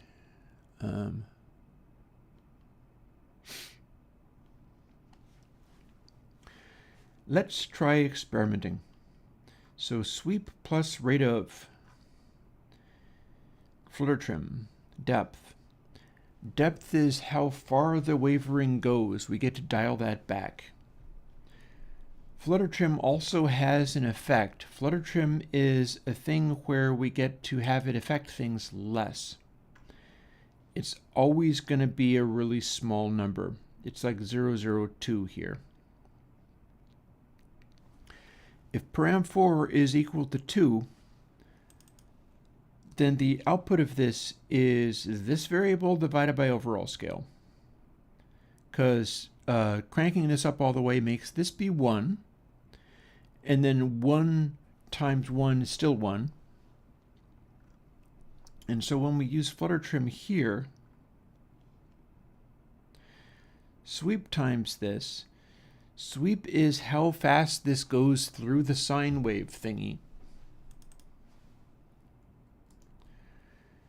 Doing this means that it should be going through the sine wave thingy at a fixed pace. Let's go find out if that worked. Rate of should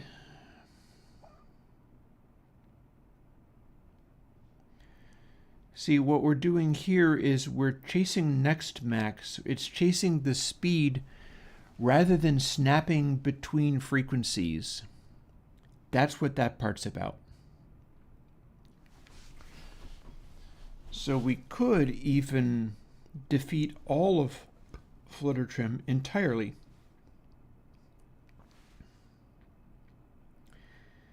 Because you see, if it's chasing the next end result, and it's constantly finding a new one with every cycle, and it needs to chase it at X amount of speed in order to make it work, then that doesn't have to be tied to the control that we're associating with depth. So let's do this as well. And yes, that's just a number, but we can let it calculate itself this way. And if we do this, so if we had two separate controls for this, that would be different. We don't. We could have all the controls in the world for this. But right now we don't have the controls to spare because we only have 10.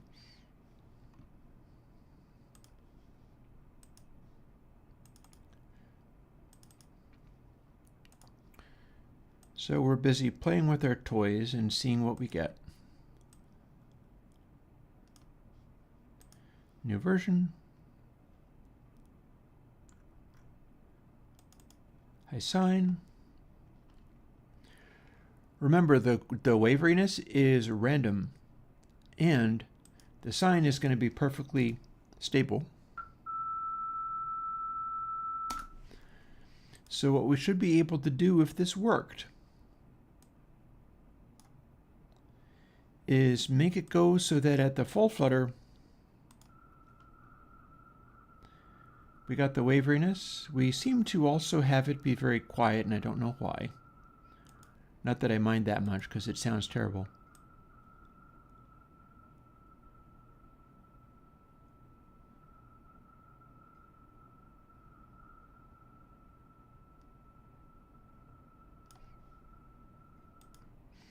Yeah, not happy with the amplitude. I don't know what went wrong there, but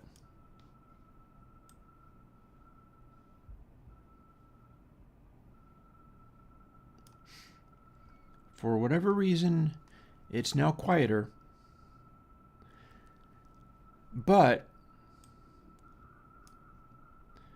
this is now Crazy Go Nuts Flutter, but we can scale it back and make it a lot smaller.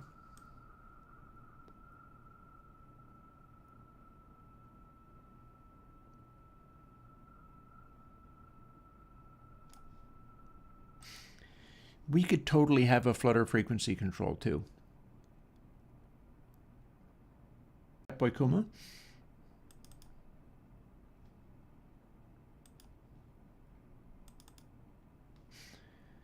Because what you see here does in fact say if it's larger than, we don't actually have to worry about equals. That doesn't make any sense at all.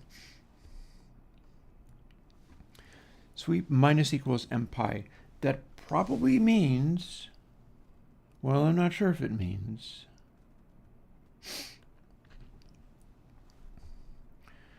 So what that's making it do is go from literally exactly pi to double pi. So here's a thought. Let's see what we can do about incorporating that observation of yours. I think the idea here was,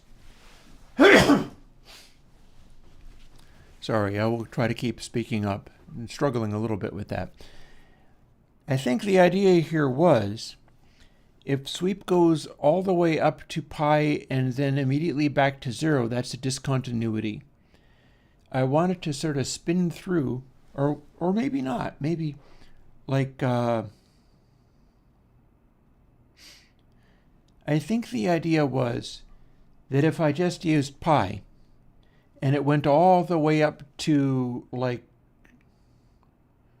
3.1415, etc., and then snapped back to 0, for some reason that wouldn't be a good, like mapping that into a sine would not give me a good vibrato.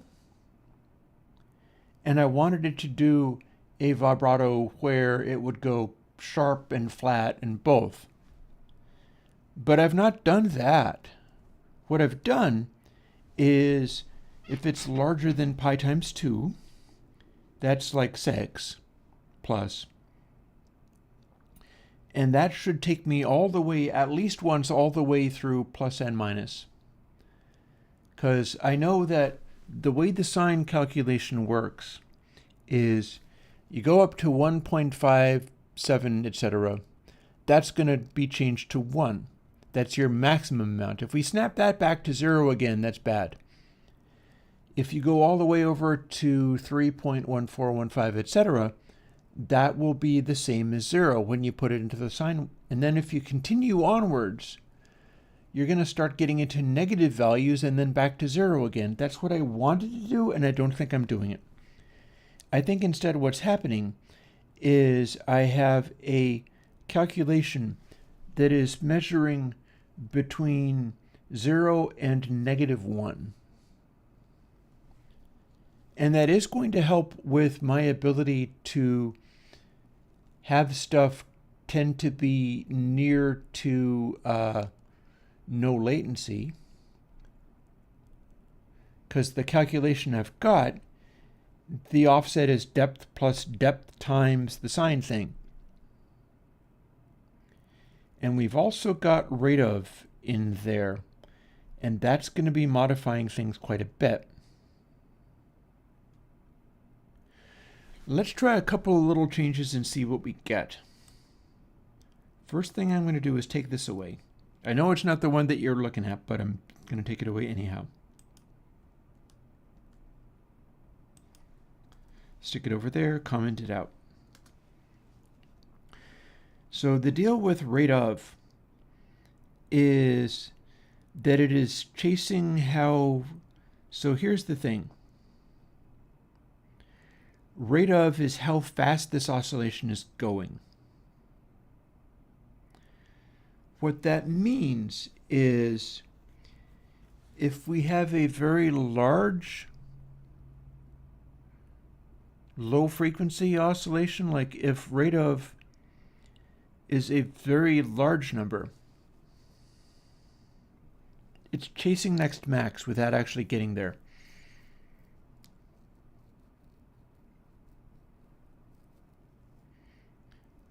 Depending upon whether it's a large or a small number. The oscillations we get, the intensity of the offset that we're using, rather than just being only a factor of the sine,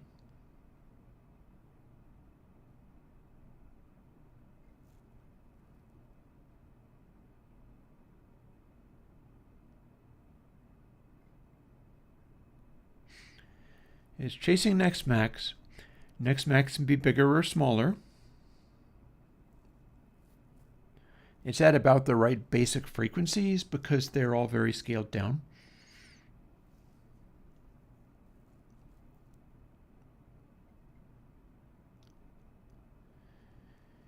And if it's a smaller number, then sweep is oscillating slower.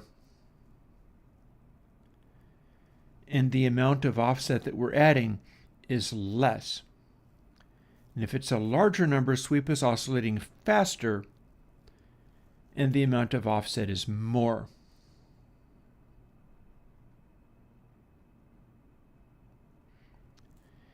It feels like this is having an effect of exacerbating the more extreme departures, exacerbating the more high frequency stuff. So it's also like a little bit of a tremolo on top of the vibrato. It's making the more high frequency departures be more aggressive. Remembering, of course, every single one of these little warbles is one cycle. At no point do we do multiple cycles. We're kind of randomly scattering a warble that's made up out of individual cycles, or indeed half cycles, because here's the next thing to try. We're experimenting with two different things at once now.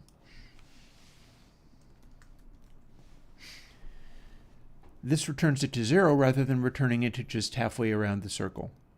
That should make it so that sweep goes to 0, and we'll see whether that actually works for us, because maybe it won't.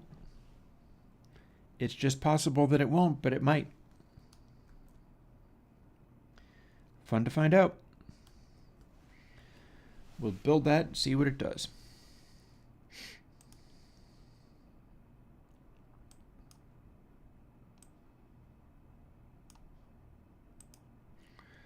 And we haven't done anything to fix the fact that it's quieter than it should be, but I don't care.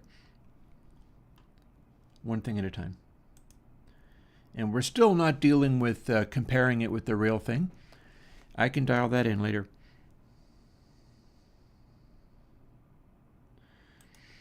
So here was our reference. Warble to lower frequency.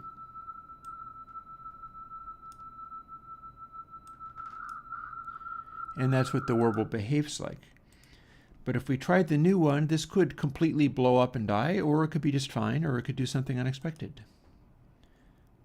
Here's...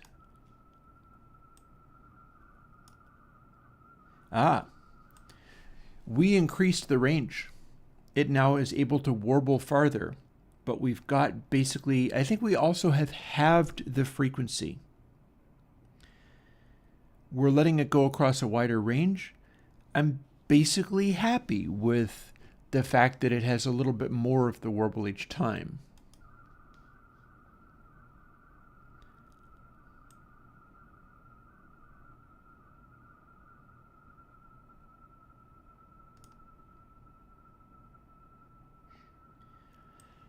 That said, now that I've halved the frequency, like, can you hear that at all? I'm sorry. I don't know why it's being so obnoxious. I'm trying to make it be loud. Oh, that's why. It was doing that because I have it on the tape head only. That's no good. So let's sneak a little bit of the... There, that's loud.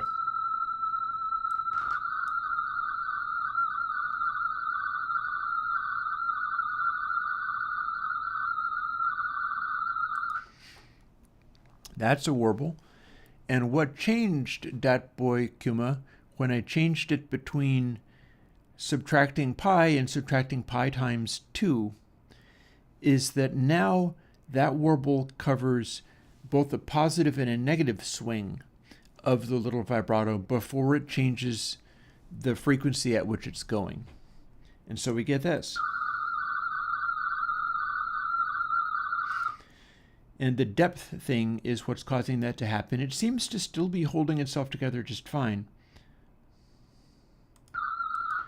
The concern, of course, is whether it works at a higher sample rate. So one thing we can do is experiment with that right now.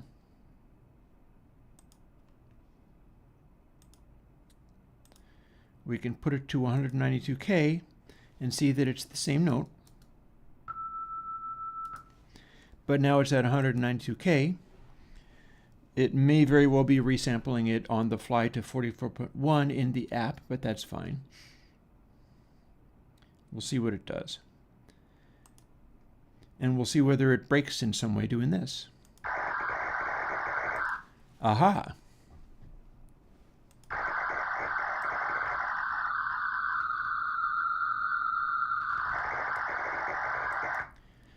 Feels like a different frequency now.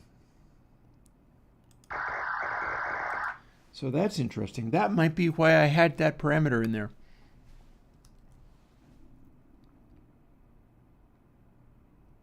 Oh, it's going to ask me if I want to save the changes, and I do not.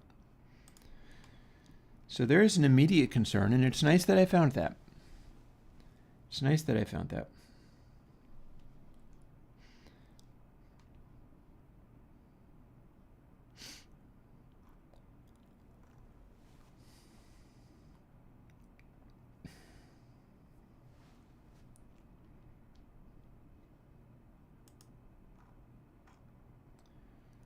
So flutter trim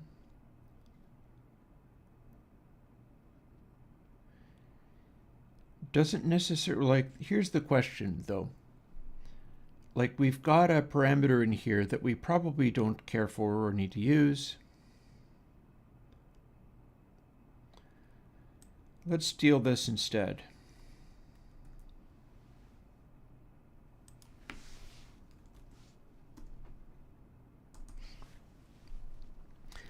Now output gain is always 1. And now flutter trim is a separate control. And rather than it being unused, we're going to stick it in here and see in what way can we get it to work. By sticking it in here, maybe both these places, rather than hard coding it. And now let's see what we've got. Because we had two different things piggybacking on the one control there, which might not be what we want. I could totally see this becoming a kind of thing where all sorts of weird controls are on here, and you can just leave it as default or go bonkers. Because the thing is, I've been designing these for people who don't want to get their hands dirty with all this crazy stuff, but there's a whole demographic out there, which I think of mostly as like I think of this demographic as the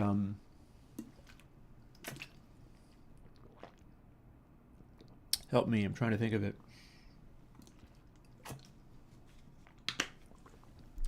I think of this demographic as the flashbulb, as the Ben Jordan. And so a bunch of my stuff, like, you know, I like him and I contribute to his Patreon, but he doesn't seem to like me, and I know why. It's because I don't put enough controls on things. If he had a control like this, where you have a tape effect, and you're doing this with it, he says pushing the button, and that's absolutely not what I needed to do, so never mind. This.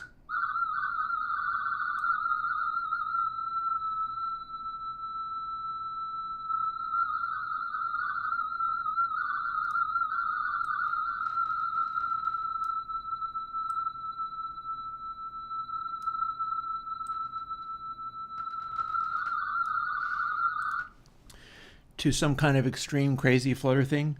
So it's like, this is a tape effect that is very realistic, except for you can do dumb stuff like this.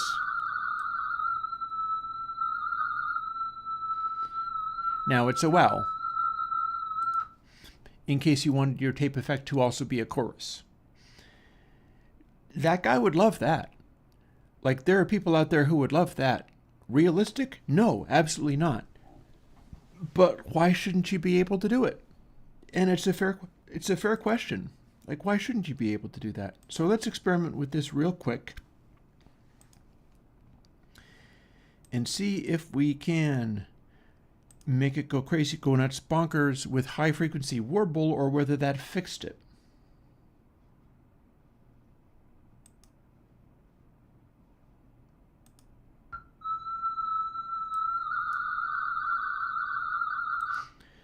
So here's our flutter.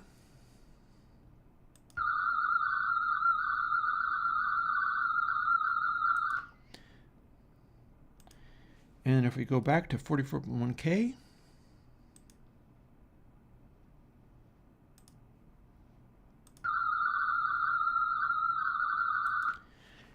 I think we fixed that problem. Now we can go up to a high sample rate and it acts the same. The only thing that was different was that I had them sitting on the same control, which they clearly should not be. So yeah, let's make flutter into a kick butt modulation effect. I'm wondering a little, so here's a question, and I hope it's a fair question. The question is, we can do a thing that says flutter on it, but do we have to stick to anything remotely realistic as far as actually having it act like a stereo tape that is fluttering? Or should we just go full hog on having it be stereo and each channel is like its own little piece of tape? Or if you had like a 24 track or a whatever, each channel is its own little piece of tape with its own independent randomized flutter, which would cause it to be an amazing chorusy thing if you wanted it to be. And then you set it up so that the authentic is what it starts up as. Don't mess with the controls unless you wanted to do crazy. In fact, probably what I would want to do is make it so that the middle setting, 0.5 is the central setting. So sweeter than anything? I'm not sure I entirely agree, and I'll tell you why. Although it is a slightly silly observation, but considering when we're talking about authenticity, let's bounce over to here again so that I can check these and see if anything actually gave me a result yet. And that's going to be a nope. We're working on having this give me a reverb the way I want, but so far, no dice. I leave these running overnight quite often for that purpose. Yep. As you know, while we are streaming, we are also grinding away trying to generate reverb impulses. So that's fun. I do hope it starts giving me something at some point, but that's just maybe. We'll find out. It might be quite a ways off. So here's the thing. Here's my big objection to the concept of being authentic by having Flutter and having the Flutter be rigidly stereo with the same Flutter offset applied. Here's your problem. The piece of tape is a stretchy thing, right? Right? Like, it's flexible. Mylar has stretch. Mylar has bounciness.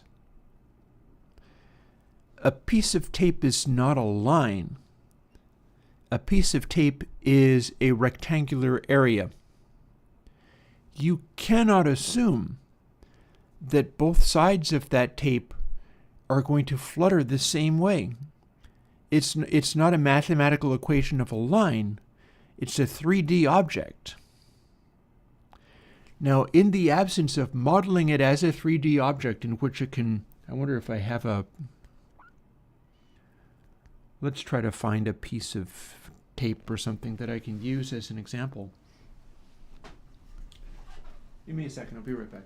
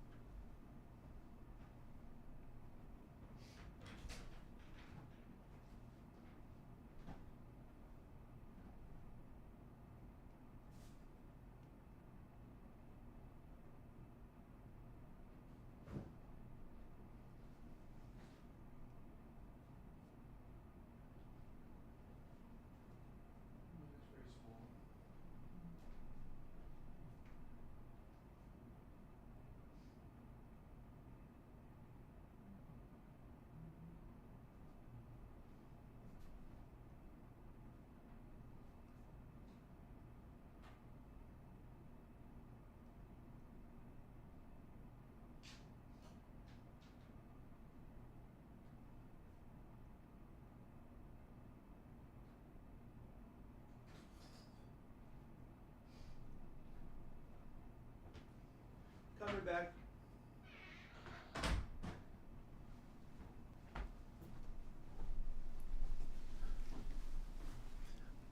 Alrighty. So here's my objection to the idea of having it be a single variable. Supposing you have this. It's a shelf stanchion, but pretend it's a tape. So the closest I could get. And it's going along and it's stretching and contracting. And you assume it's going to be like, okay, it's going boing, and it is otherwise rigid. Nothing else is going to happen to it. However, supposing your tape is this. This is the closest I could get to something I could demonstrate with. And it is a piece of filled carpet with a piece of duct tape on it. You can see the duct tape, which is literal tape, so there you go. So can this stretch? Sure. Can it fold? Sure. What's this?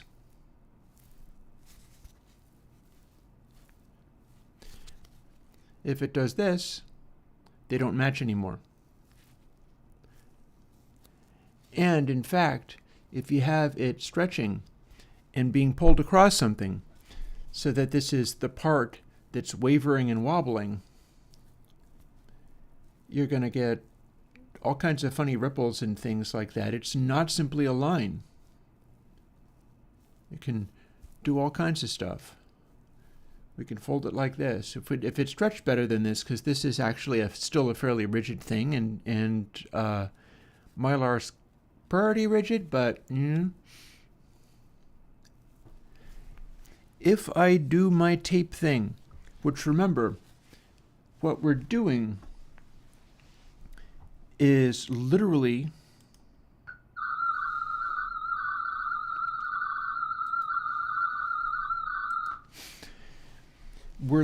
doing a thing where we've got a wobble that, rather than being some kind of emulated thing with a chaos in the equation, I'm simply using sine waves to produce a varying vibrato.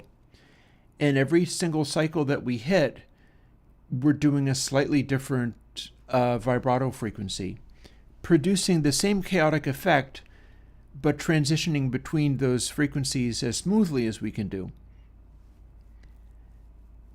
If we do that, and the setting is extreme, it'll do our nice pitch thing, like here.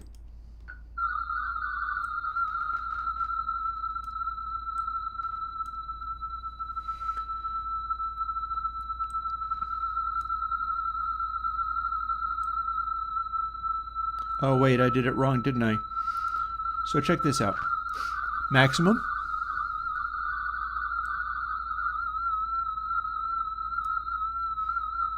Here's our wow setting.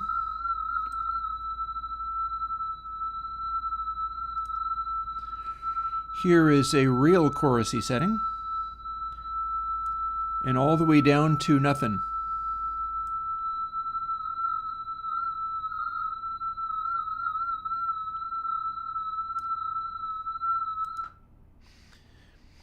So the flutter is the amount, and we can make it be quite extreme, but a real setting would be much less extreme. And currently this output is the frequency that we're using. So we're going to have it centered on something that is realism. But you need to also be able to dial it down until our maximum flutter setting, which is going to be quite extreme.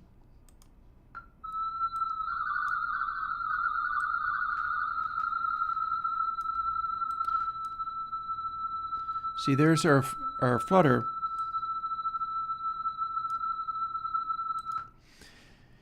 And we'll have it set up so that it defaults to stuff where the flutter is a reasonable amount. But it has to be at the frequency, which it still is not. It's still a little bit shy of the frequency it needs to be, and that's because I doubled the thing that I did, causing it to have a slightly larger, the waver. I feel like the waver is better, but it cut my frequency in half, so that's no good.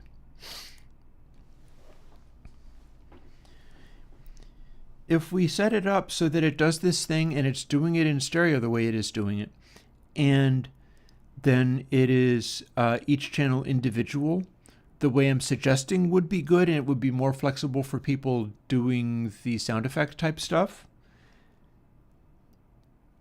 It's going to have a slight edge in realism sound for doing the realistic thing, whereas the realism sound of the linked waver, that's actually not as much of a physical modeling, because tape is a flexible rectangular surface moving.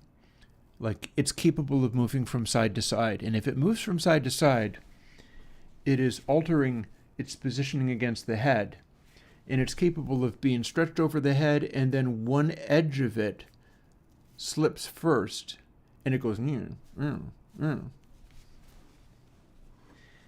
that's what the new design is going to be doing a good job at emulating. So we're going to go from there. This part's working just fine. We're not going to have that part be there because we're doing pretty good so far.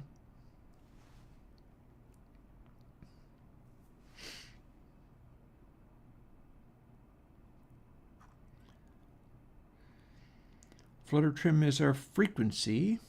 So, or is it? Depth is our intensity. That much is clear. Flutter trim, that does look to me like it's our frequency. Plus, we're going to want to ramp it up a whole bunch. So go from nearly 0.25 to, we'll try 0.5, and then we'll ramp it up even more to 0.1, which is going to be bonkers. But then we'll have the scale factor be more intense, be a power of 3 rather than a power of 2. And then we're dividing it by overall scale, which is how we make it work at different sample rates.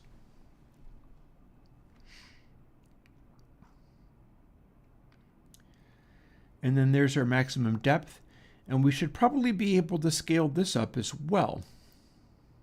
It's no longer a factor of flutter trim, but we can do the same thing here.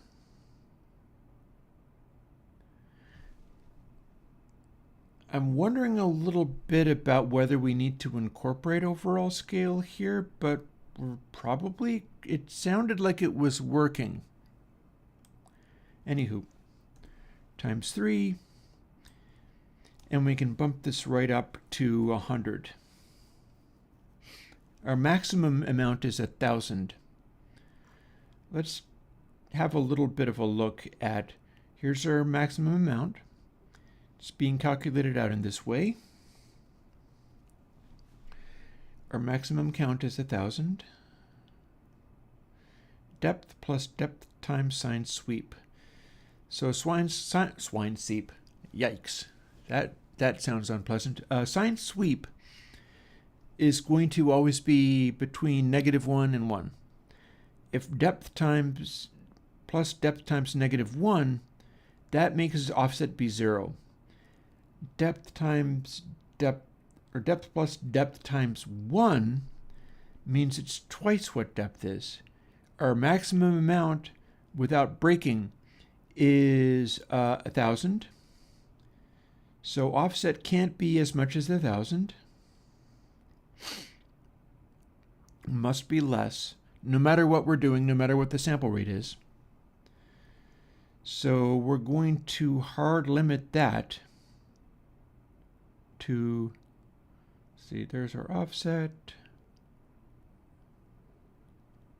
That's all probably fine. And our hard limit is going to be not 1,000, but 1,000.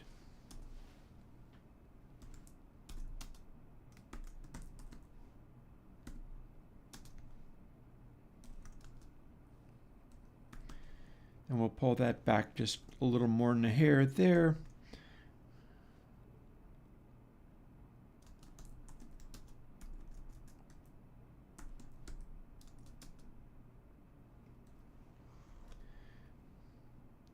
Oh, and we are actually a double.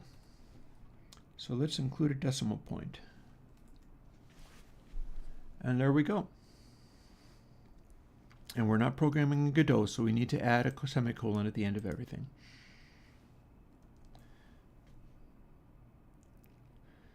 So yeah, 198K can take us up to pretty close to this maximum amount, so we're going to want to test that. We'll test it and see what it does. Oh, deep flutter, you say? Did you say deep flutter? Boy, have we got a deep flutter for you. This is exactly why we're revising ToTape and bringing it into this zone where we can do really stupid things with it. Check this out. We're going to see whether we broke it and whether we need to fix it. But hard to find a says, hard to find a plugin with really deep flutter, huh?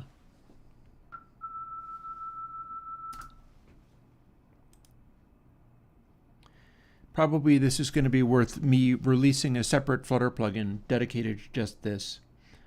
That would absolutely be worth doing. So here's our amount, and here's our frequency.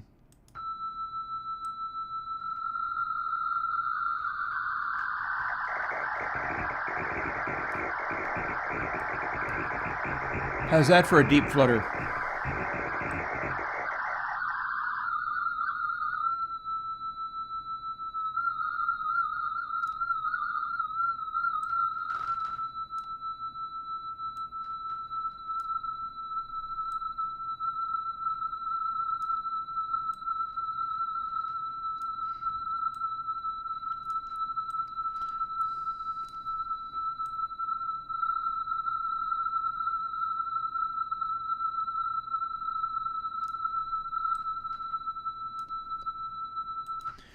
And we need to be able to dial it back so that when it's doing a normal flutter, it's doing the normal flutter in a way that's not obnoxious. But you said deep flutter, did you?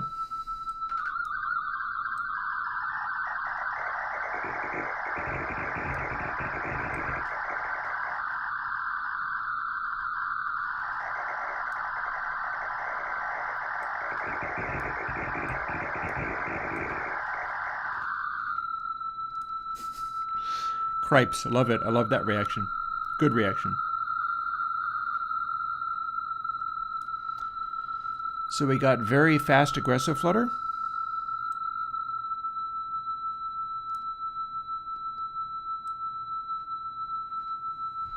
Subtle flutter.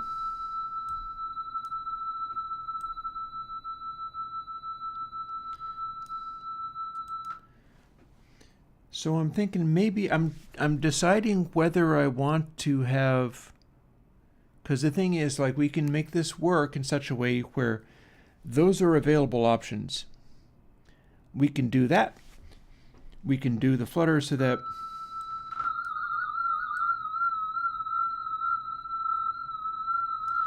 it's a super aggressive wow or chorus.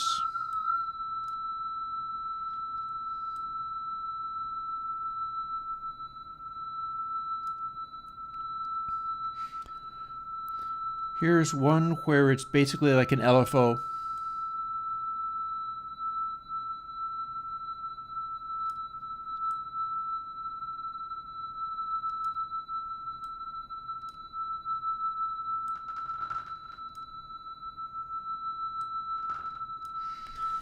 Max it out like that.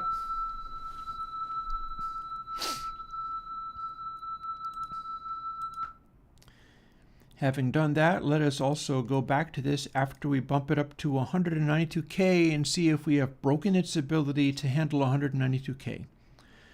Although we should have also set it up so that if it does break its ability, it will just kind of change the pitch a little bit and keep running. Let's see whether that worked.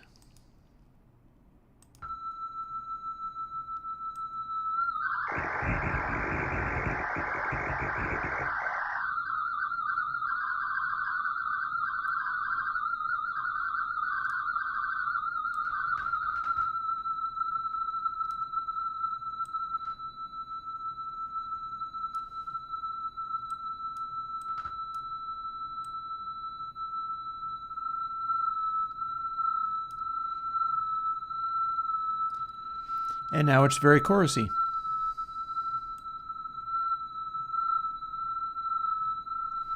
Like almost a half tone. Looks like a quarter tone out.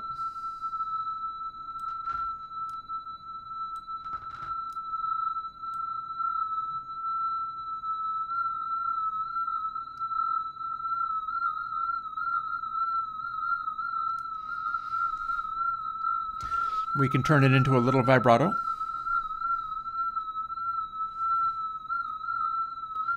And it seems to be behaving just fine even though we're at 192K. So I'm happy with that.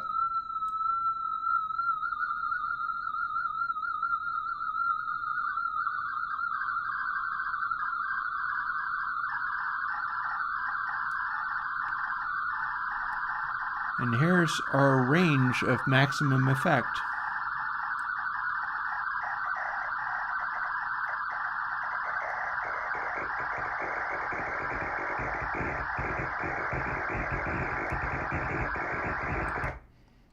And if we applied that to the waveform, it'll start acting kind of weird, because this is a real aggressive frequency modulation, it may be changing things in an interesting way. So let's see what the heck that did. I believe what I see is that as it's changing from one frequency to the next, it can be swooping through these lower frequency cycles. Although I am now wondering about some of this.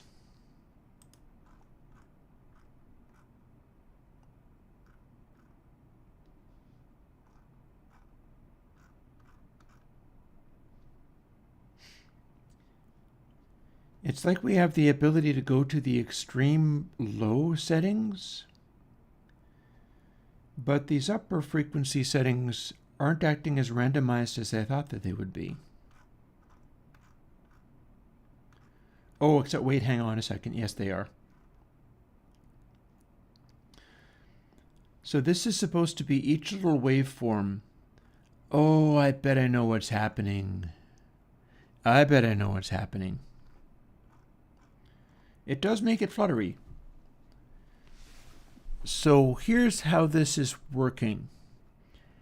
Every single new cycle on the actual vibrato, and this is the note. The vibrato is the frequency modulation. I'm not expecting, for a second I was expecting to see it having a different wavelength for each cycle of this waveform, but this is a much higher frequency waveform. That's not how that works. Instead, we have it doing things like this, where the higher frequency waveform is low and higher, and then lower and higher, and really low, and really high, and really low. And each one of these sort of shades of color, each one of these densities, see, here's really high, really, really low, really high, really, really low, more normal. That's how the randomization works. The individual waves aren't working that way, and when it gets a little weird and warbly, we wind up getting stuff like this, because it's like pitch shifting it so hardcore that it's throwing it into this zone. Now, if we applied less of a waver, we would get less of that. This is cranking up both the speed and the intensity as hard as I can. If we undo that and then go and do it again, but without making it throw up, instead of this,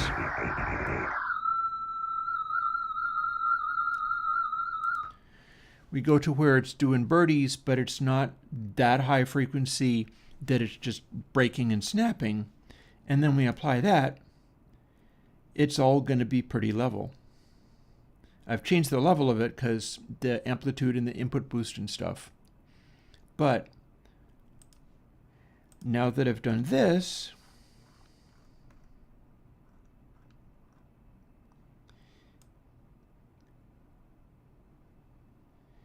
it's changing frequencies, but never enough to really throw it into crazy weird behavior, because this is more of a normal vibrato.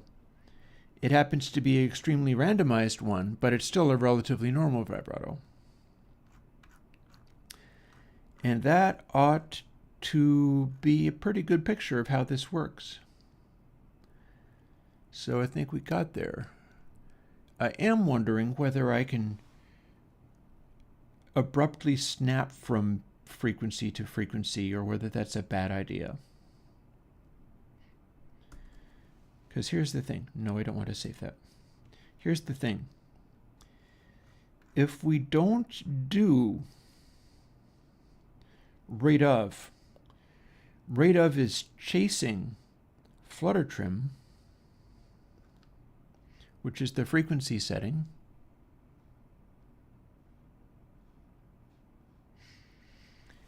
and next max is going to whichever the largest possible range is.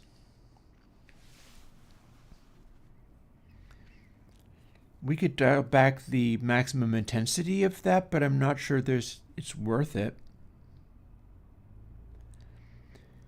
But here's the thing. Like, if rate of snaps immediately, let's find out.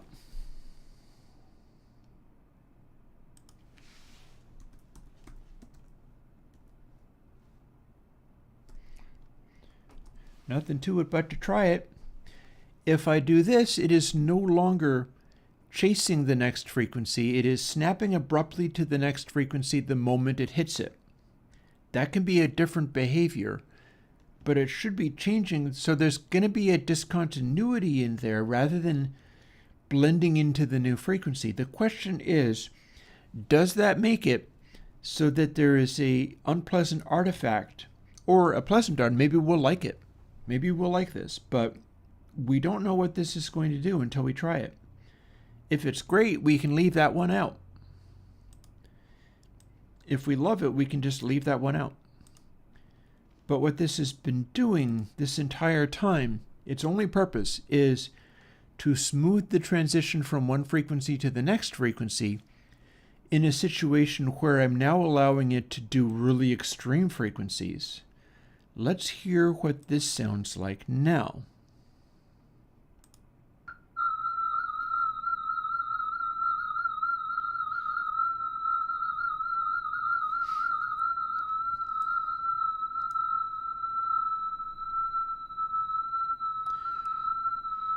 That's about the same.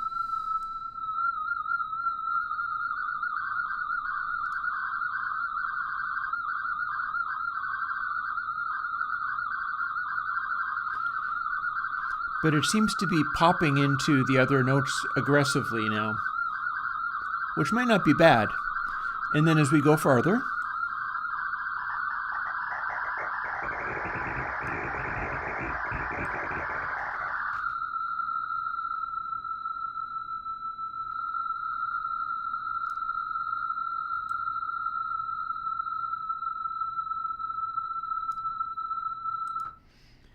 okay, so what I'm hearing in that, it sounds to me in hearing that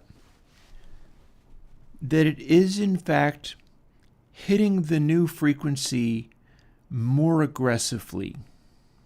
I'm not sure that's a bad thing.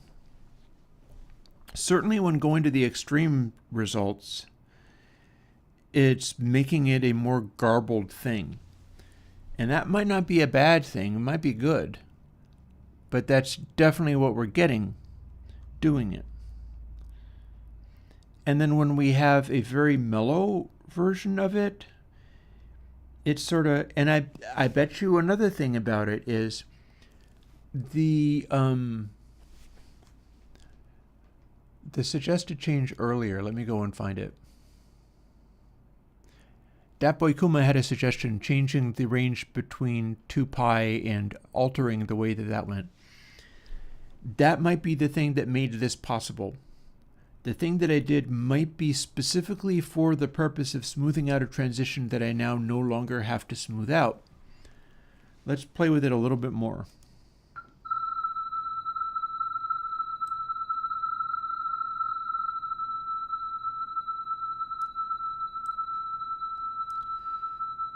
So subtle flutter.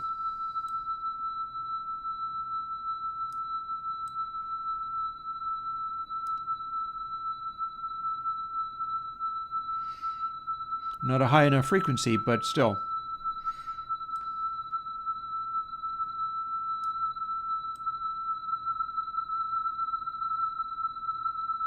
Acts more like WoW or some kind of giant tape deck.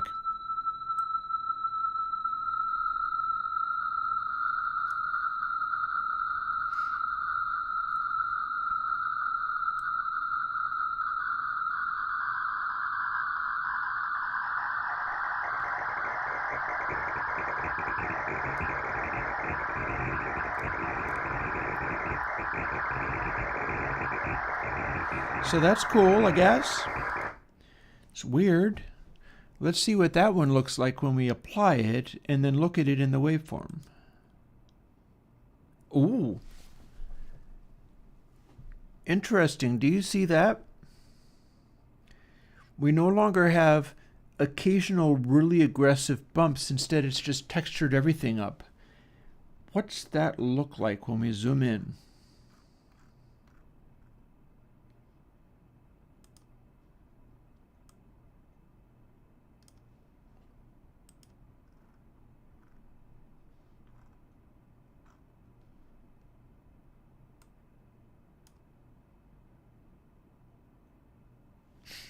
Interesting. So you realize one of the things that I'm assuming is if we are modeling a tape that is catching on the head and that's what's causing the warble, at a really extreme setting, what would be happening is the friction of the head would be catching on the tape, catching it, and then it's snapping back. What that would look like is head catches on tape, tape slows way down while it's stuck and then snaps back. I think it would look kind of like this, but much more subtly. And that's what our adjustments are. When you crank it up all the way, I expect complete hash and mania.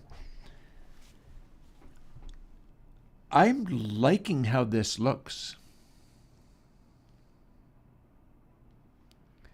I am liking how this looks as a potential crazy factor for making this stuff go. And this is the thing I was talking about, where as your frequency changes, see this moment of discontinuity? That's the kind of thing I'm talking about, where it is changing speed real quick. That's where something happens in the waveform, much like this is. Thing is, as an artifact, that ain't bad. In terms of making something terrible happen to the sound that's amusing, oh, and look, it can happen here too. This is the bit that I was smoothing off. The fact that it can do this. The fact that we can have these changes in speed, and they'll do stuff like this, where up it goes slowly, and then boom, suddenly there's the artifact. Suddenly it's changing speed again. Let's see if I can find an even cooler one. Not there. I mean, smooth is not necessarily... Oh, look at that.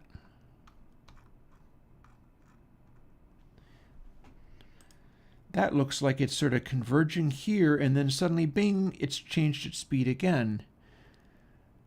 This is producing really interesting effects. I'm liking how this looks. This is definitely going to be its own dedicated plugin too. You get to run this outside of just having the ToTape and all of the things it comes with.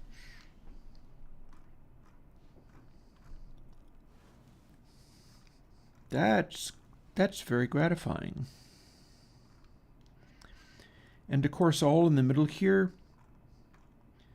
this is also a bunch of changes. They're just more subtle. Ooh, look, here's something that looks like, oh, that's wild. Well, yeah, look at that. I don't even know where that came from. But that is the kind of thing that my algorithm was previously smoothing through. And yet when you push it up to the point where it just straight up breaks and goes crazy. See, now this has me wondering. So if we quickly undo this, this has me wondering. What if, rather than adjust it in a certain way, we set it up so that 0.5, 0.5, here's our flutter and flutter frequency again. And this is not a high-pitched enough flutter to really be a flutter. But instead of move this, what if we just ramped up the speed until this was the correct setting?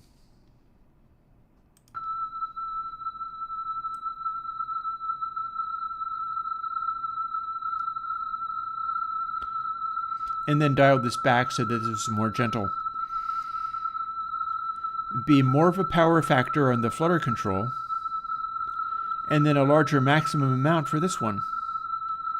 At which point, it would go up to complete meltdown. And then if we crank both of those up, we might be able to see some really amusing artifacts. Let's see what it would take to do that. The rest of this we leave alone. We don't really need to mess with the rest of it. The rest of it's fine.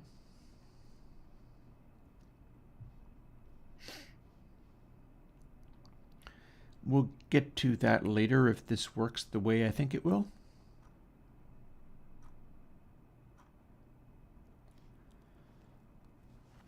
So yeah. So max depth, I increased the total range a little bit,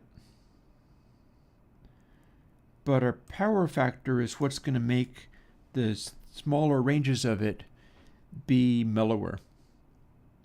So that'll work. We could probably also dial the maximum down by just a hair and it'll be fine.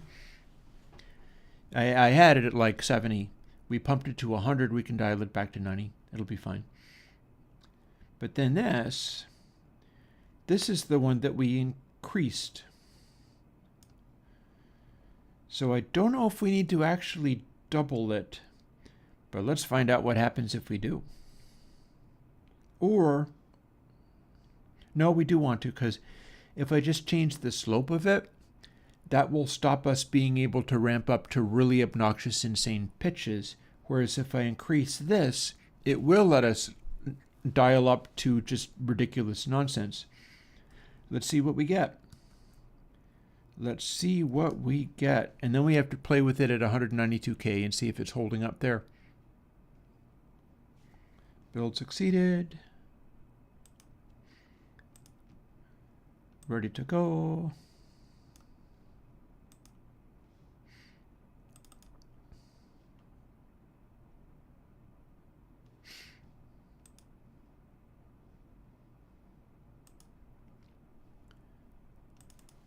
Start at 0.5. Does this sound like realistic Flutter at all?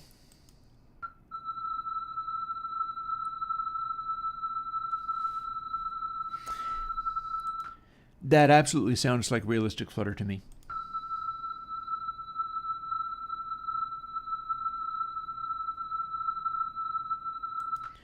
So it's a little aggressive, but I'll tell you, when we play regular music, it's not going to be nearly as obvious. Test tones just unmask this stuff like nobody's business. But now let's get silly.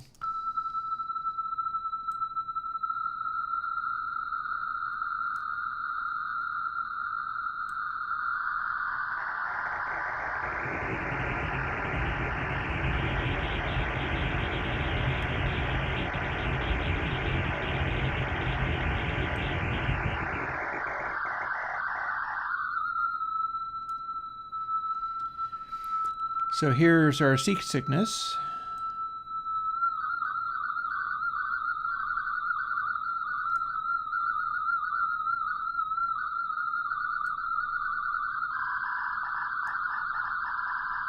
Yeah, it's a shortwave, isn't it?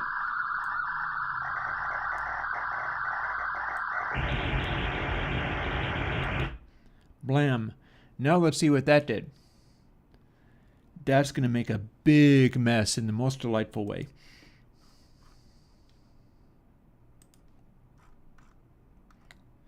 Oh, the horror, the horror. Love it. That's appalling in the nicest way. Okay, so we got to keep this.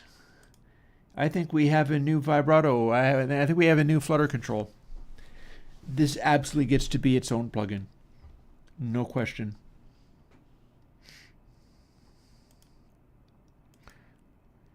And it could be nice if you're lucky, but if you go too crazy, it becomes extremely total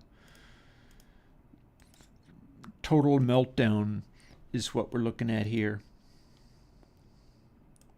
It's amazing how there are these little sections where it behaves itself fairly well, but then it goes completely crazy.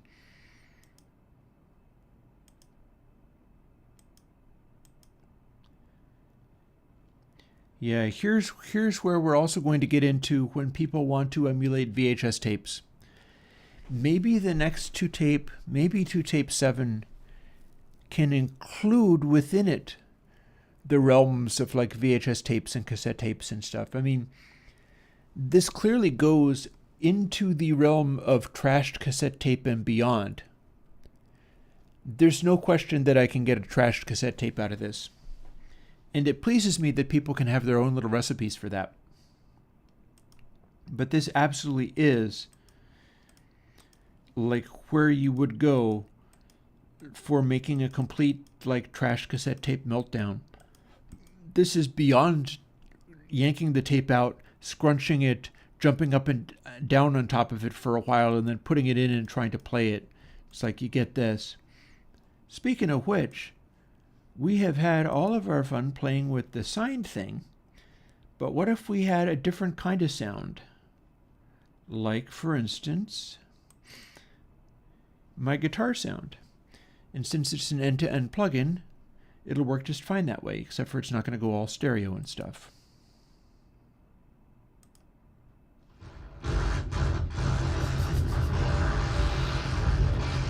Okay, that's horrifying.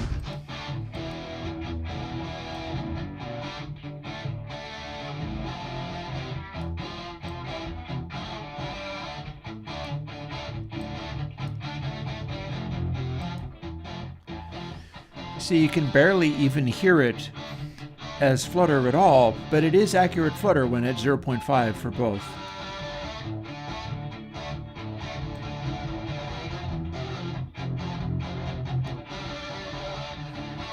Here we are at Seasick VHS tape.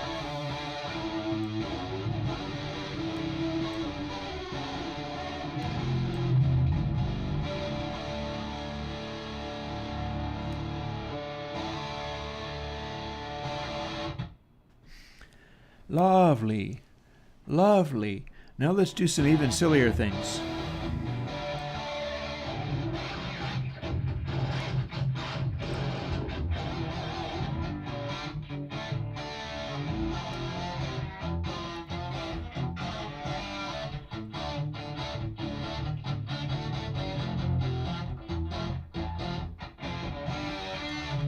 So we're almost normal now, but we're not. We're really not. Oh, wait. Let me try something. I'm going to try something. This is a mono track, so it's end-to-end. But people always want a automatic doubler for stuff like this. What if this became that? Let's find out. I'm hearing it in stereo, but you're going to be hearing it through a mono microphone, but you still might get what this is putting down. So amount of flutter max, output 0.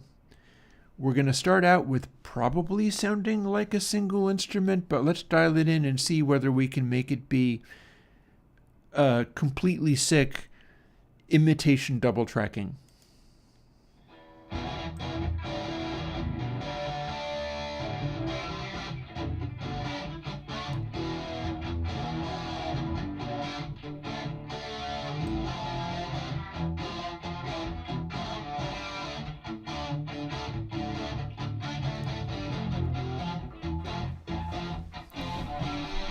Dude.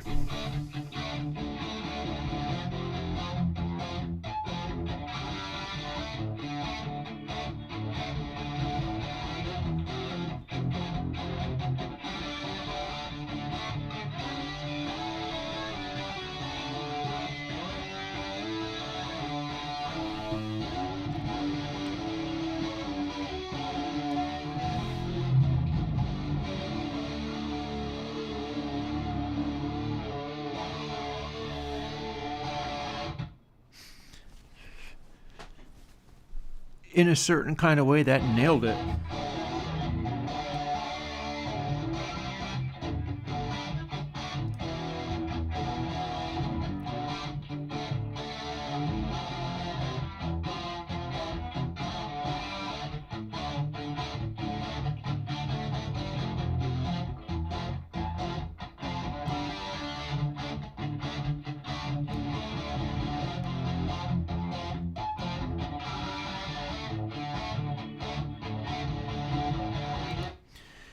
You absolutely can do this to fake double tracking.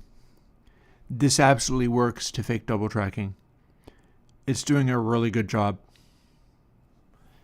Damn.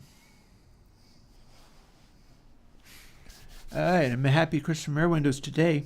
This is really cool. I had no idea it was going to go this hard.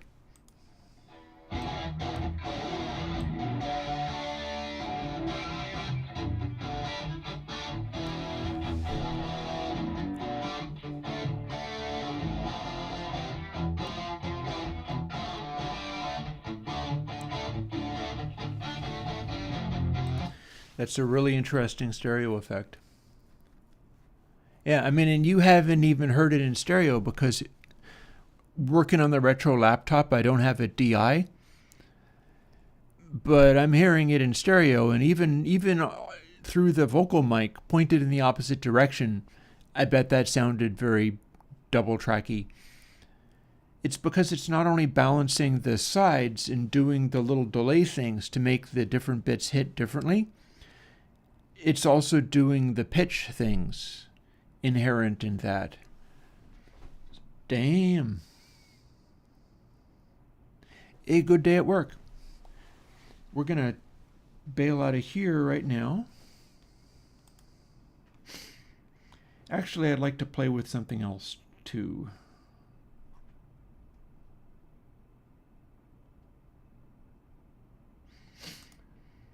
Here's a heavy track. And if I set this up and use a natural setting for flutter and flutter speed, bypass.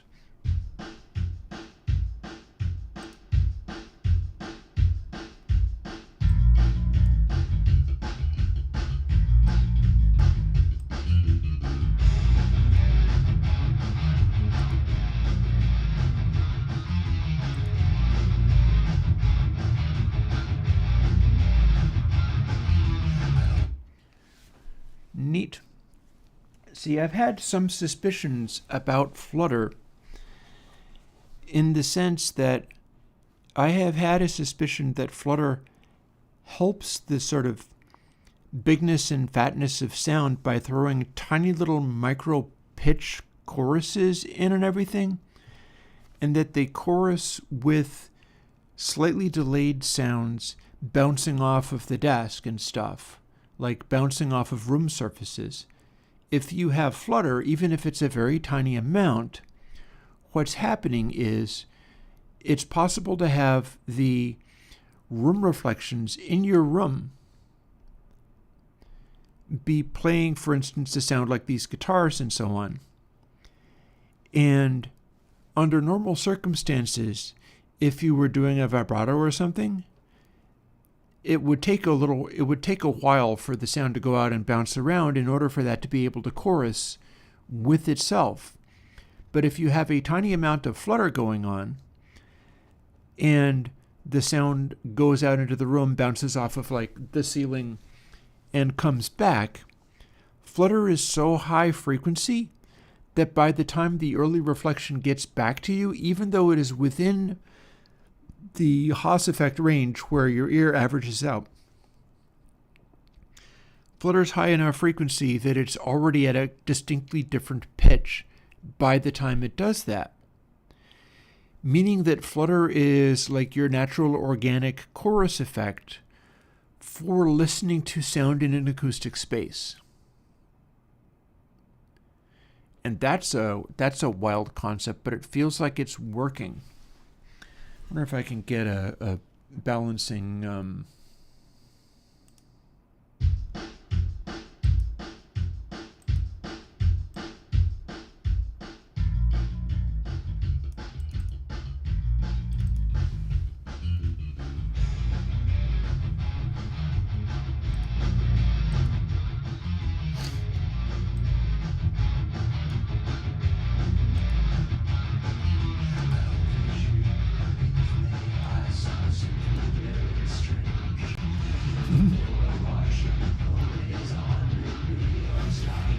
So this is the meltdown setting.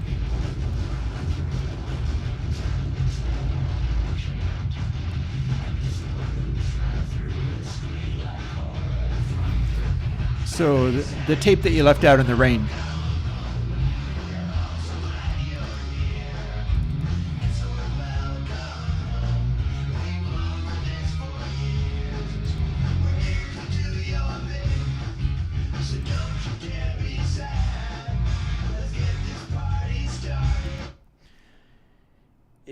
Even without the head bump in there, and with as little being done that I can, I'm not exactly sure what mid-cross does. I'm not doing extra boosting into it, so there's that.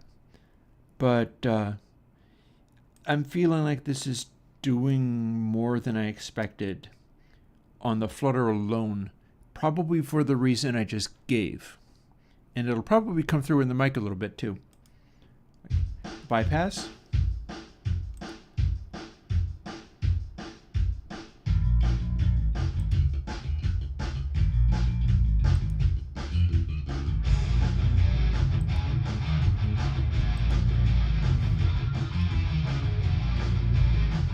So it gets a little seasick, but it sounds good.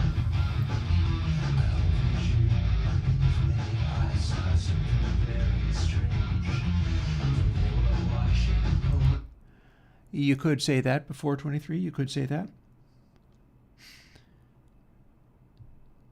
So yeah, so what we're getting, in particular, I find a distinction on that bass.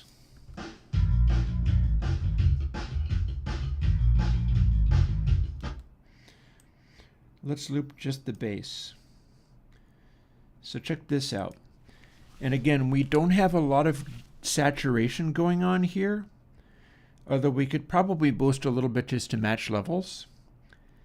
But we have the flutter in its default setting as we're going, and no head bump, and no anything else. This is flutter alone.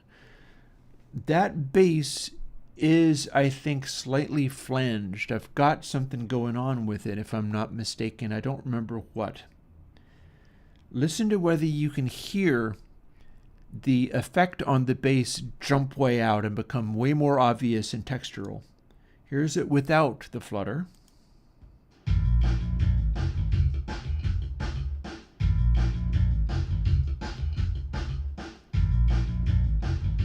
Here's with.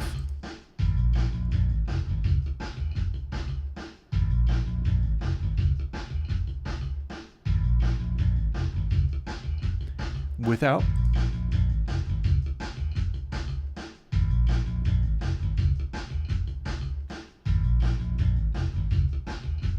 With.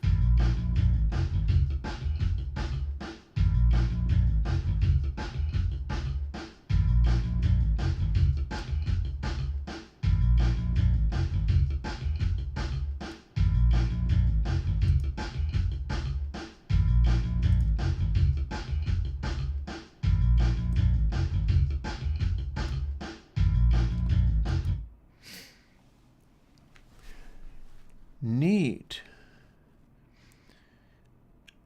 So, like, adjusting it to taste, I can pull the flutter back until there aren't any particular sounds in there that are getting all weird and wobbly. It happens to show up on the bass quickest. It also happens to show up on the bass in a way that is awesome. I can't get over how much cooler that bass sounds with that there. Let's go and find another section.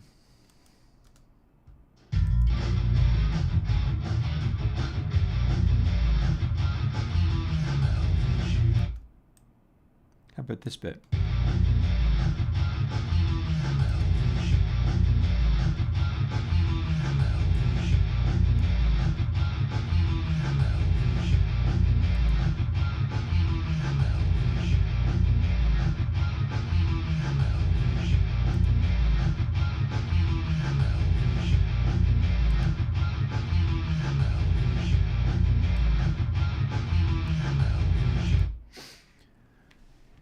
Interesting.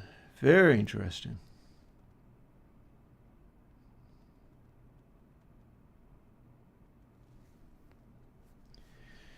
So what I was hearing there was when I cut it in with basically nothing else happening but the flutter, Stuff expanded, like it's getting to where I'm starting to feel like I'm going to need to put that in some of my recent mixes. Stuff that I've already done in Console X that I thought was perfect and that nailed it. I'm beginning to feel like I might need to use this effect on it. And I wasn't expecting that, but all the same, that was a big change in texture. There's a thing. I mean, it's like a question, though. It's like, do you want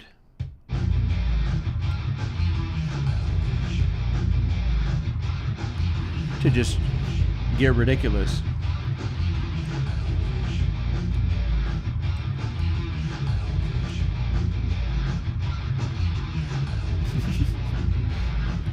Warble time.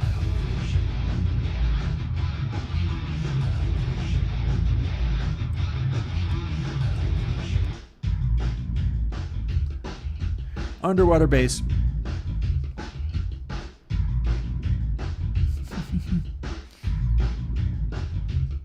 There's a texture.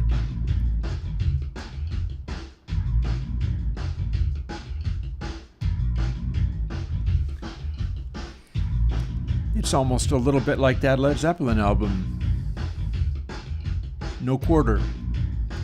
Not a song.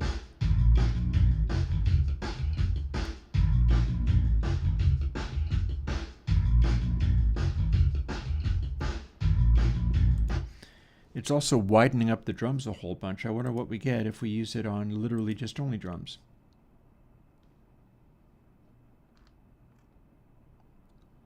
Maybe we'll find out.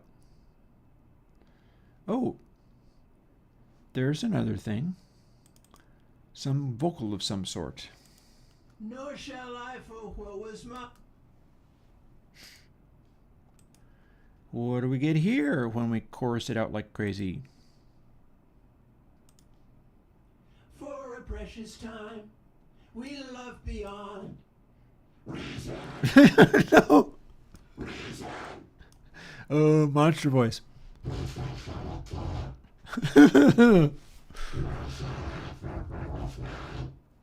That's also a stereo wide effect, too. Oh, no. Oh, no.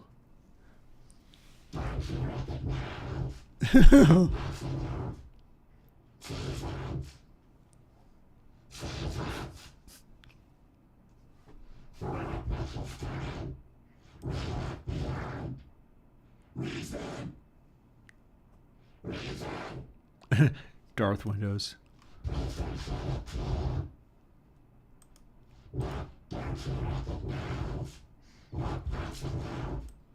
Seasons. How about out of tune, Chris? Seasons. Which I already am. For a precious time, we love beyond. Reason. Reason. Please don't shed a tear. You can't tell because I'm out of tune anyway. Nor shall I for what was mine. Honestly, it's making it sound better rather than worse. Sing it not for never, but for once upon a time. Like, I'm trying to make it sound terrible, but I'm already out of tune, so it's like fixing it half the time. The passing of seasons. Well, occasionally it'll have a note that's just hilarious. For a precious time, we love beyond. Reason. Reason.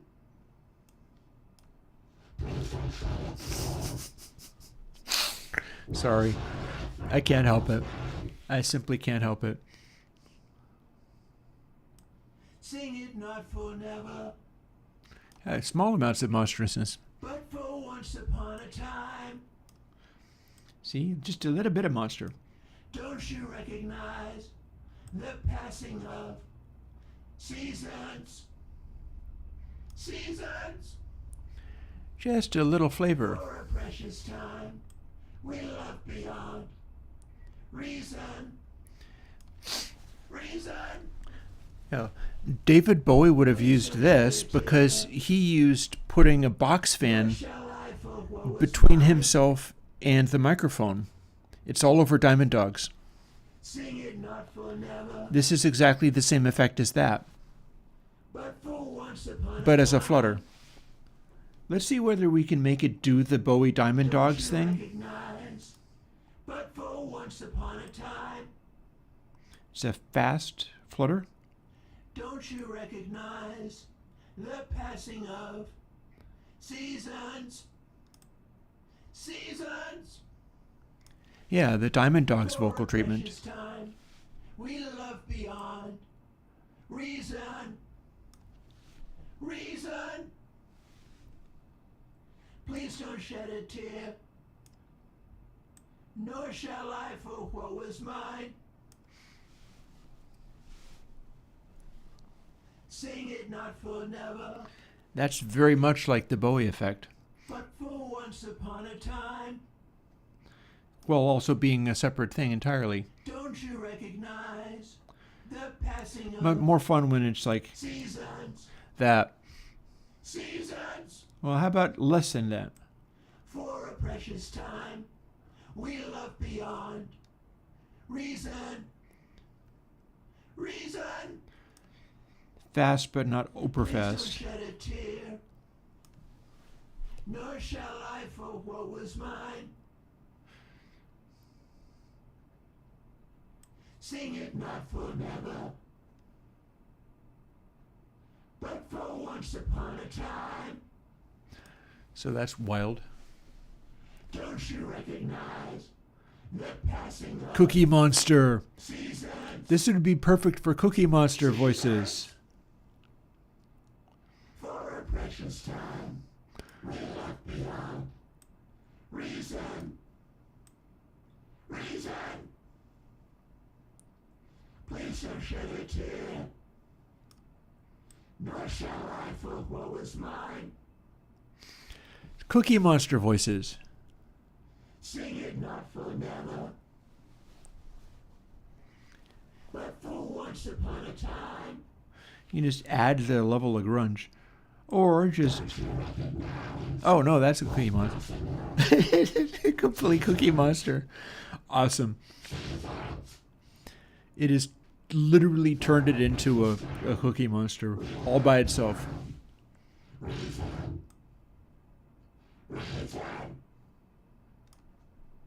Please don't shed a tear, nor shall I for what was mine. And it's not even a Cookie Monster voice to start with. Sing it not for never, It might be out of tune, but it's not a Cookie Monster voice at all. for once upon a time. Please don't shed a tear, And it completely is converted into Cookie Monster voice. for what was mine. Stereo Cookie Monster voice. Sing it not for never, but for once upon a time. I have to stop. This is too much fun. I'll just keep doing it like until the end of the day if I'm not careful. Neat. So that's such a good start to the day that what we're going to do is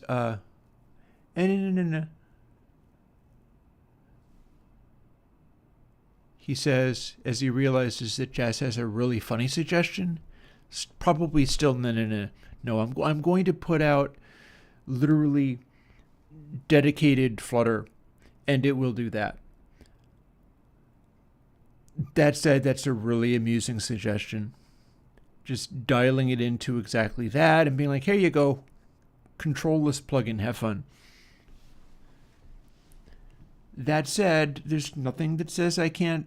Okay, here's what I'm going to have to do. Mark my words, I will do this. You know how in the beginning of my plugin videos,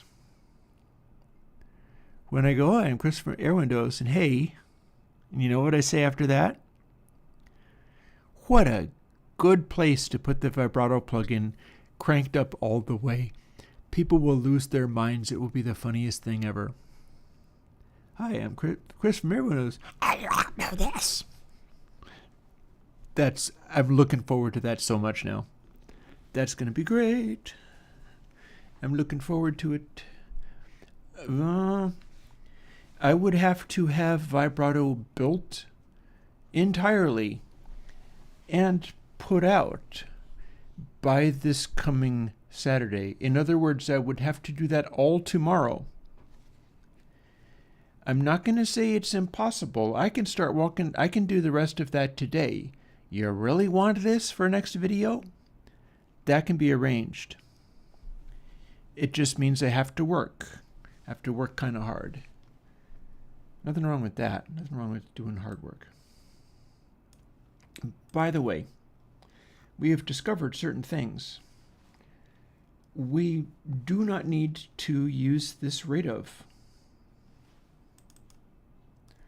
Next max will suffice. That is the only place where rate of exists. And we absolutely, oh, you both want to, do you? You know what? I love you guys. You hang out with me during my long Tuesdays and Thursdays of putting in 8-hour streaming days. You hang with me, you get what you want. Let's make it happen. I'm going to specifically what I'm going to make happen is the vibrato 2. Or not Flutter. I'm pretty sure it's going to be Flutter 2. Let's double check and find out. Go over to this section. Fire up Airwindopedia. Scroll down. Lo-Fi Flutter 1 actually counts as Lo-Fi. So how is about we fit Flutter 2 in literally right here? Beating DRes 3 even. How about that? Perfect.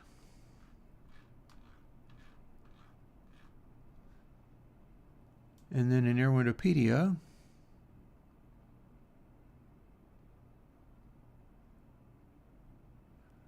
we go and find Flutter in there.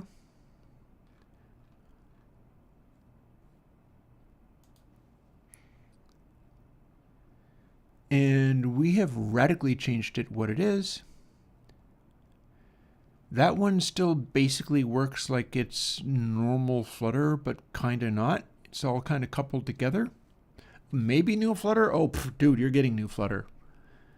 Like, very possible. I'm warming to the idea, or have already warmed to the idea of you're getting this like now. You're getting this like Saturday. It's happening fast, fast, fast. Because that also gives me more time to do the other work on ToTape that needs to be happening. Flutter is only one small part of ToTape. No, you should be getting this now. I see no reason why we can't make that happen. Because the other thing that means is I drop everything else about ToTape. And I don't have to solve all the other problems until, like, next week or the week after that or whatever. Dropping Flutter immediately, Flutter 2 immediately buys me time. And I like the sound of that. That seems good. So yeah, here's the first. And then there's going to be a Flutter 2 that is just ridiculously beyond the beyond. Oh yeah, no, ToTape sounded great, but most of what you were hearing was the Flutter that I was working on. That was really kind of the gist of what that was about. Oh, hang on. I am doing dumb things by mistake. Let's close BBEdit, the editor. And I'm going to peek again to into the matrices and see if any of them have come up with a result, and they have not. That's a little annoying. Not only that, I'm derping with them a little bit, but that's fine.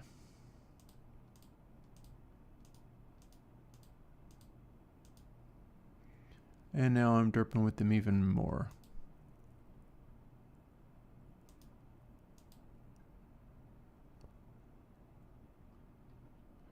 You know what?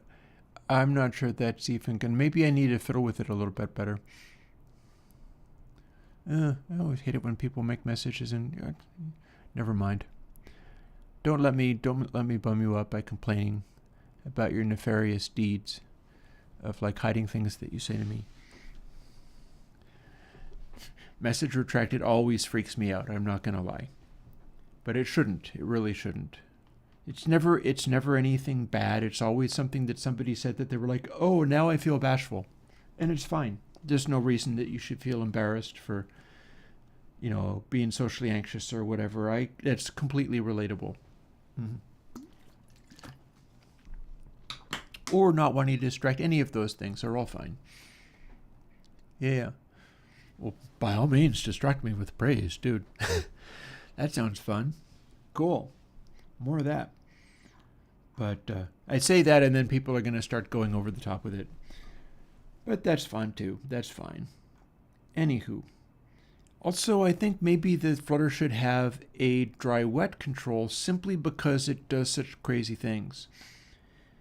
And you could use the dry as yet another voice. So, yeah, we're on to a winner with this one. I like it. I like it. That's going to go well. So next max is the only thing that we are reassigning. So we no longer have a blur effect. Here's the whole Flutter section. This no longer relates to anything. The whole Flutter section runs before everything.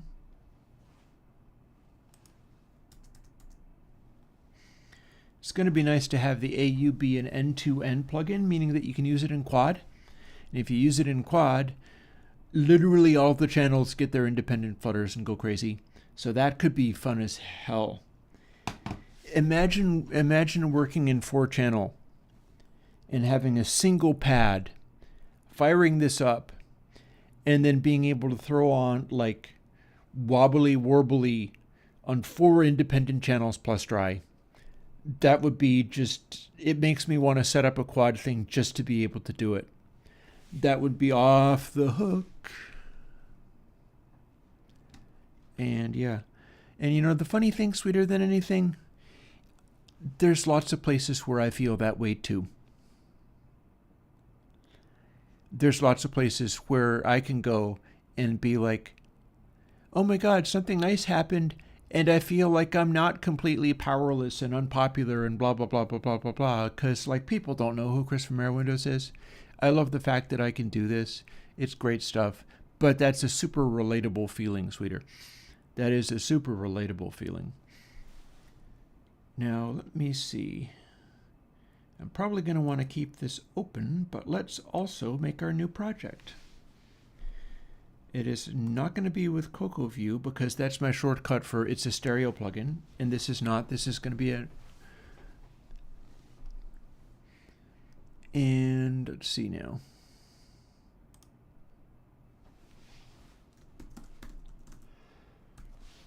Flutter 2 is our new baby by the time I end the day, and it's a little bit late for me to make another cup of coffee, but we're fine. By the end of the day, we're going to have this. We're going to see whether we can't have this up and barking and being playful in a matter of minutes. So rate of is not something that we currently use, so we take that away.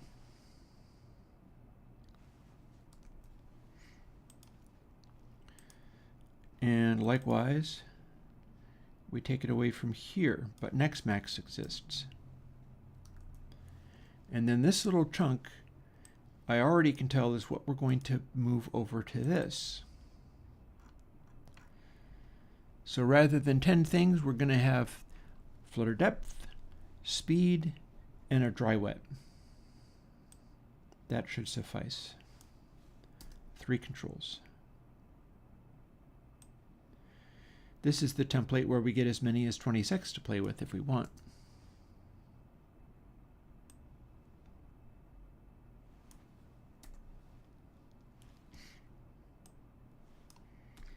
But this one's a lovely little 3.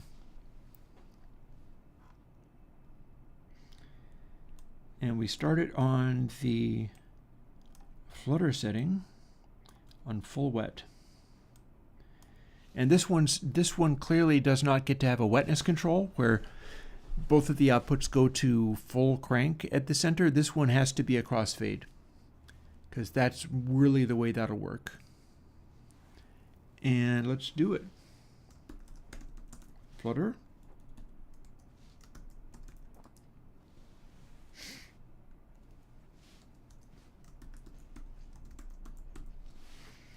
I think people are just going to have to get used to the way that sometimes the dry wet means one thing and sometimes it means something else. I'm doing the best that I can with it. Anywho, here's our Flutter chunk. Actually, if we're doing it like that, we should sit it above all that other stuff.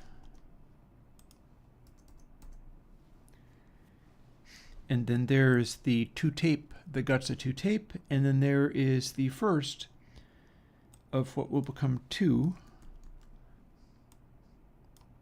filters. And that ought to work just fine. So having moved this, I now have to go and reselect it. Copy. Paste. And there we are. That's what we work within. Technically, I could make this go bigger, but I think it's doing just fine. I was testing that sine stuff out at 192K, and the guts of it works from 0 to a little over 100 in terms of samples and just modulates around that. So having the maximum range be 1,000 seems like that's going to be fine. I am content with where that stuff sits. Now we got to do some of these things.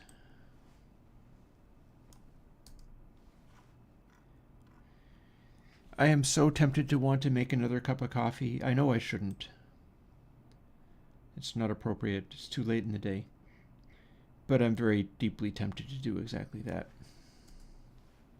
We'll get through. It'll be fine. I don't actually need a second cup of coffee.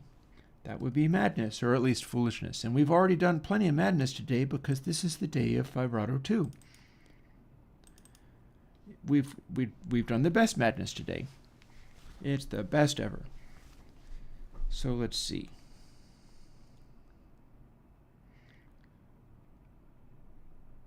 We want this. Why do we have...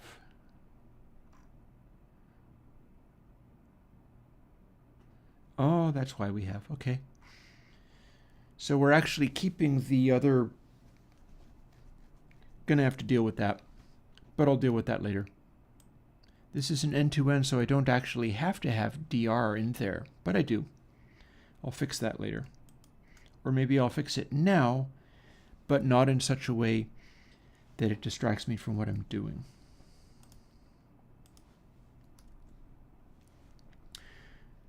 Same problem here. I don't want to do that.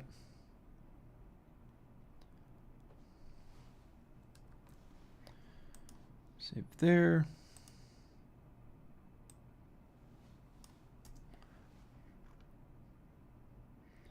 So if we do that, and then we do this, and let's see what we got going on here.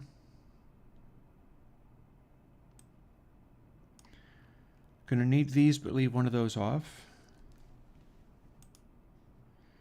Don't need cycle end, do need overall scale.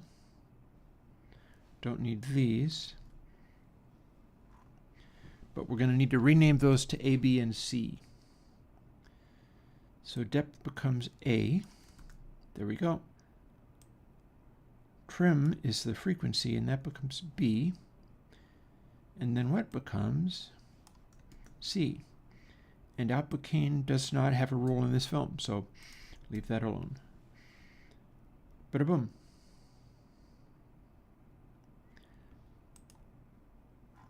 That should work. Let's go back and fix this before I'm done. Sir, not appearing in this film.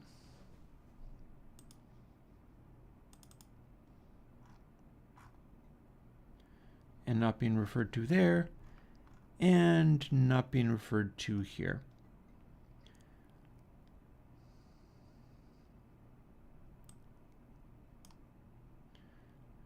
It's not going to be difficult to make that part work.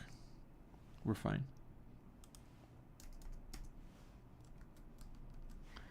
Still builds, still builds.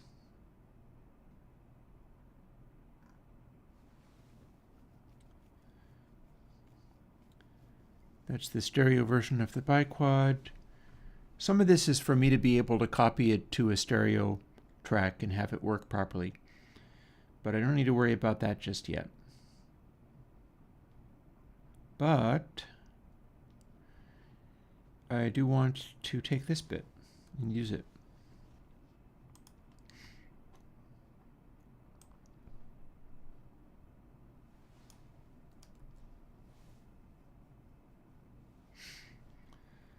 So there we are with that one. And now all we got to do is, if we've got this instantiated correctly, I think I have. Yep. We have blanked it just as we were supposed to do. Man, I remember Beat Druid. That was going to be such a thing, and it just did not go anywhere. It's a pity. The reason it had to go away is it did not go anywhere. Spammers found it and started to destroy it, and it was going to be weeks of work to put it all back, and so it's like, nope, nope, nope, we're done. Unfortunate when stuff like that happens. So let's see.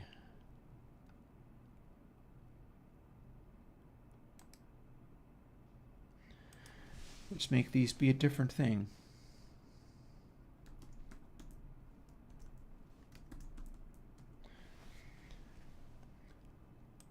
Flood freak for frequency.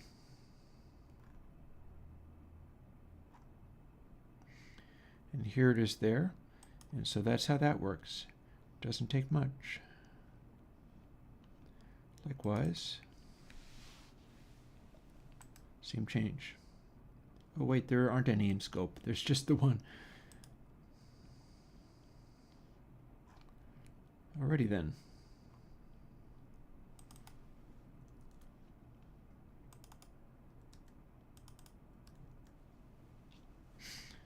You can do that with depth too. It can be labeled appropriately for what it is. Yeah. No, Beat Druid was me. Absolutely. And don't you know by now, everything cool is me. He says jokingly. I know perfectly well that's not true. I was just making a funny. Flood depth.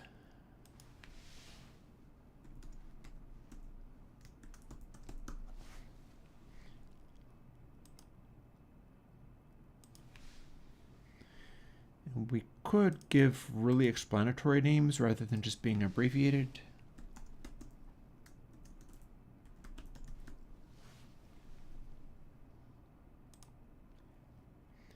And there we go. And so, oh wait, hang on. Undo. We want to change all in scope.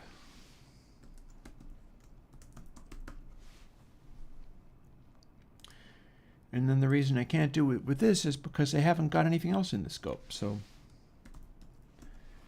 just assign it to the correct name.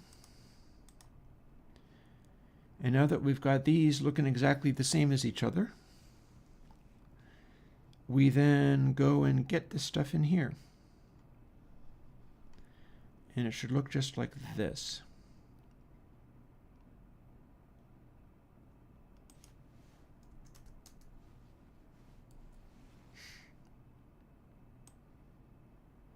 Boop, that's all I need.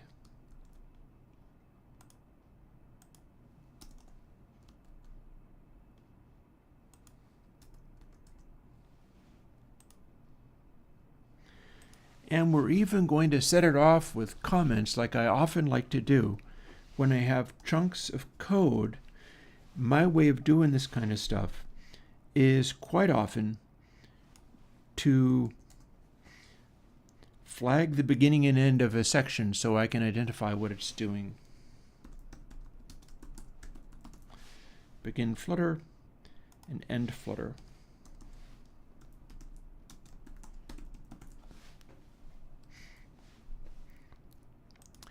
This is like the Fluttershy plugin. You know why? Because when you set it wrong or like hurt a small animal, it turns into a monster and terrifies you. That's why. I'm not going to call it that, but it's like the that's the meme for that one, clearly.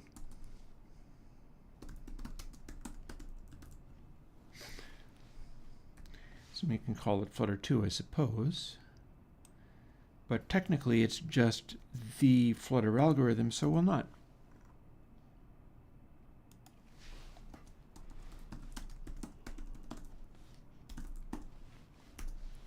And so this is the chunk of code that you can drop into things. All you got to do is grab the bits that it needs and set it up, and you too can have a crazy Flutter control. It's open source, MIT licensed. You just got a credit. And then you can go ahead and use it all you like. So let's save this. Built it to see if it still works. Signs point to yes,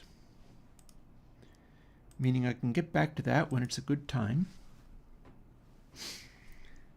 Now let's, I remember a thing that I have not done yet. Can you tell me what the thing is? Because I do tend to forget that occasionally. I'll show you.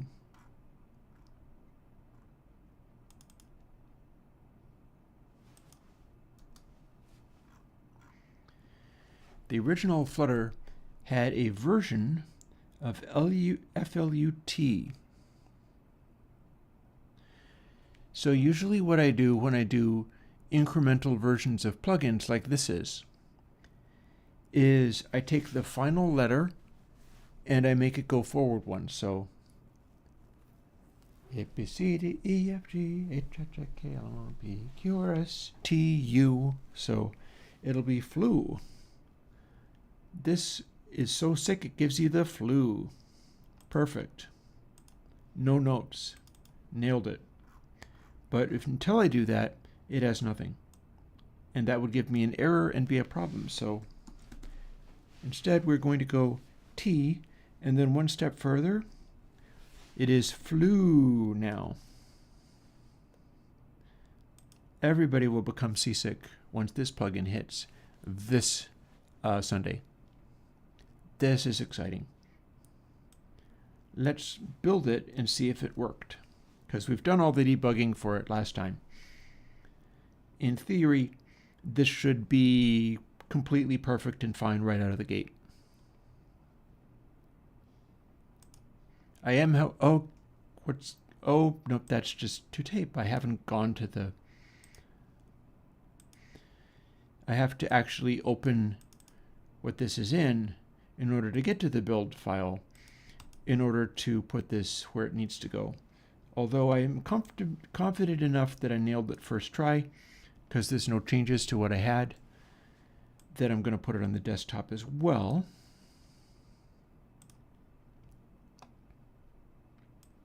We're going to leave that open because we're going to need to go right back immediately, because the next thing is to make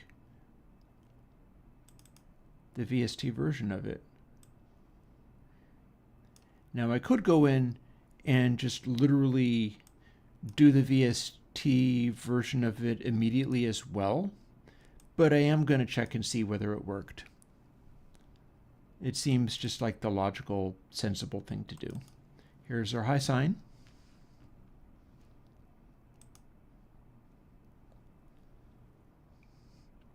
And I got to go and select it specially because it's new.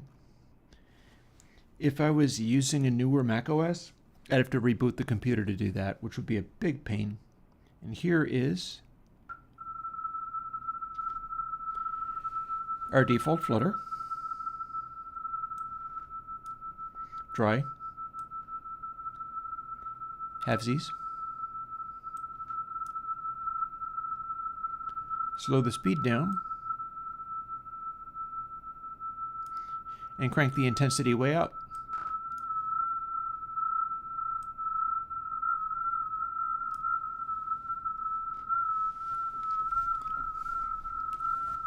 So there's seasickness for you. And now we bring a little dry back in.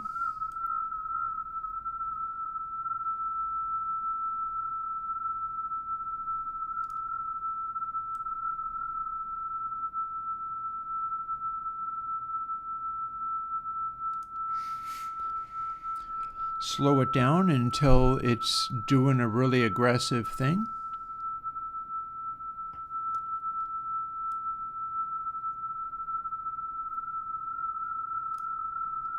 And let us make a horrible noise. Yep, seems to work. Got there. Totally got there. Nice. There's a start. So then the next thing is we're going to walk right through the process of making the VST, and we're even going to go and make the Linux versions. Oh, Cub is looking perturbed. Oh yeah, kitty. Nice.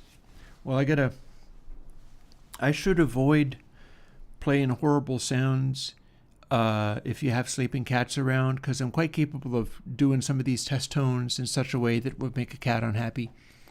So fair enough. We'll try to avoid that. I will be kinder to your cat in future. But for now, let us walk through this process. It is 3. I'm debating whether I want to grab another pit stop or stretch or whatever, or just jump in. And yeah, let's call it jump in. Heck with any delay. Let's jump right in. So, AU version goes here. The plugin is sitting on the desktop. Next we make the VST version. We have to close this and then reopen it properly.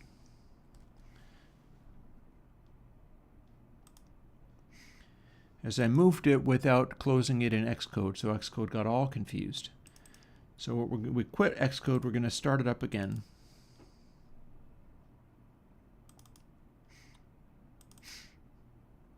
Like this. So now that's ready to go. But here's how our VST process goes.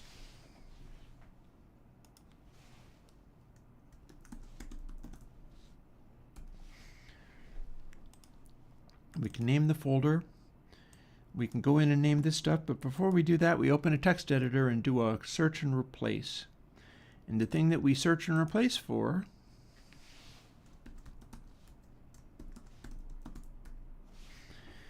is the word gain with Flutter 2 in the folder that we are dealing with, namely this one. We replace all, and it's going to give us 2, 26, 7, and 6, because we haven't opened the thing in Xcode yet, so it's not doing anything yet. And having done that, we're ready to go here and rename these things to Flutter as well, which requires lazily spaced clicks.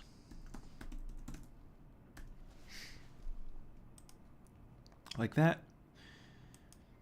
We can open it even though it's the same name as the other one, because Xcode knows that they're in different places and are different things.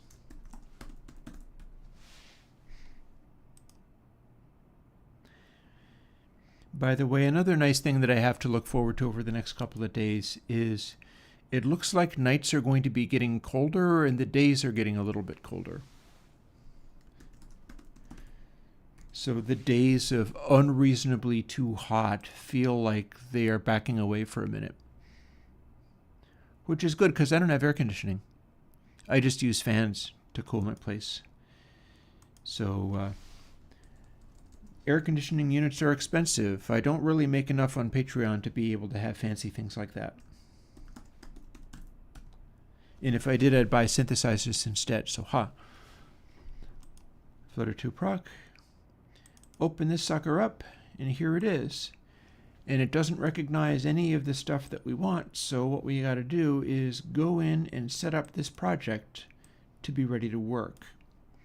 And the way we do that is like this.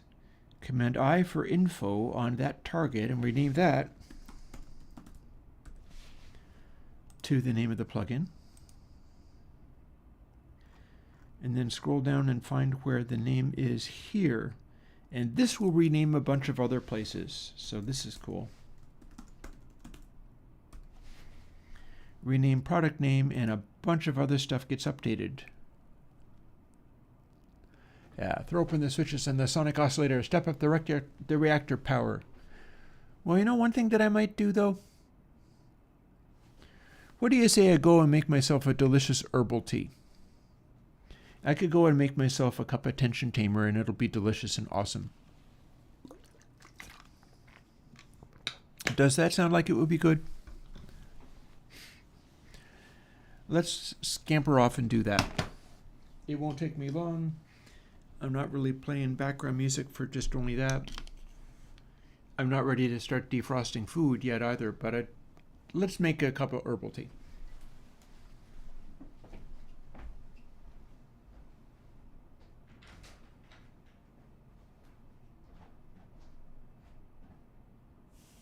It's 8 o'clock. It's 3:14.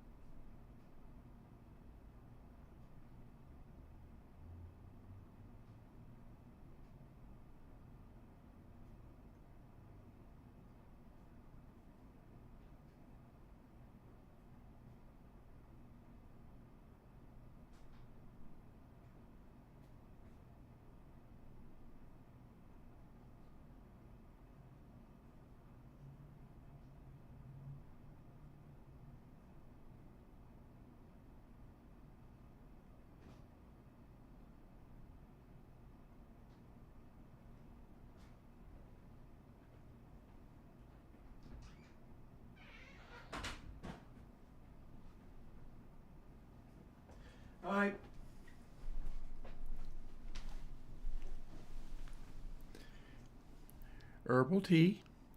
I'm going to have to let that steep for a bit, and then I'm going to have to go back and put some stevia in there.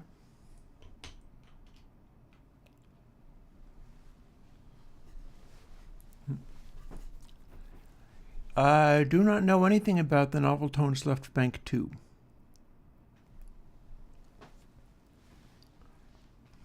Yeah. The herbal tea that I am in the process of making, which will take a little while to go, is a Celestial Seasoning Tension Tamer, which is very nice.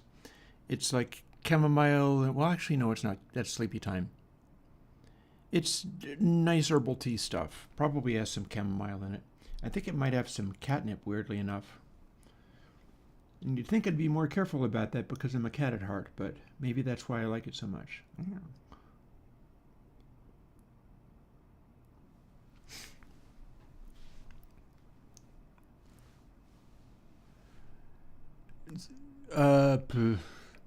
The Novel Tones Left Bank 2, I have no reason to assume I would recognize that.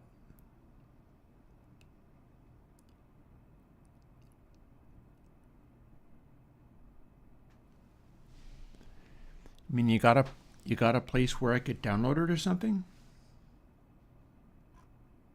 I find it on YouTube? Something like that? Wouldn't be a very good version of it, but that seems like a thing that I could conceivably do.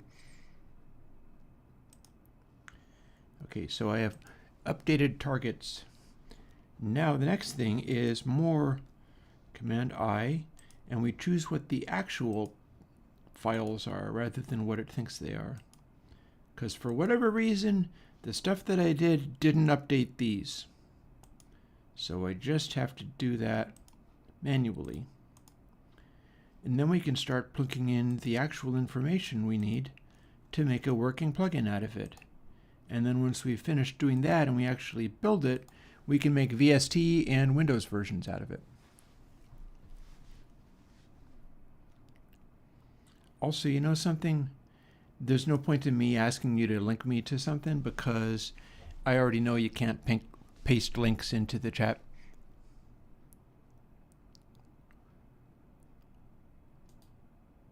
Let me be kind and at least check out what's going on with that suggestion. Although I can't play it. First of all, if I play it, I can't hear it unless I play it over like the internal speaker, because the big speakers are now hooked up to the retro laptop that you're seeing. That said, I could always just run it through Mac Studio speakers, and there we go.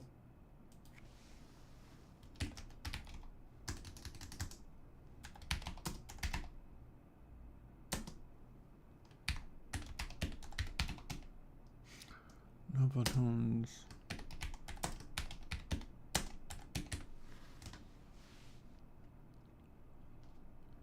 It's apparently an older track, isn't it? 45 RPM.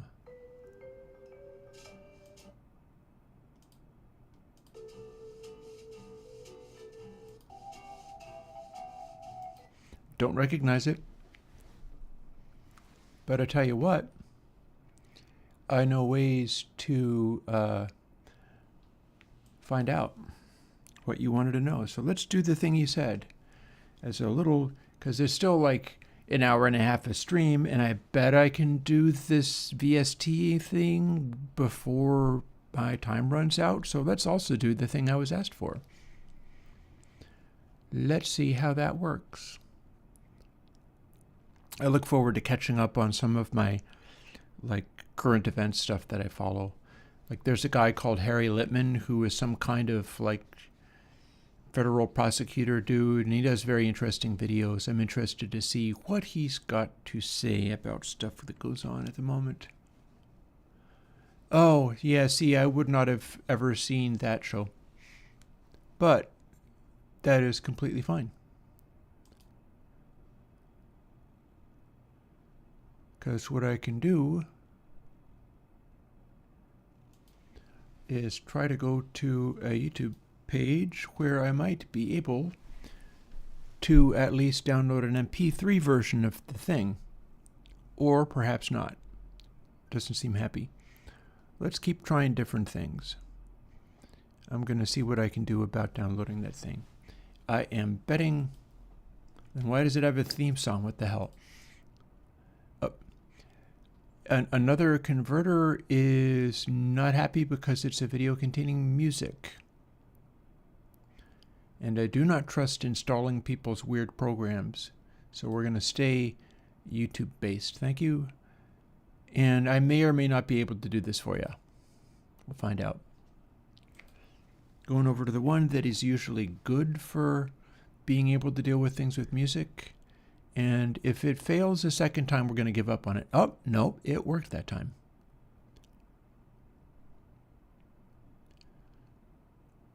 It's a max 480p. Let's take its native thing and let's take it as MP4.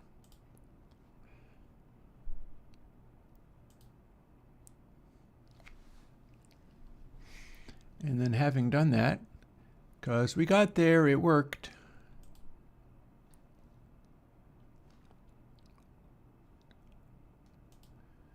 We're going to bounce back over to the main computer and open this sucker up in, help me, there it is, Twisted Wave. And there's the track you were talking about. Let's see what was asked. Please run this tune through meter. Your wish is my command, but you're not going to hear it because I'm not going to let you. Or actually, we can do content hide. That's fine. I have learned better since I was playing that bass stuff on the end of the stream, and then I simply played a YouTube video, and the next thing you know, that was a copyright strike. Not a strike. I allow me to correct myself. Not a. It got flagged.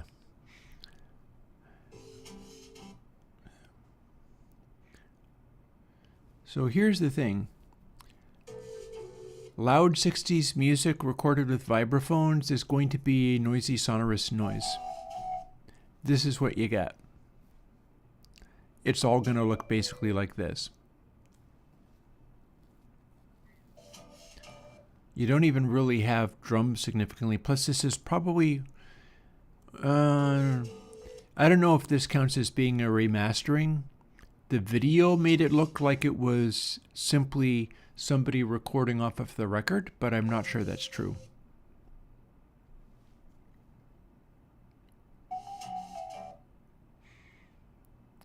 If it is, they distorted it a little bit when they recorded it. You can see the waveform being pretty hot there.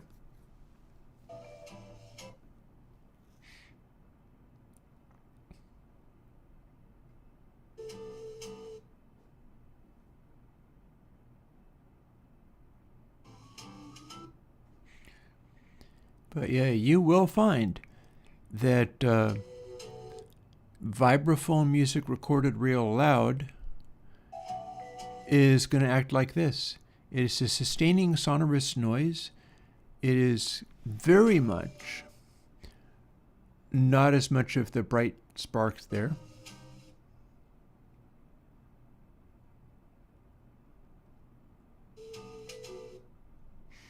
I mean, a real vibraphone can also have like resonator tubes with a rotating flap thingy inside the resonator tube to make a vibrato.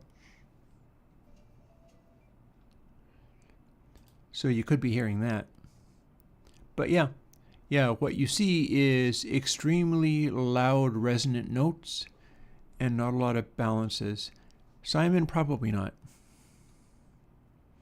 Well, there's the drums. The drums are doing a little bit of that.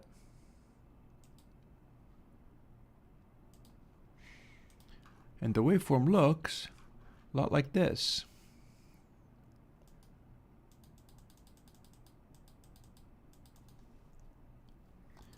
Those are vibraphone notes, no question about it. Kinda siny, kinda not.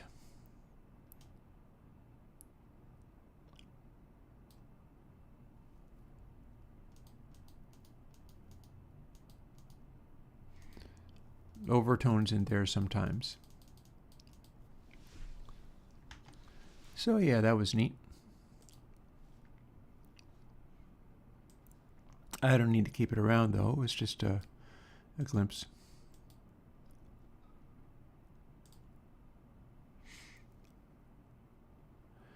You think that was a synth? It didn't look like it was. It looked like it was a really old record.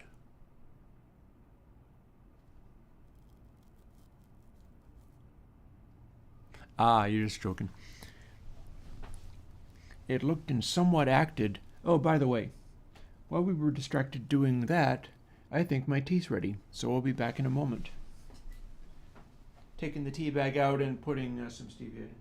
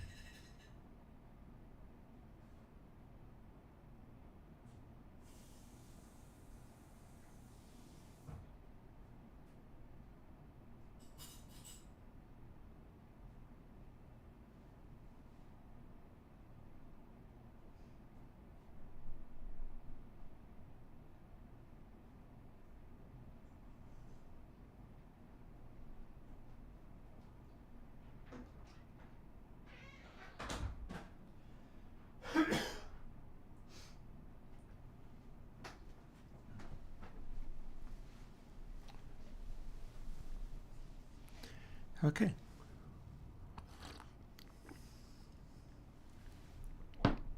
Still a little hot, but delicious. Back to VSD of Flutter 2. Here's where we combine these two things. Starting with the version file. This is IDFLUU. The header file is where we have an ID. So that needs to be the same.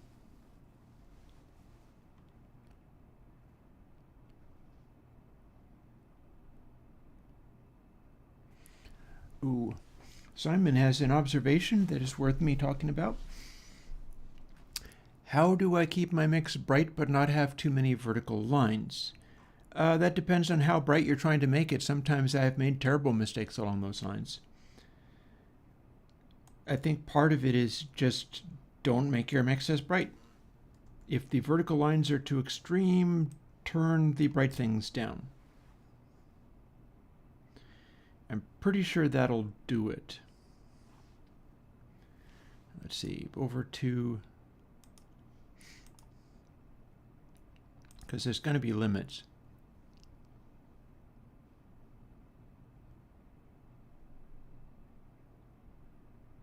Oh, you can't have the LUFS be -1. You can't even have LUFS be -12. Like I'm working at about -20 LUFS. You might just have to either learn to love the lines or learn to, like, what's your monitoring like? My monitoring supports stuff like that still sounding good. And if the lines are showing up, it probably sounds bright to me. So it might be your monitoring in there. Depends. Depends. So let's see. Here is my initial stuff. And I got to fit this in here.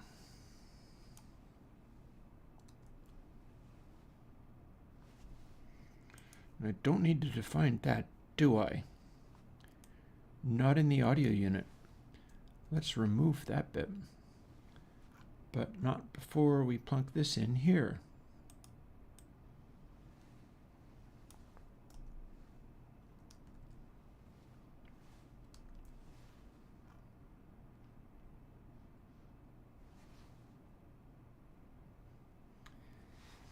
And we need each of these to be left and right versions too.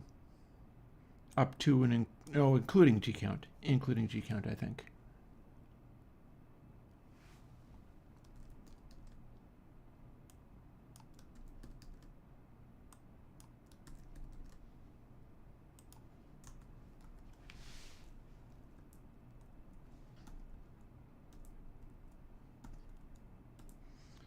Overlooked that part, but it's kind of important.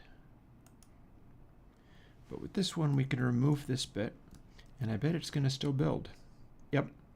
So it wasn't actually doing anything with DR. Cool, cool, cool. Means I have to copy this over again, but that's fine.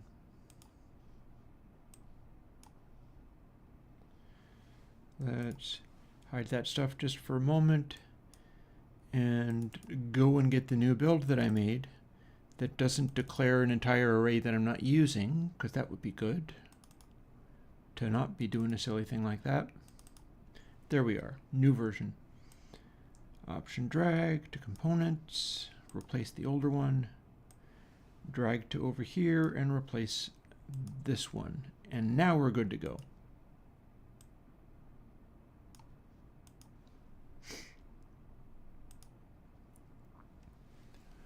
Yeah.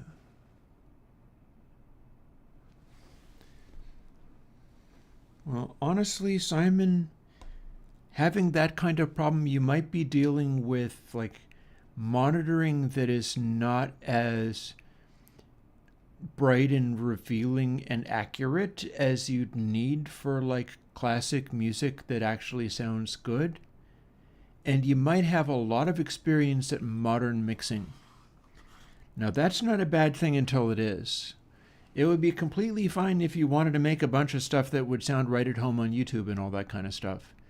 But if you're trying to do the kinds of things of taking it farther, doing what I'm trying to do with this stuff, you have to learn the same kinds of lessons and struggle with the same kinds of things. Like, I have had that exact same problem of making stuff too bright. I did that for the console LA release. I did a version of Rise that was excruciatingly bright for the console LA release, and I thought nothing of it. And then I finally get Meter built, and I go, oh no, and I had done it terribly, terribly wrong. It's all fine. It's all a learning curve. So let's see where we're at. We have copied in this stuff here. I believe that's the final stuff I need to deal with for being up here. I don't think I have anything here I need to do. I have no enums to declare or anything like that. So I can close this and move on to Flutter 2 CPP. Here's where we're going to instantiate our controls and reset our things. So Flutter instantiates to 0.5, 0.5, and full wet. Namely, obvious tape flutter that's still not too excruciatingly bad. But here's the bit I have to copy over. I got to bounce around between files to do all this. Here's where this stuff happens. And I need to update these things specially. I'm pretty sure I can't use the same G count for everything, so I'm not going to worry about that. That'll be fine. If I'm wrong, maybe I'll dial that back and fix it. I don't really know.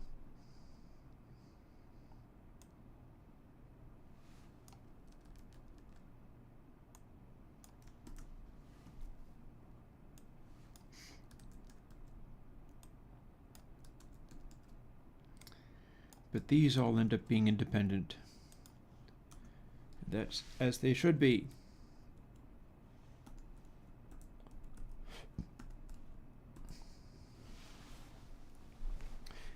Quite curious to find out whether G count does turn out to be fully stereo or not, because I don't really know, but it could well be, and so we're going to go forward on the assumption that it is. Because for the N2N one, it by default is its own unique setting, and it can end up being quite different, and it'll still work out in that way. Flutter fits, that's good. I'm counting the letters. I'm given to understand that you can use many more letters than this, but I've always just gone by how the VST2 SDK, which is dumb of me. I know perfectly well that Steinberg are treacherous, and they were doing things like setting it up and telling you, oh, you only get to use 7 letters, and their own stuff gets to use like 20 or whatever. And it feels malicious and nasty. But what are you gonna do? It's like dealing with companies doing stuff. At any rate, I know what to do with this stuff. And I'm not that bothered by cutting it back, because there's also the clap plugin format, which I'm not directly supporting with the really basic stuff. But if I got sufficiently teed off, I totally could. Wouldn't be the easiest thing to learn, but it would still be possible for me to do an entirely different format and just hand port everything over. I don't have to do that because Airwindows Consolidated covers that for me by automatically. But if I needed to or I wanted to, I could.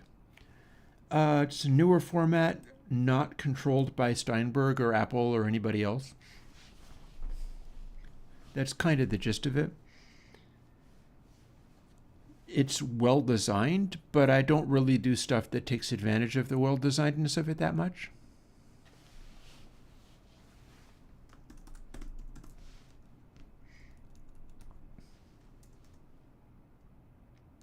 Ooh, yikes. That was weird.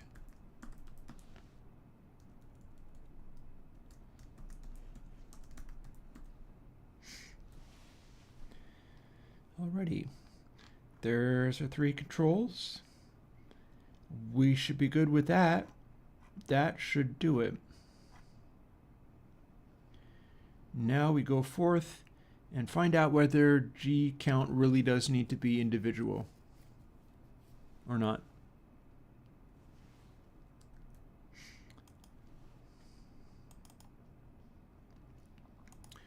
Here's our final stage. After which we can build it, we can test it to see if it works, and then we can go and build Windows and Linux versions of it, and you can watch. And if I finish all of that before the stream is over, we could very well look into listener analysis, as long as there's something I can download. Although I don't think this is a good day for like listening up in the hallway listening position and stuff, but we can run stuff through Meter and talk about it and such. I just need to finish up this work here, then it'll be fine.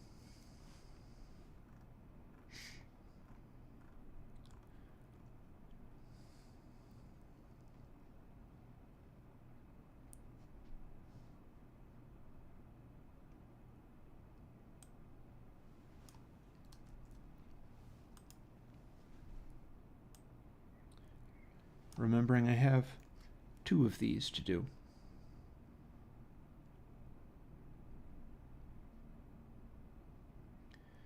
So rather than get parameter A, we literally just use the variable A. Rather than use get parameter B, we literally use the variable B, and we literally use the variable C. That ought to do that then. I'll put a space in,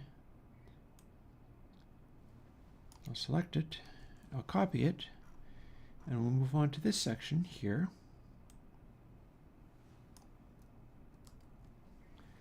That's what I needed to see there. Going along, okay. This is going to involve a little bit more, but not in such a way that it's going to be that hard. Just a little bit more.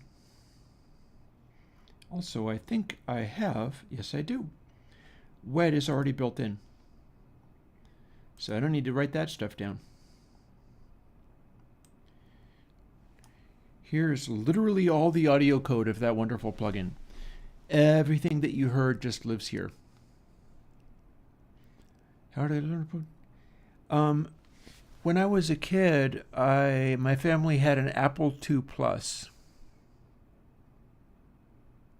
Those beige things with the keyboard on it that you plugged into a TV. Not even a monitor, a TV. With the, like, bunny ear antennas on top of it. And I learned to programming on the Apple II Plus.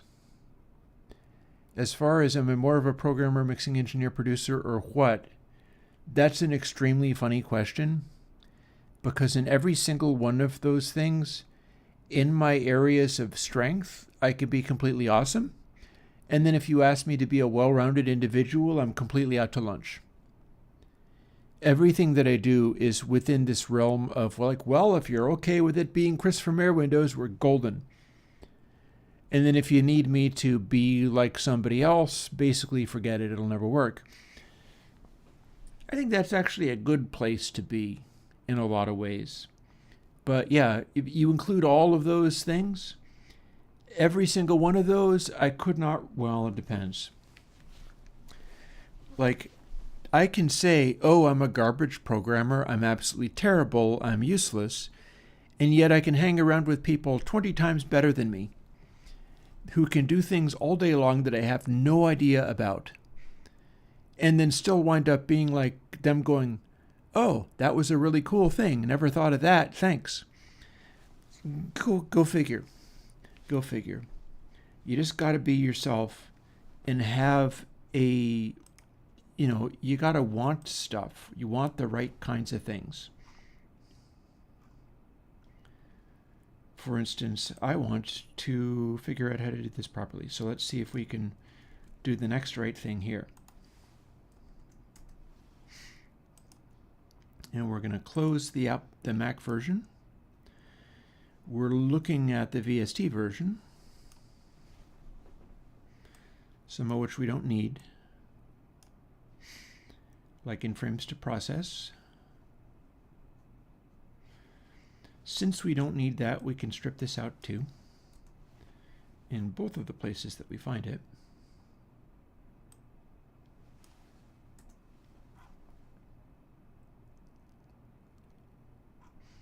Yeah, well hidden in the catalog. The giant haystack of weird stuff. Which is, I mean, I'm about to add another completely weird needle in the haystack for some people.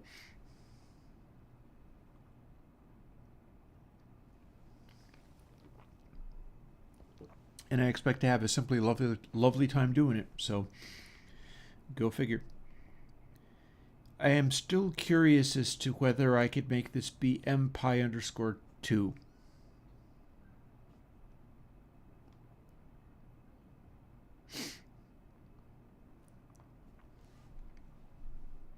You think that's worth finding out about? It might be worth finding out about. But first things first, I do actually have to also do this.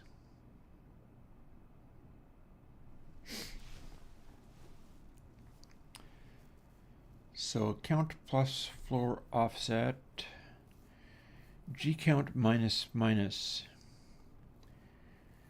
Does G count ever actually relate to? I stand corrected. I got a part of this wrong, and I can simplify some of this just a little bit. G count never needs to be a stereo version. It's the enclosing thing with which I load these. So it stays the same place, but the delay taps move. Knowing that, that just made that a little bit simpler. I can even move it to the end of them so that the left-right ones are plainly delineated. And we only need the one of those. So I have a couple of places that I need to fix it in.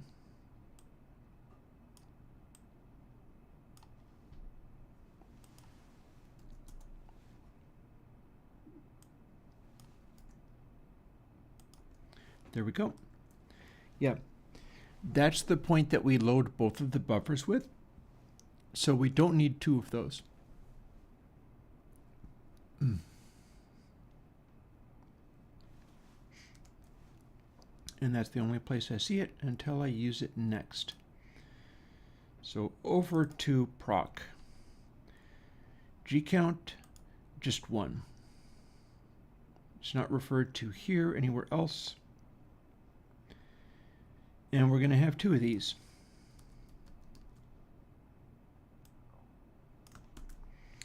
And I think we're going to have two of these.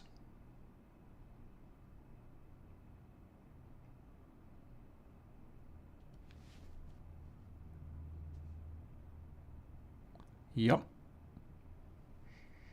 Yep. We're going to have two of these. Two of all of these. So let's just do them in stages, how about?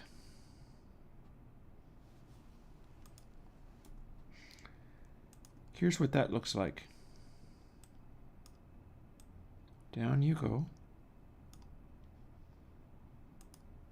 A little farther.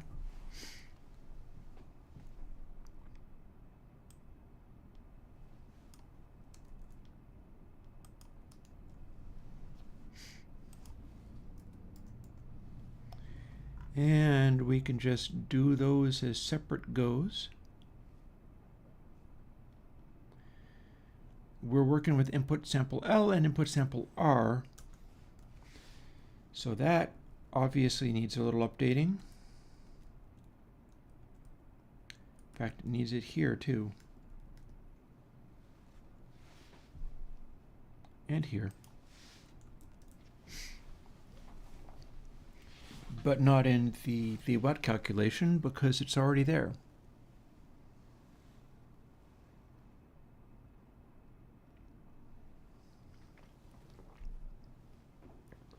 Enjoying a little more of that herbal tea.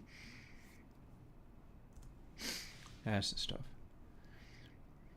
So we can use and reuse count. We don't have to instantiate it each time. We can reuse offset because we're just redefining it. We're not storing it, we're like instantiating it, and then we do it entirely separately for the next one. But, see, flat depth, that's actually going to be shared. So we don't have a flat depth L and a flat depth R. Nor do we have a flat frequency L and a flat frequency R. But what we do have, sweep. So sweep, please be caps lock, thank you, L, and sweep R. Now we have offset up and again here, and again here, and all through here. And then next max definitely needs to be distinct. And FPD. Should not overlook FPD.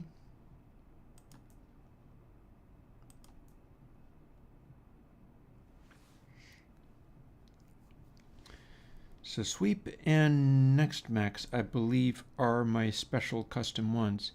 Count I get to reuse. I'm instantiating it here, and then I'm reassigning it here every single time. So that part is going to be fine and normal. Offset, we define it literally here out of nothing, and then we can reestablish it out of nothing. Sweep R, that's correct. Next max needs to be L and R here. Frequency and depth, however, those are shared among channels, and so that stays the way it is. FPDL and FPDR, that stays. Count is getting redefined, but it's a common between the two sides. Offset is being redefined each time, so that's common between the two sides. And with this one, I've copied it, and so I have to change DL to DR before that'll work, or it will be wrong. But the rest of this is all fine. So I think that was it. I think we did it. Let me copy this in to the next stage along. This is the 32-bit. I need to do the 64-bit bus, which will be kind of like this. Dry sample to if wet. And likewise down here, dry sample replacing all of this to if wet.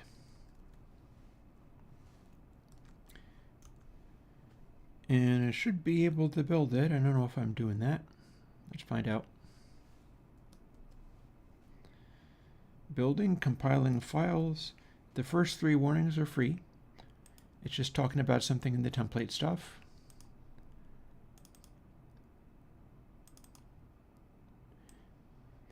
We have a VST, but does it work? We're about to find out. Hold down Option to copy rather than just move. And assuming it does work, we plunk it right here as the Mac VST version. And we can close this because we don't actually need to refer to Xcode for that stuff anymore if this worked. And now we find out.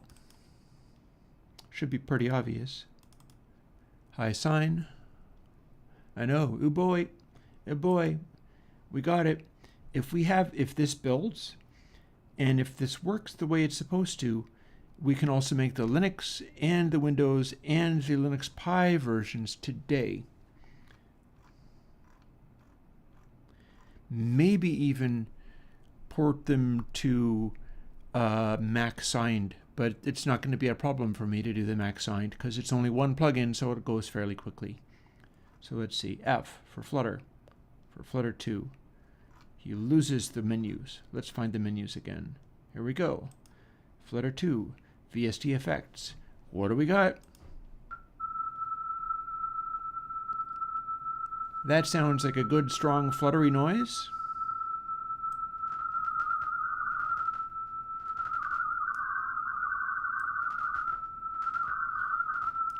It's definitely scratchy moving it, but I don't know anything I can do about that. You just need to not move it while it's going.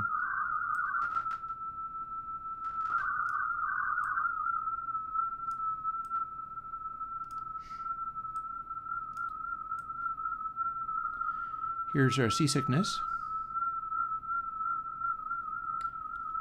And of course, complete and total meltdown.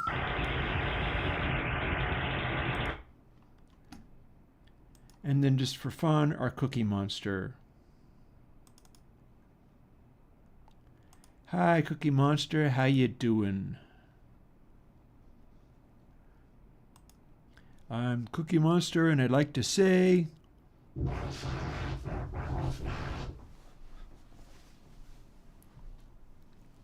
Cookie Monster speaks for me today.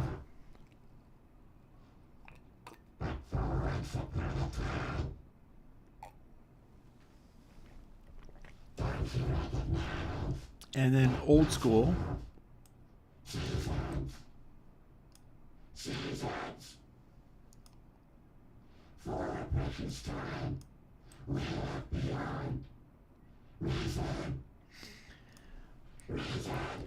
You dial it back just a hair, and you've got old school Cookie Monster.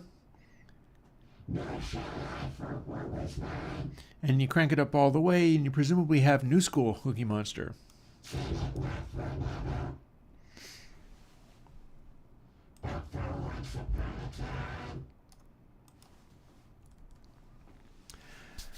got there. Got there. So yeah, you guys are going to have this on Sunday. Unless something really weird happens.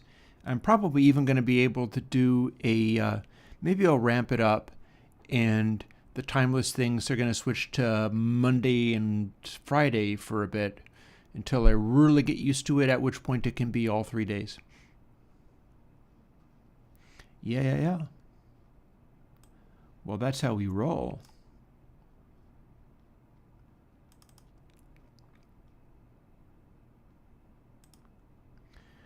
Here's our Mac VST, not Max VST.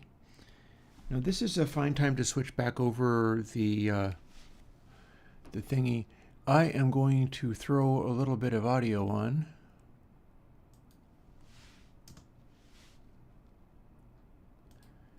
After switching it over appropriately. There we go. And go and get my dinner defrosting because it is 4. I got an hour to go, and this might be well, I am going to still be doing the Windows and Linux, but you can see how quickly I can blow through that if I'm lucky. Let's see. And a little background music for you.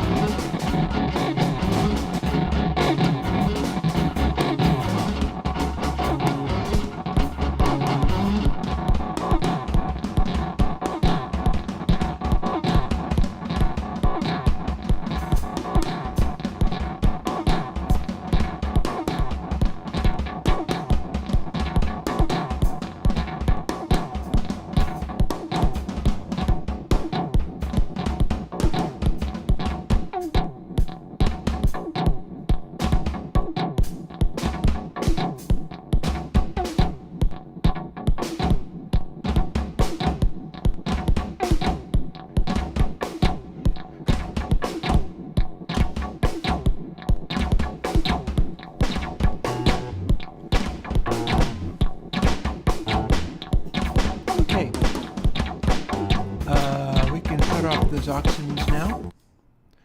We can shut off the Zoxins now. I am still a little curious how these guys are doing. Doop. Doop. Doop.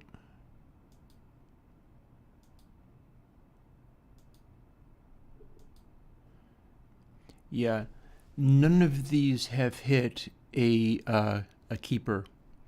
That's a little bit frustrating. I was hoping it would get there.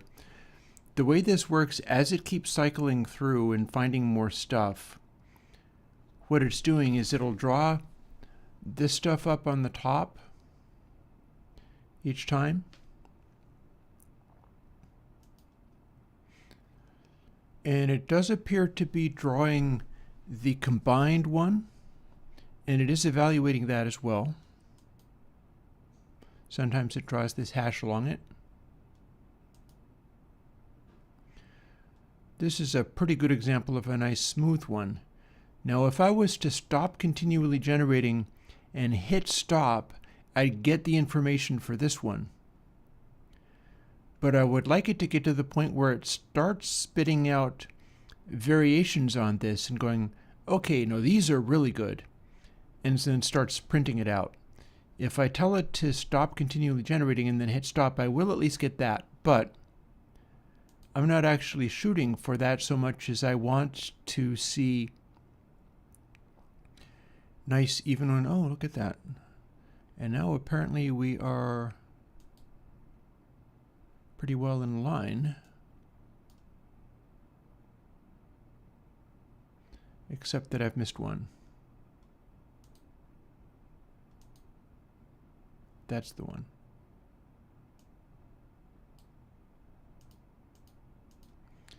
Okay, now they're all in line again.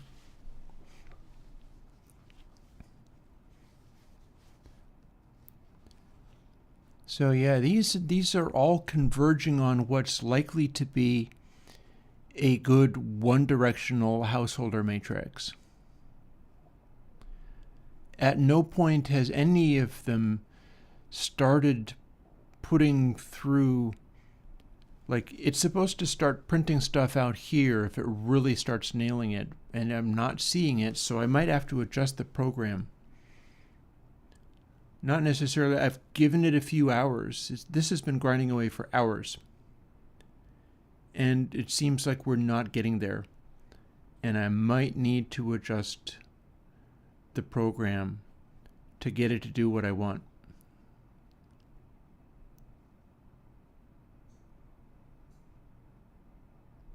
Could be.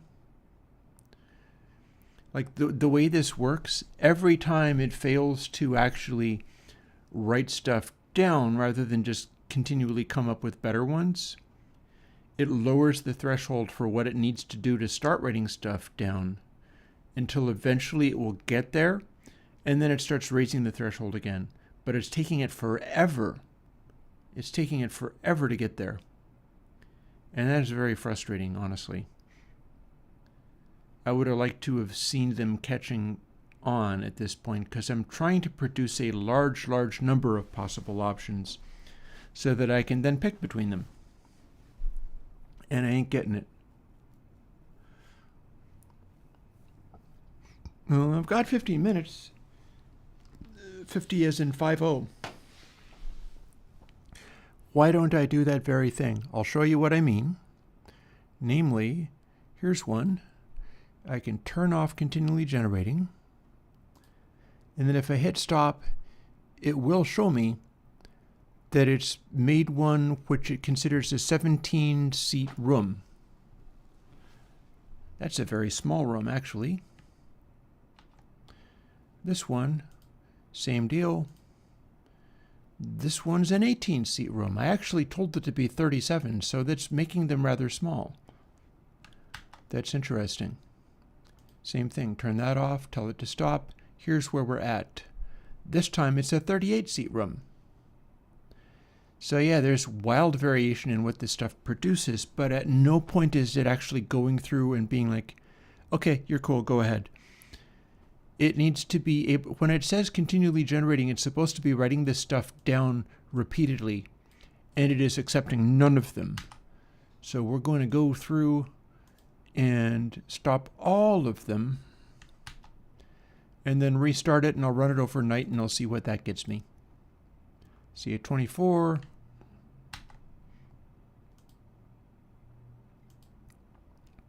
a 15-seat room. See, if something like that sounds amazing, then it would be a heck of a thing. My problem is it probably doesn't. But on the bright side, the way this is being calculated out, it does not actually have to make sense from both directions. It only has to make sense from the one direction because it's going to be running as n to n, and we're going to be using exactly the same delay constants each time. So there's that. And that also means I can make a quad version for what that's worth. So that might be, well, actually, no, I can't, can I? I'll tell you why I can't. I can't make a quad version of this because it has to be stereo so that the regeneration can do the crossfade thing of going into opposite ears because it's a headphone-based algorithm. So yeah, it does in fact have to be stereo. Fair. I'm happy that it's generating such tiny rooms though, because that's the kind of thing which if I can make it work as a headphone sounding thing where it balances and doesn't sound metallic and sounds right, if I can make that work, the size of that room is pretty much exactly what I would need. Everything about it is going to be kind of strange. Oh, and there's a nice even distribution of grays without too much in the way of bright colors. Another 15-seat room. So yeah, this is interesting how this is shaping up. And a 19-seat room. Alrighty, so here's what we do. Throw away literally all of these because we're going to build another one from scratch.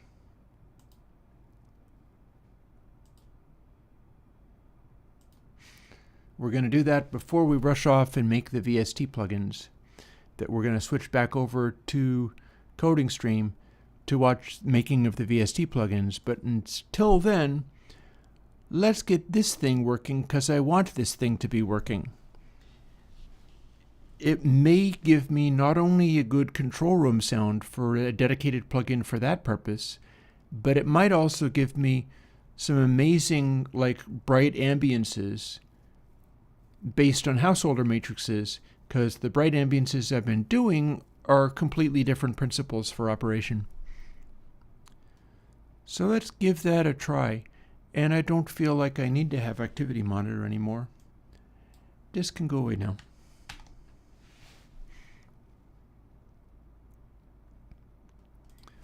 Godot, game engine. Don't have to make games in it. That said, I have made games in it. We're looking at some of them. But this is a tool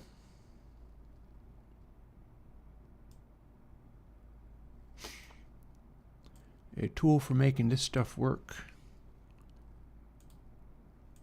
And we're going to have a look at this, which is the one that I just changed. See, we're not doing a cross matrix calculation. We're only doing the one. And then we're going to go to the place where I know this stuff gets dealt with. Here's the search for layered. Here it's reading everything. Most 2 gets incremented by this stuff. These are the ones we're dealing with.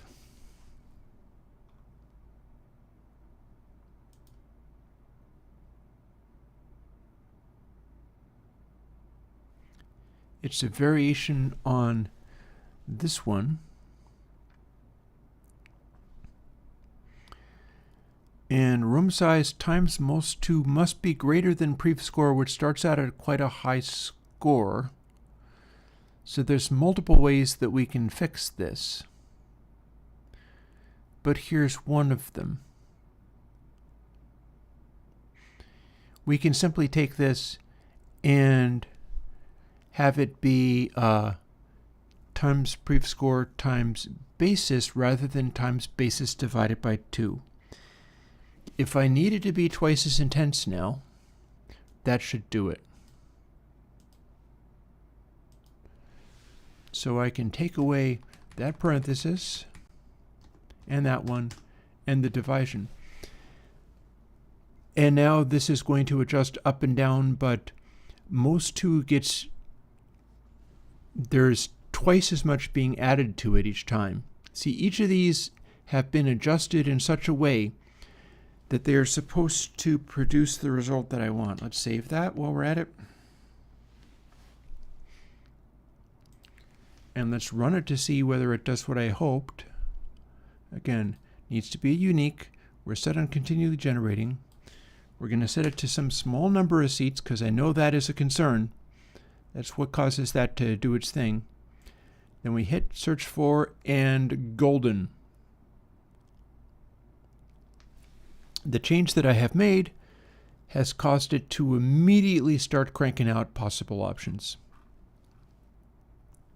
If I make like 8 of these and I run them all simultaneously, which I think I'm going to do, it will do that and then immediately start cranking out options. Every time it hits one, it increases the basis gets adjusted, so it scales it back. Like if it's like, bam, bam, bam, I found 3 great ones, this is great, it will start making things more difficult for itself. So it is self-adjusting. And the whole purpose is to make it so that, like, I can run it overnight and it will give me a large but not completely impossible number of possibilities that I can make into reverbs, test out, and see what they do. And I am talking to you and thinking out loud.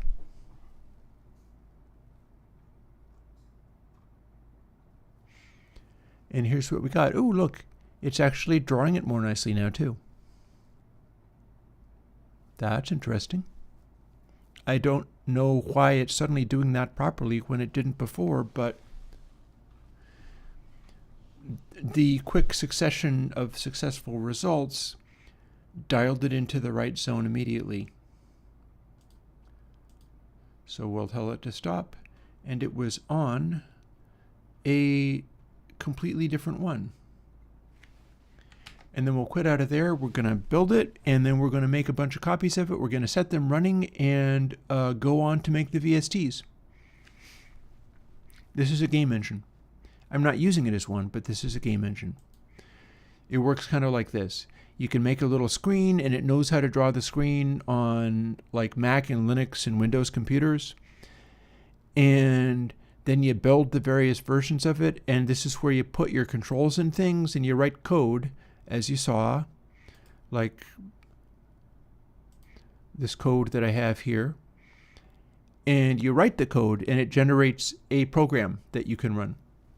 In fact, it can generate a cross-platform program and do a bunch of cool game engine stuff. But I am using it to make a reverb. And we're going to do the thing I said I was going to do, which is export. macOS runnable. Export the project. We're calling it into the matrix. We're turning debug off because I don't feel the need to do that. And it's building it.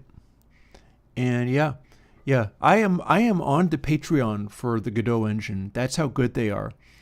Is I support these folks in what they do. And so do lots of other people as well. And now I can close this and open the, and I can save and close that too. See what this does? Basis is how it is, it's the bar that is being set. And so every time it fails to do one properly, basis gets a little bit easier. Basis times equals 0.99999. However, if it successfully gets one, guess what? Shows up around here. Successfully get one, basis times equals 1.25. It raises the bar. So if you suddenly get a bunch of them, it just boop, boop, boop, boop, boop. It raises the bar a whole bunch until it has to start searching a little harder. And that means when I run these overnight or whatever, I may very well get a sudden set of successful ones, and then it quickly puts it out of reach, at which point it is, rather than I come back in the morning and I have 5,000 reverb things to try, it is raising its bar so that it's picking only the ones that are the best, and then I can compare those and might still have hundreds of them, or I might still have tens of them. And I build them all into reverbs on this computer and measure and audition and listen to them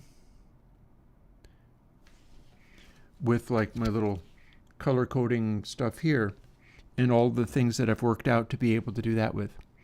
So we are done with Godot, and we have a disk image. I'm totally going to do this now. So we copy the disk image to the desktop.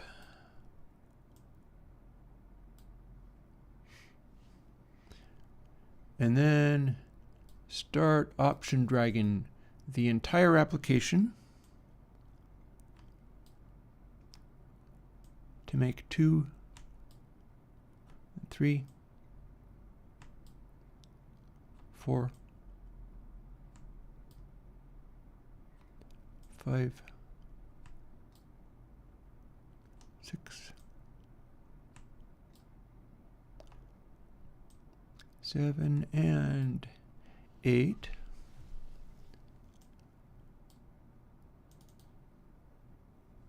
And then we launch them all and send them up to go, and then we're going to go through making the VSTs. But here's what we do first. Continually generating, pick an appropriate number of seats, like starting with 22. It's making them all, like the sizes of those rooms were all like 15, 16 seats, all smaller than the smallest ones I have. So I think I had better start slightly larger or step it up. So let's go across a wider range, because like if some of these are fantastic and they're a 10-seat size room, that would be cool. But I feel like they're probably not going to be fantastic if they're that small. So let's step up by 5s instead. And we'll stick one, well, no, let's not. Let's start at 25 and get rolling, and immediately we're starting to get results. That's how it's supposed to work.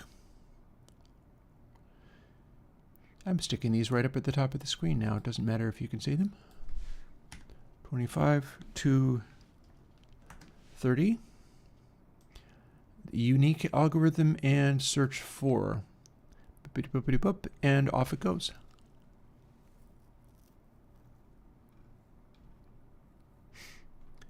And here's some of my first possible options. One of them started out as a 14-seater. That's a very small room. The idea is that the room size roughly approximates to how many seats you could fit into it if it was just a giant audience and you crammed people in there. That's basically the idea there. And I'm going to position them so I can see what I'm doing. 35. Unique. Search for. Off it goes.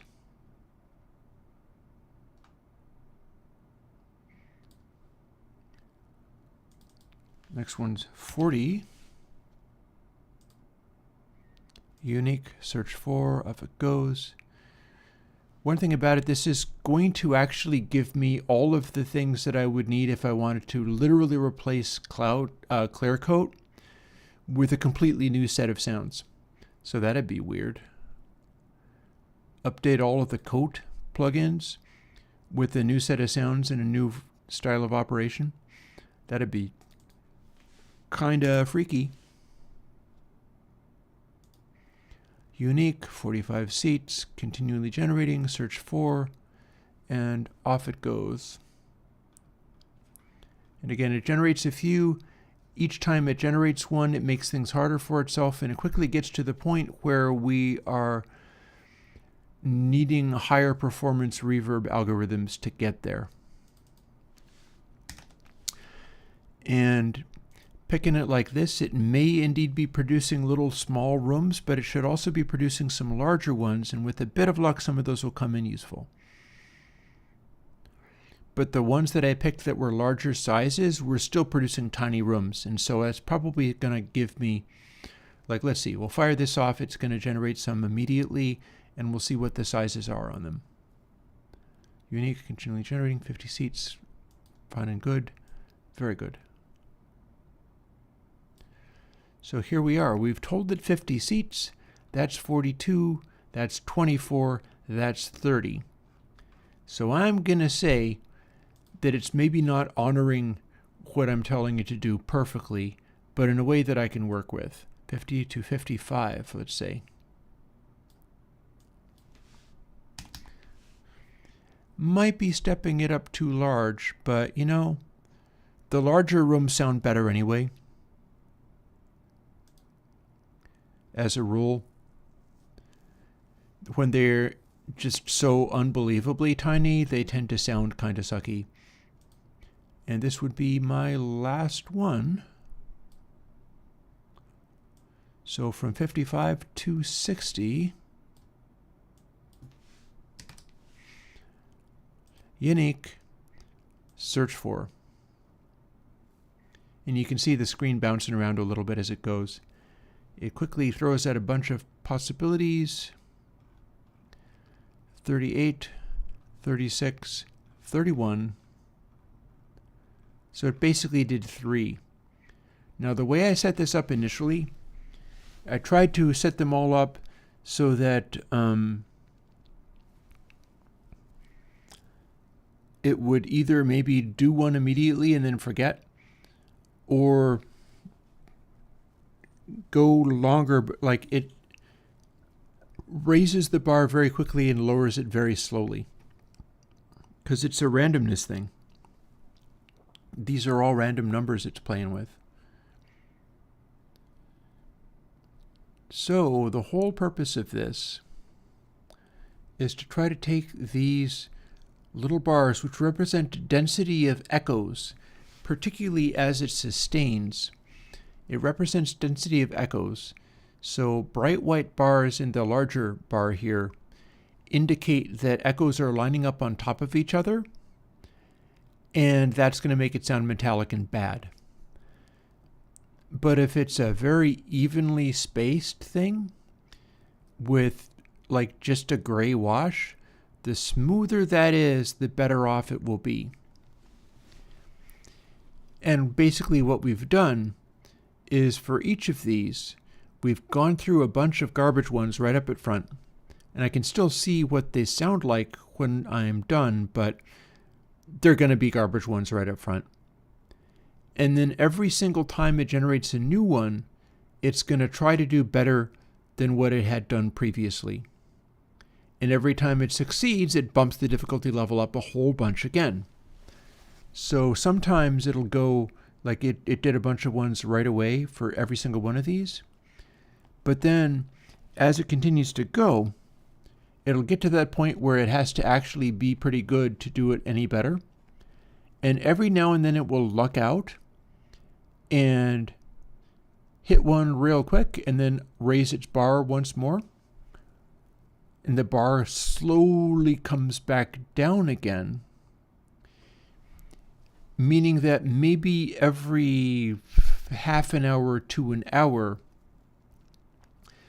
it manages to add another one that's really like the best reverb algorithm we've hit yet. And that's what this is about, is trying to do the best reverb algorithms we've heard yet. Much like Cathedral 2 sounded better than Cathedral 1, and Cathedral 3 sounds way better than either of the other two. This is how that's done. And the kind of reverb I'm building now is a relatively small control room reverb that's not to have a lot of obvious decay for use with a headphone plugin, so that people can put on headphones and get that thing that they get out of a lot of people selling this kind of product, where it's like, hey, use our headphone product and pretend that you're mixing in an awesome control room from this particular studio or that particular studio. I'm going to do a generic version of that will still help you be able to mix.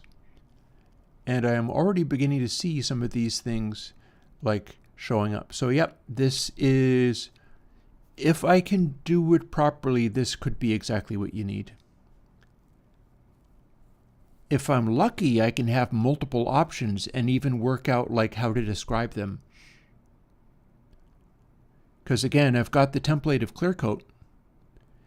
It would literally be built off of the template of clear coat and is not necessarily a reverb for mixing, although nothing is going to stop you from doing that. But I'm going to want to figure out how to set it so that there's enough subtle, because you can't just crank it up until you're swimming in reverb, because you're supposed to be able to listen to the sound. You're supposed to be able to listen to the audio. So I might have to end up comparing headphone listening with speaker listening in my actual studio, or indeed compare headphone listening with speaker listening from the upstairs listening position. That's a position where I've got literal acoustic space and literal acoustic reverberation for the purpose of doing exactly what this is about. I can even record from up there and use that as a reference point. I could run my little audio thingy that I'm going to be using for the tape plugin repeatedly through my speakers and then do a recording from the upstairs listening position and try to dial in this upcoming plugin to match that behavior as closely as I can, because I will have a reference point for this is what my speakers and my monitoring system sound like, and this is the point where I go to be referring to it from a different position. And yeah. And we are at 4:32, and I may very well be able to generate the VSTs I was talking about. So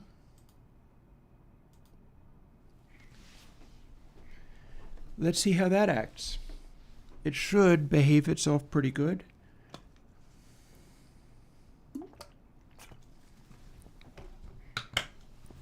I'm going to be all pumped up for having my tacos. This has been a very productive day. I am quite gratified with being able to make Flutter 2. This should be great fun. The funnest part is going to be going and being like, hi, I'm Chris from Airwindows, and you can do this. The monster voice stuff. That's going to be amusing as anything.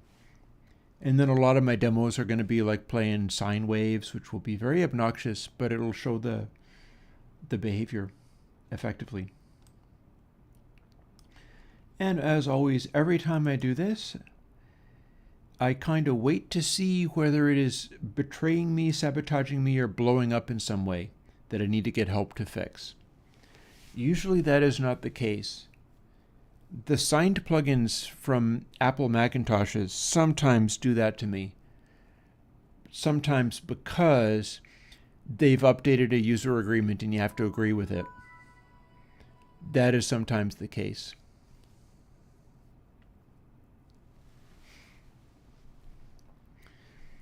But here's our process.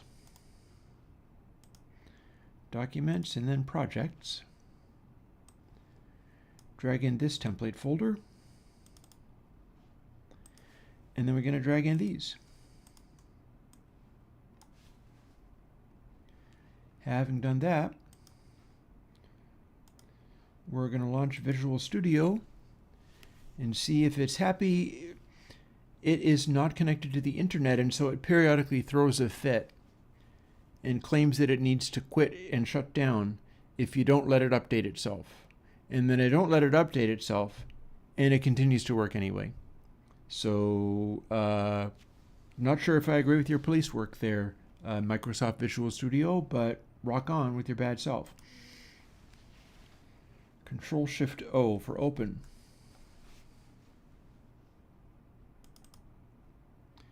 Bottom one. And now I got to do a couple of little changes.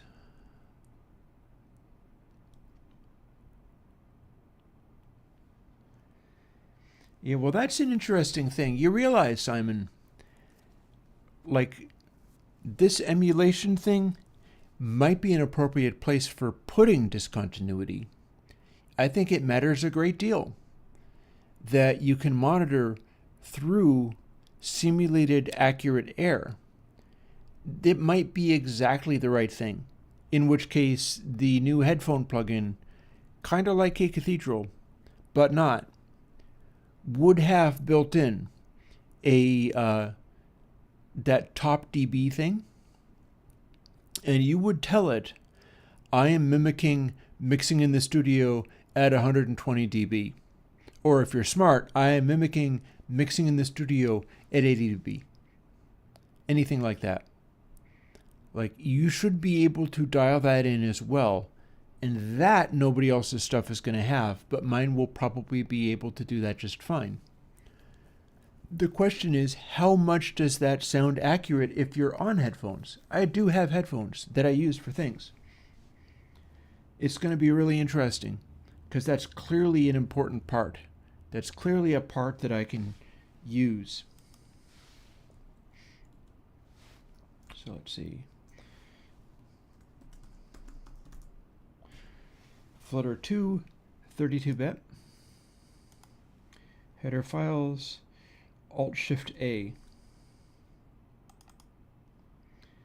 Source files, Alt-Shift-A. It responds very slowly because it's on an antique computer and it's emulating. And then Control-click for getting both of these files. And that's all we got to do for that.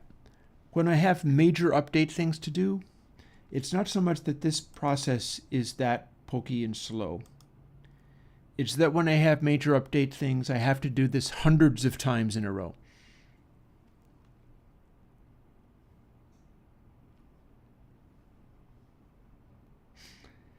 But in this case, I don't have to do this hundreds of times.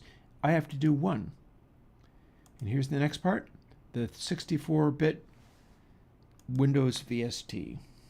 Boop, boop. Call it Flutter 264. Click on something else, so it's, if I don't, it doesn't accept that. Select 64, and we're off to the races. Build Flutter 264. By the way, I'm loving how things have cooled off a little bit, so it feels like almost a little bit chilly in here, even though it's like right at the end of the day. I have high hopes that by the end of the night, I'm going to be like, oh man, I have to put on a blanket. And it will be actually cool and comfortable in here for a while, because the heat wave around here has been a little annoying. And I think that's a normal thing to be dealing with for people. It's something I am certainly dealing with. And we've now finished building the 64-bit.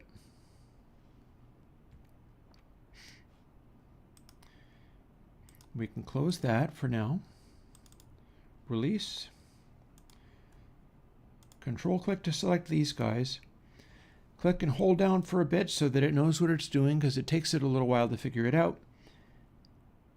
If I don't see, there we go, a little folder icon, it doesn't get it. But if I do, we're good to go.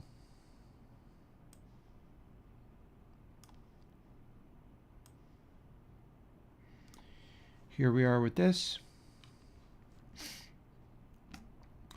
We're also going to drag it into VST plugins, although I don't make music on this computer because it's an emulator. But I've sometimes tested them to make sure they work before I started to take it for granted that, yeah, frickin' they always work. It's a very regular process, very predictable. Control-click to select that, because we don't distribute this because that's against the Steinberg terms, distributing the VST 2.x folder. And then the DB file, we also don't distribute because it's like 28K. And then we delete these. And then we name this enclosing folder Flutter 2.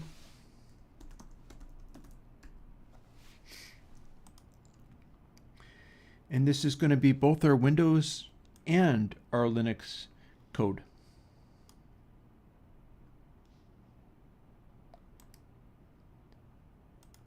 Then delete that, which on Windows means put it in the disposal bin, empty the disposal bin, shut the heck down.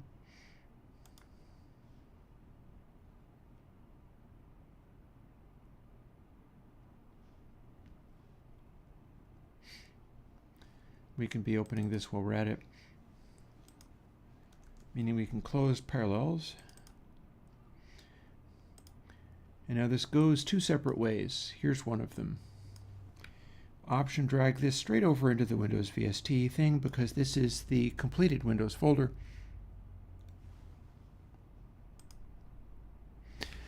Meanwhile, the generating of reverbs. Latest 60-seat reverb is actually a 31-seat room, 36, 38. So I think we're on to a winner here.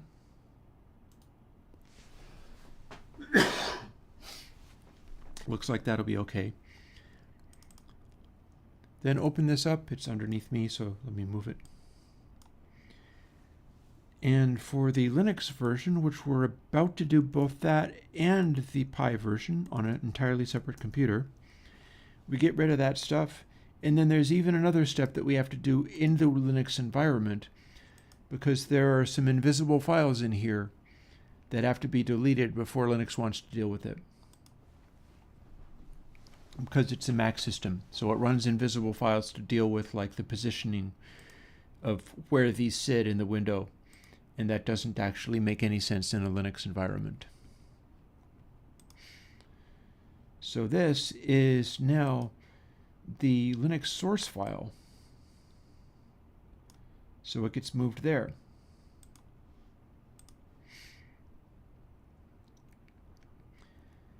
Then we do cmake lists text, which is where we build all of this stuff. And Flutter 2 goes here in the script. Or actually not the script, but something the script uses to make stuff. Much like we got Fracture and Fracture 2, Galactic, Galactic 2, all that kind of stuff. I really do wonder if I'm ever going to be able to top Galactic for the people that love it. I just feel as if it should be possible to do better than that, but I have not actually done that as of yet. But I know you can't but try. That's the thing. When you do something that's phenomenal and then you go, okay, let's do that better, it means different. And different isn't necessarily going to get you there.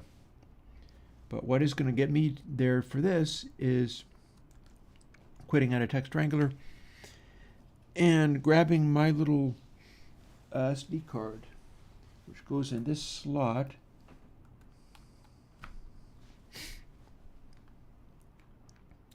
And here's where I find out many things. One of them is if I'm printing out naughty pictures and have forgotten to delete them off of this SD card.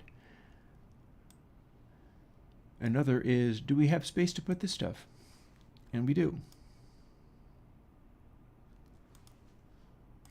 I'm an old man, but I'm not that old. So, Airwindows and Pi. This is where we place the final result of building the Pi. But this is where we put the source code. So that's what we're going to do. But this is an exception because we need to replace older version of this with the newer version, which includes that. And here's our most recently modified. So we're going to plunk this in here and bring it up to date when we need to. We're going to be editing that on stream. Here is the AU version. That's going to be duplicated. Oh, except for I have made a mistake. Let's fix the mistake. Do you know what mistake I made? It's not a terrible mistake, but it is still a mistake. I do a thing here. For the Mac AU and the Mac VST, it is this thing. Go to the enclosing folder and run this line of Linux code. Find dot name build exec rmr blah blah blah. This deletes all my build folders, which right now are literally just only Flutter 2. So that's cool. Having done that, we're good. What that was about is making this go from like 6 megs of binary files to a simple tiny little file that I can upload to GitHub. Same thing for this one. We no longer have a build folder there because we deleted it. So Mac VST, that goes there. It's about 300K, that one. And then the Windows, here's all the stuff I've done recently. This is the most recently. I think it's going to be quite a lot of fun playing with the guts of ClearCoat in order to make this monitoring plugin. Because I really feel like this opens up the possibility for me to make a bunch of neat options for monitoring choices in this way and then let people pick them, because people like doing that kind of thing. And meanwhile, I'm done with this bit. See, we've got our Linux, Mac VST, and WinVST files. So now what we do is we eject that, because we have successfully set it up with everything that we need, and fire up our virtual Linux, which is also prevented from seeing the internet in any way. I really don't like changing things if they are functioning. I would much rather run them and be able to count on them. Kind of think, I'm curious as to, is my volume going on? I'm trying to speak up fairly well. When I'm working on this code, this stuff, I don't get to like lean over into the microphone as much. Although when I do that, it hurts my back. So, I mean, it takes your chances, I guess. And having opened this up,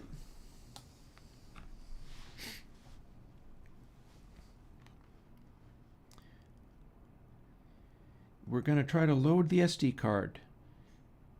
Assuming it, well, hello. Okay, that's on the Mac desktop. And it's supposed to be on the Mac desktop. I feel like I removed it but didn't eject it or something dumb like that. We'll find out whether that did terrible bad things.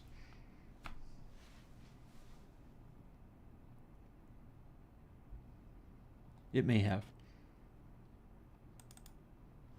Where are we at? So here's Shuttle. It's supposed to have this stuff. I feel like I did it and I set it up, but now I'm having problems opening it in Linux. So let's, oh, I remember, I know what I did wrong. So check this out. I'm inserting the SD card into the SD card slot. Thing is, and I'm sure I did it fine, but Linux thinks it's a laptop that doesn't have an SD card slot. Even back in the day, that's kind of a Mac thing. So, or at least the version of Linux that we're on isn't set up to think it has an SD card slot, but it has USB ports. Here's a USB SD card stick. I forgot. This is what I do. I do this, and now it's going to be just fine. Everything's fine. Not a problem. We're good. USB device detected. It's not able to detect an SD card in the SD card slot, but it's able to detect this just fine. It's just going to take 27 years to load it. And there we go. So we're going to make a VST in this Linux virtual environment and drag it into here. And the way we do that is by clicking it until it vanishes, apparently. Hi.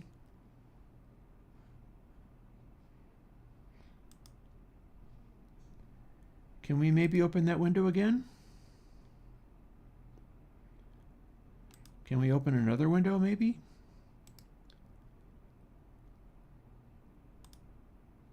There we go.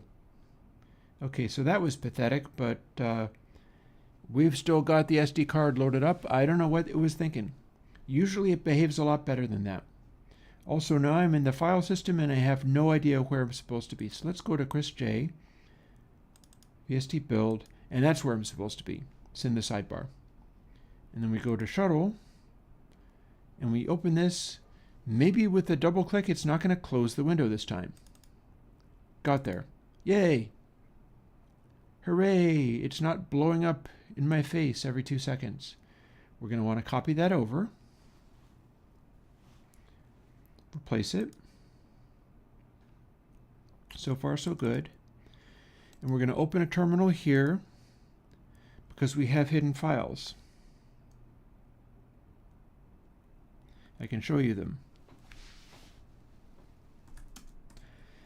ls-a, show me all the files. So the ones that say .ds_store will cause me problems, and possibly whatever is in there saying .vs. I bet that's a virtual studio from the Windows build.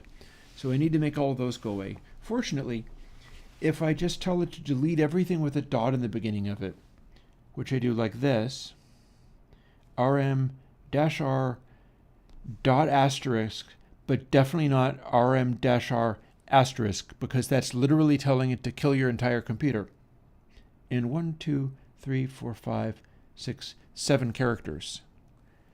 And some Linux computers are designed to alias that to something else so it doesn't just kill you, and some of them let you do it. But this is refusing to remove these directories because they're part of the file system, and it's done the thing that I wanted. And so we're going to see how we do in our next 10 minutes, and may or may not actually get to the Raspberry Pi version, but the Raspberry Pi version is going to be pretty straightforward. And we're going to go to source here and drag this in now that we have cleaned it of files that aren't supposed to be there. Boop. There it is next to Flutter 2.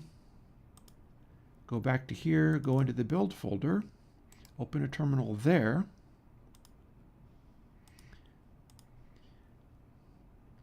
And we can also go back to here for when we finally have it done.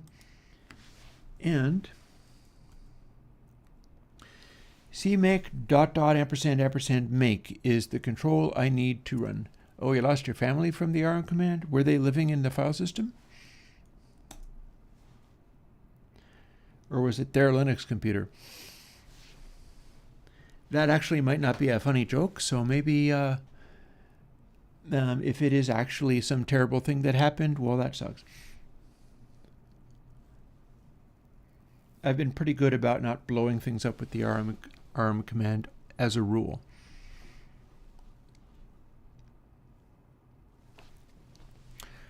While we're running this, because this will take a little while, but it might not be an infinitely huge while, let's bounce back over here and see how we're doing. This one has slowed right down into its final stage. They're all doing about 30-seat rooms, which seems roughly about right. We can see in the measurements here, this is the smoothest possible outcome so far, and they need to get smoother. And we've got one there as well. And then this is plainly a larger room. Whatever this was, it's the last one that was shown.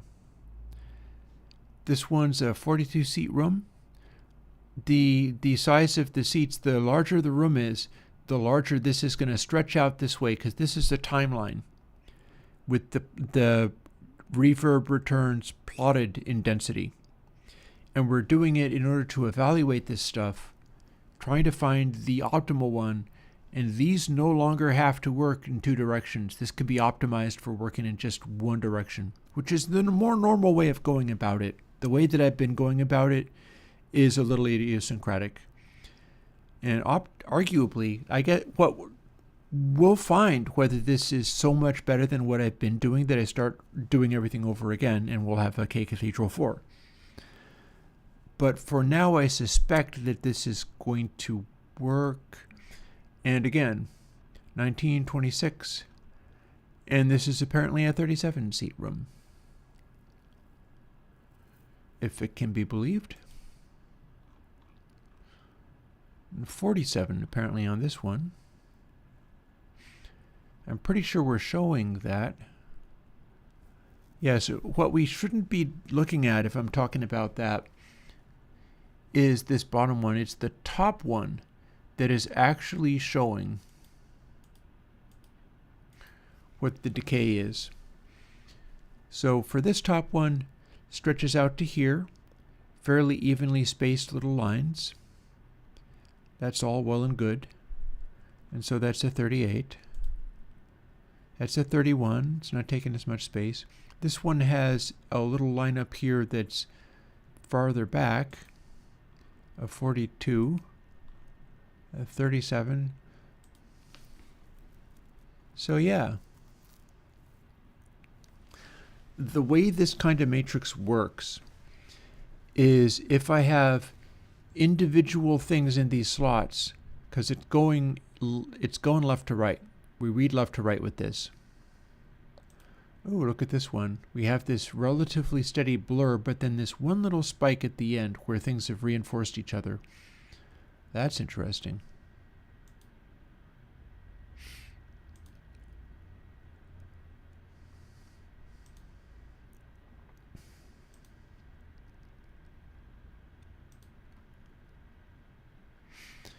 So yeah, in something like this, what we're looking at is the first round of delays is up to 150 samples. And remember, it's all undersampled, including the headphone one will still be undersampled because I expect to be running at high sample rates, and so you gotta come up with it.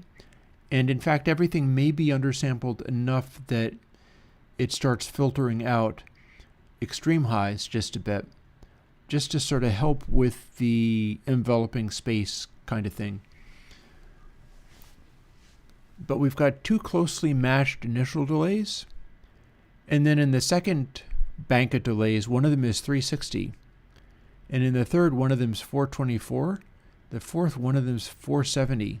So there's 470 and 334, but then also 11 and 16. So when there are really long delays in among these, we wind up having a situation where the way they combine, there's like one little delay tailing along after all the rest. And there's a dense cluster of delays in other spacings. Like up here, we've got a fairly even blend. Here, we don't have a lot of heavy reinforcement of any one thing, but we've got this little burst right up front. On the other hand, you could use that as like, that is the sound of the bounce off of the console that you're sitting in front of, because it would be plausible.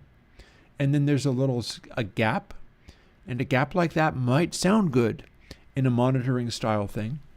And then we've got a little blur here, and then a couple of echoes right at the end. This one, we have a much longer, more stretched out one. This one, we have a fairly densely spaced little setup. And it's, once we're actually working with that stuff, it is going to be very obvious what each of these things does to the perception of the mix as you listen to it over headphones. And that's going to be the interesting part.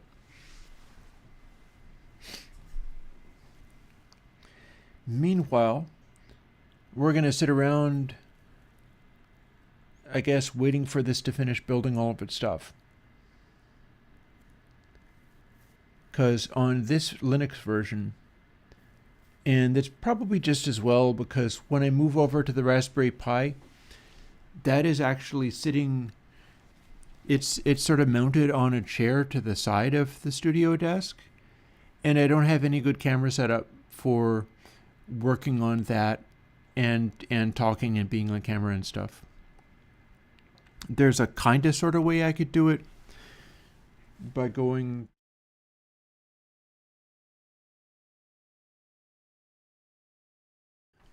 That camera's not even on. It's helping me to not overheat in here. It's not running unnecessary equipment. But there's one that I'm going to be using for modular synth and stuff like that, in the event that modular synth and stuff like that, or pointed to the control surface when I finally get the control surface for working with Console X. But then that's a whole other story. And it's a story that I don't think I get to tell all of today. And I'll tell you why. Because it's 5. And it's time for me to go and have my tacos. But I'm not going to stop just because taco time is happening. I'm going to keep going today until I have done the Raspberry Pi version of Flutter 2, because I am promising you that you get to have Flutter 2 this coming Sunday. Shouldn't be too hard. In fact, I might even be able to do the coding that I have to do on it on Friday, and post a timeless and ramp up to, we can call that a switching over to a 2-a-week schedule, assuming I'm comfortable with that. If I'm not, I'll just not. But I am, in fact, going to promise you Flutter 2 on Sunday. If all goes well, nothing completely crazy happens that stops me from being able to post anything at all. Hopefully, there's no reason to expect any such thing. But yeah. So you should get Flutter 2, and that's a little preview of what you will literally also have in ToTape, ToTape 7 that I'm working on.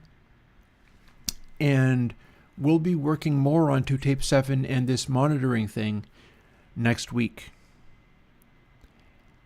And I'll talk to you folks later. Bye-bye.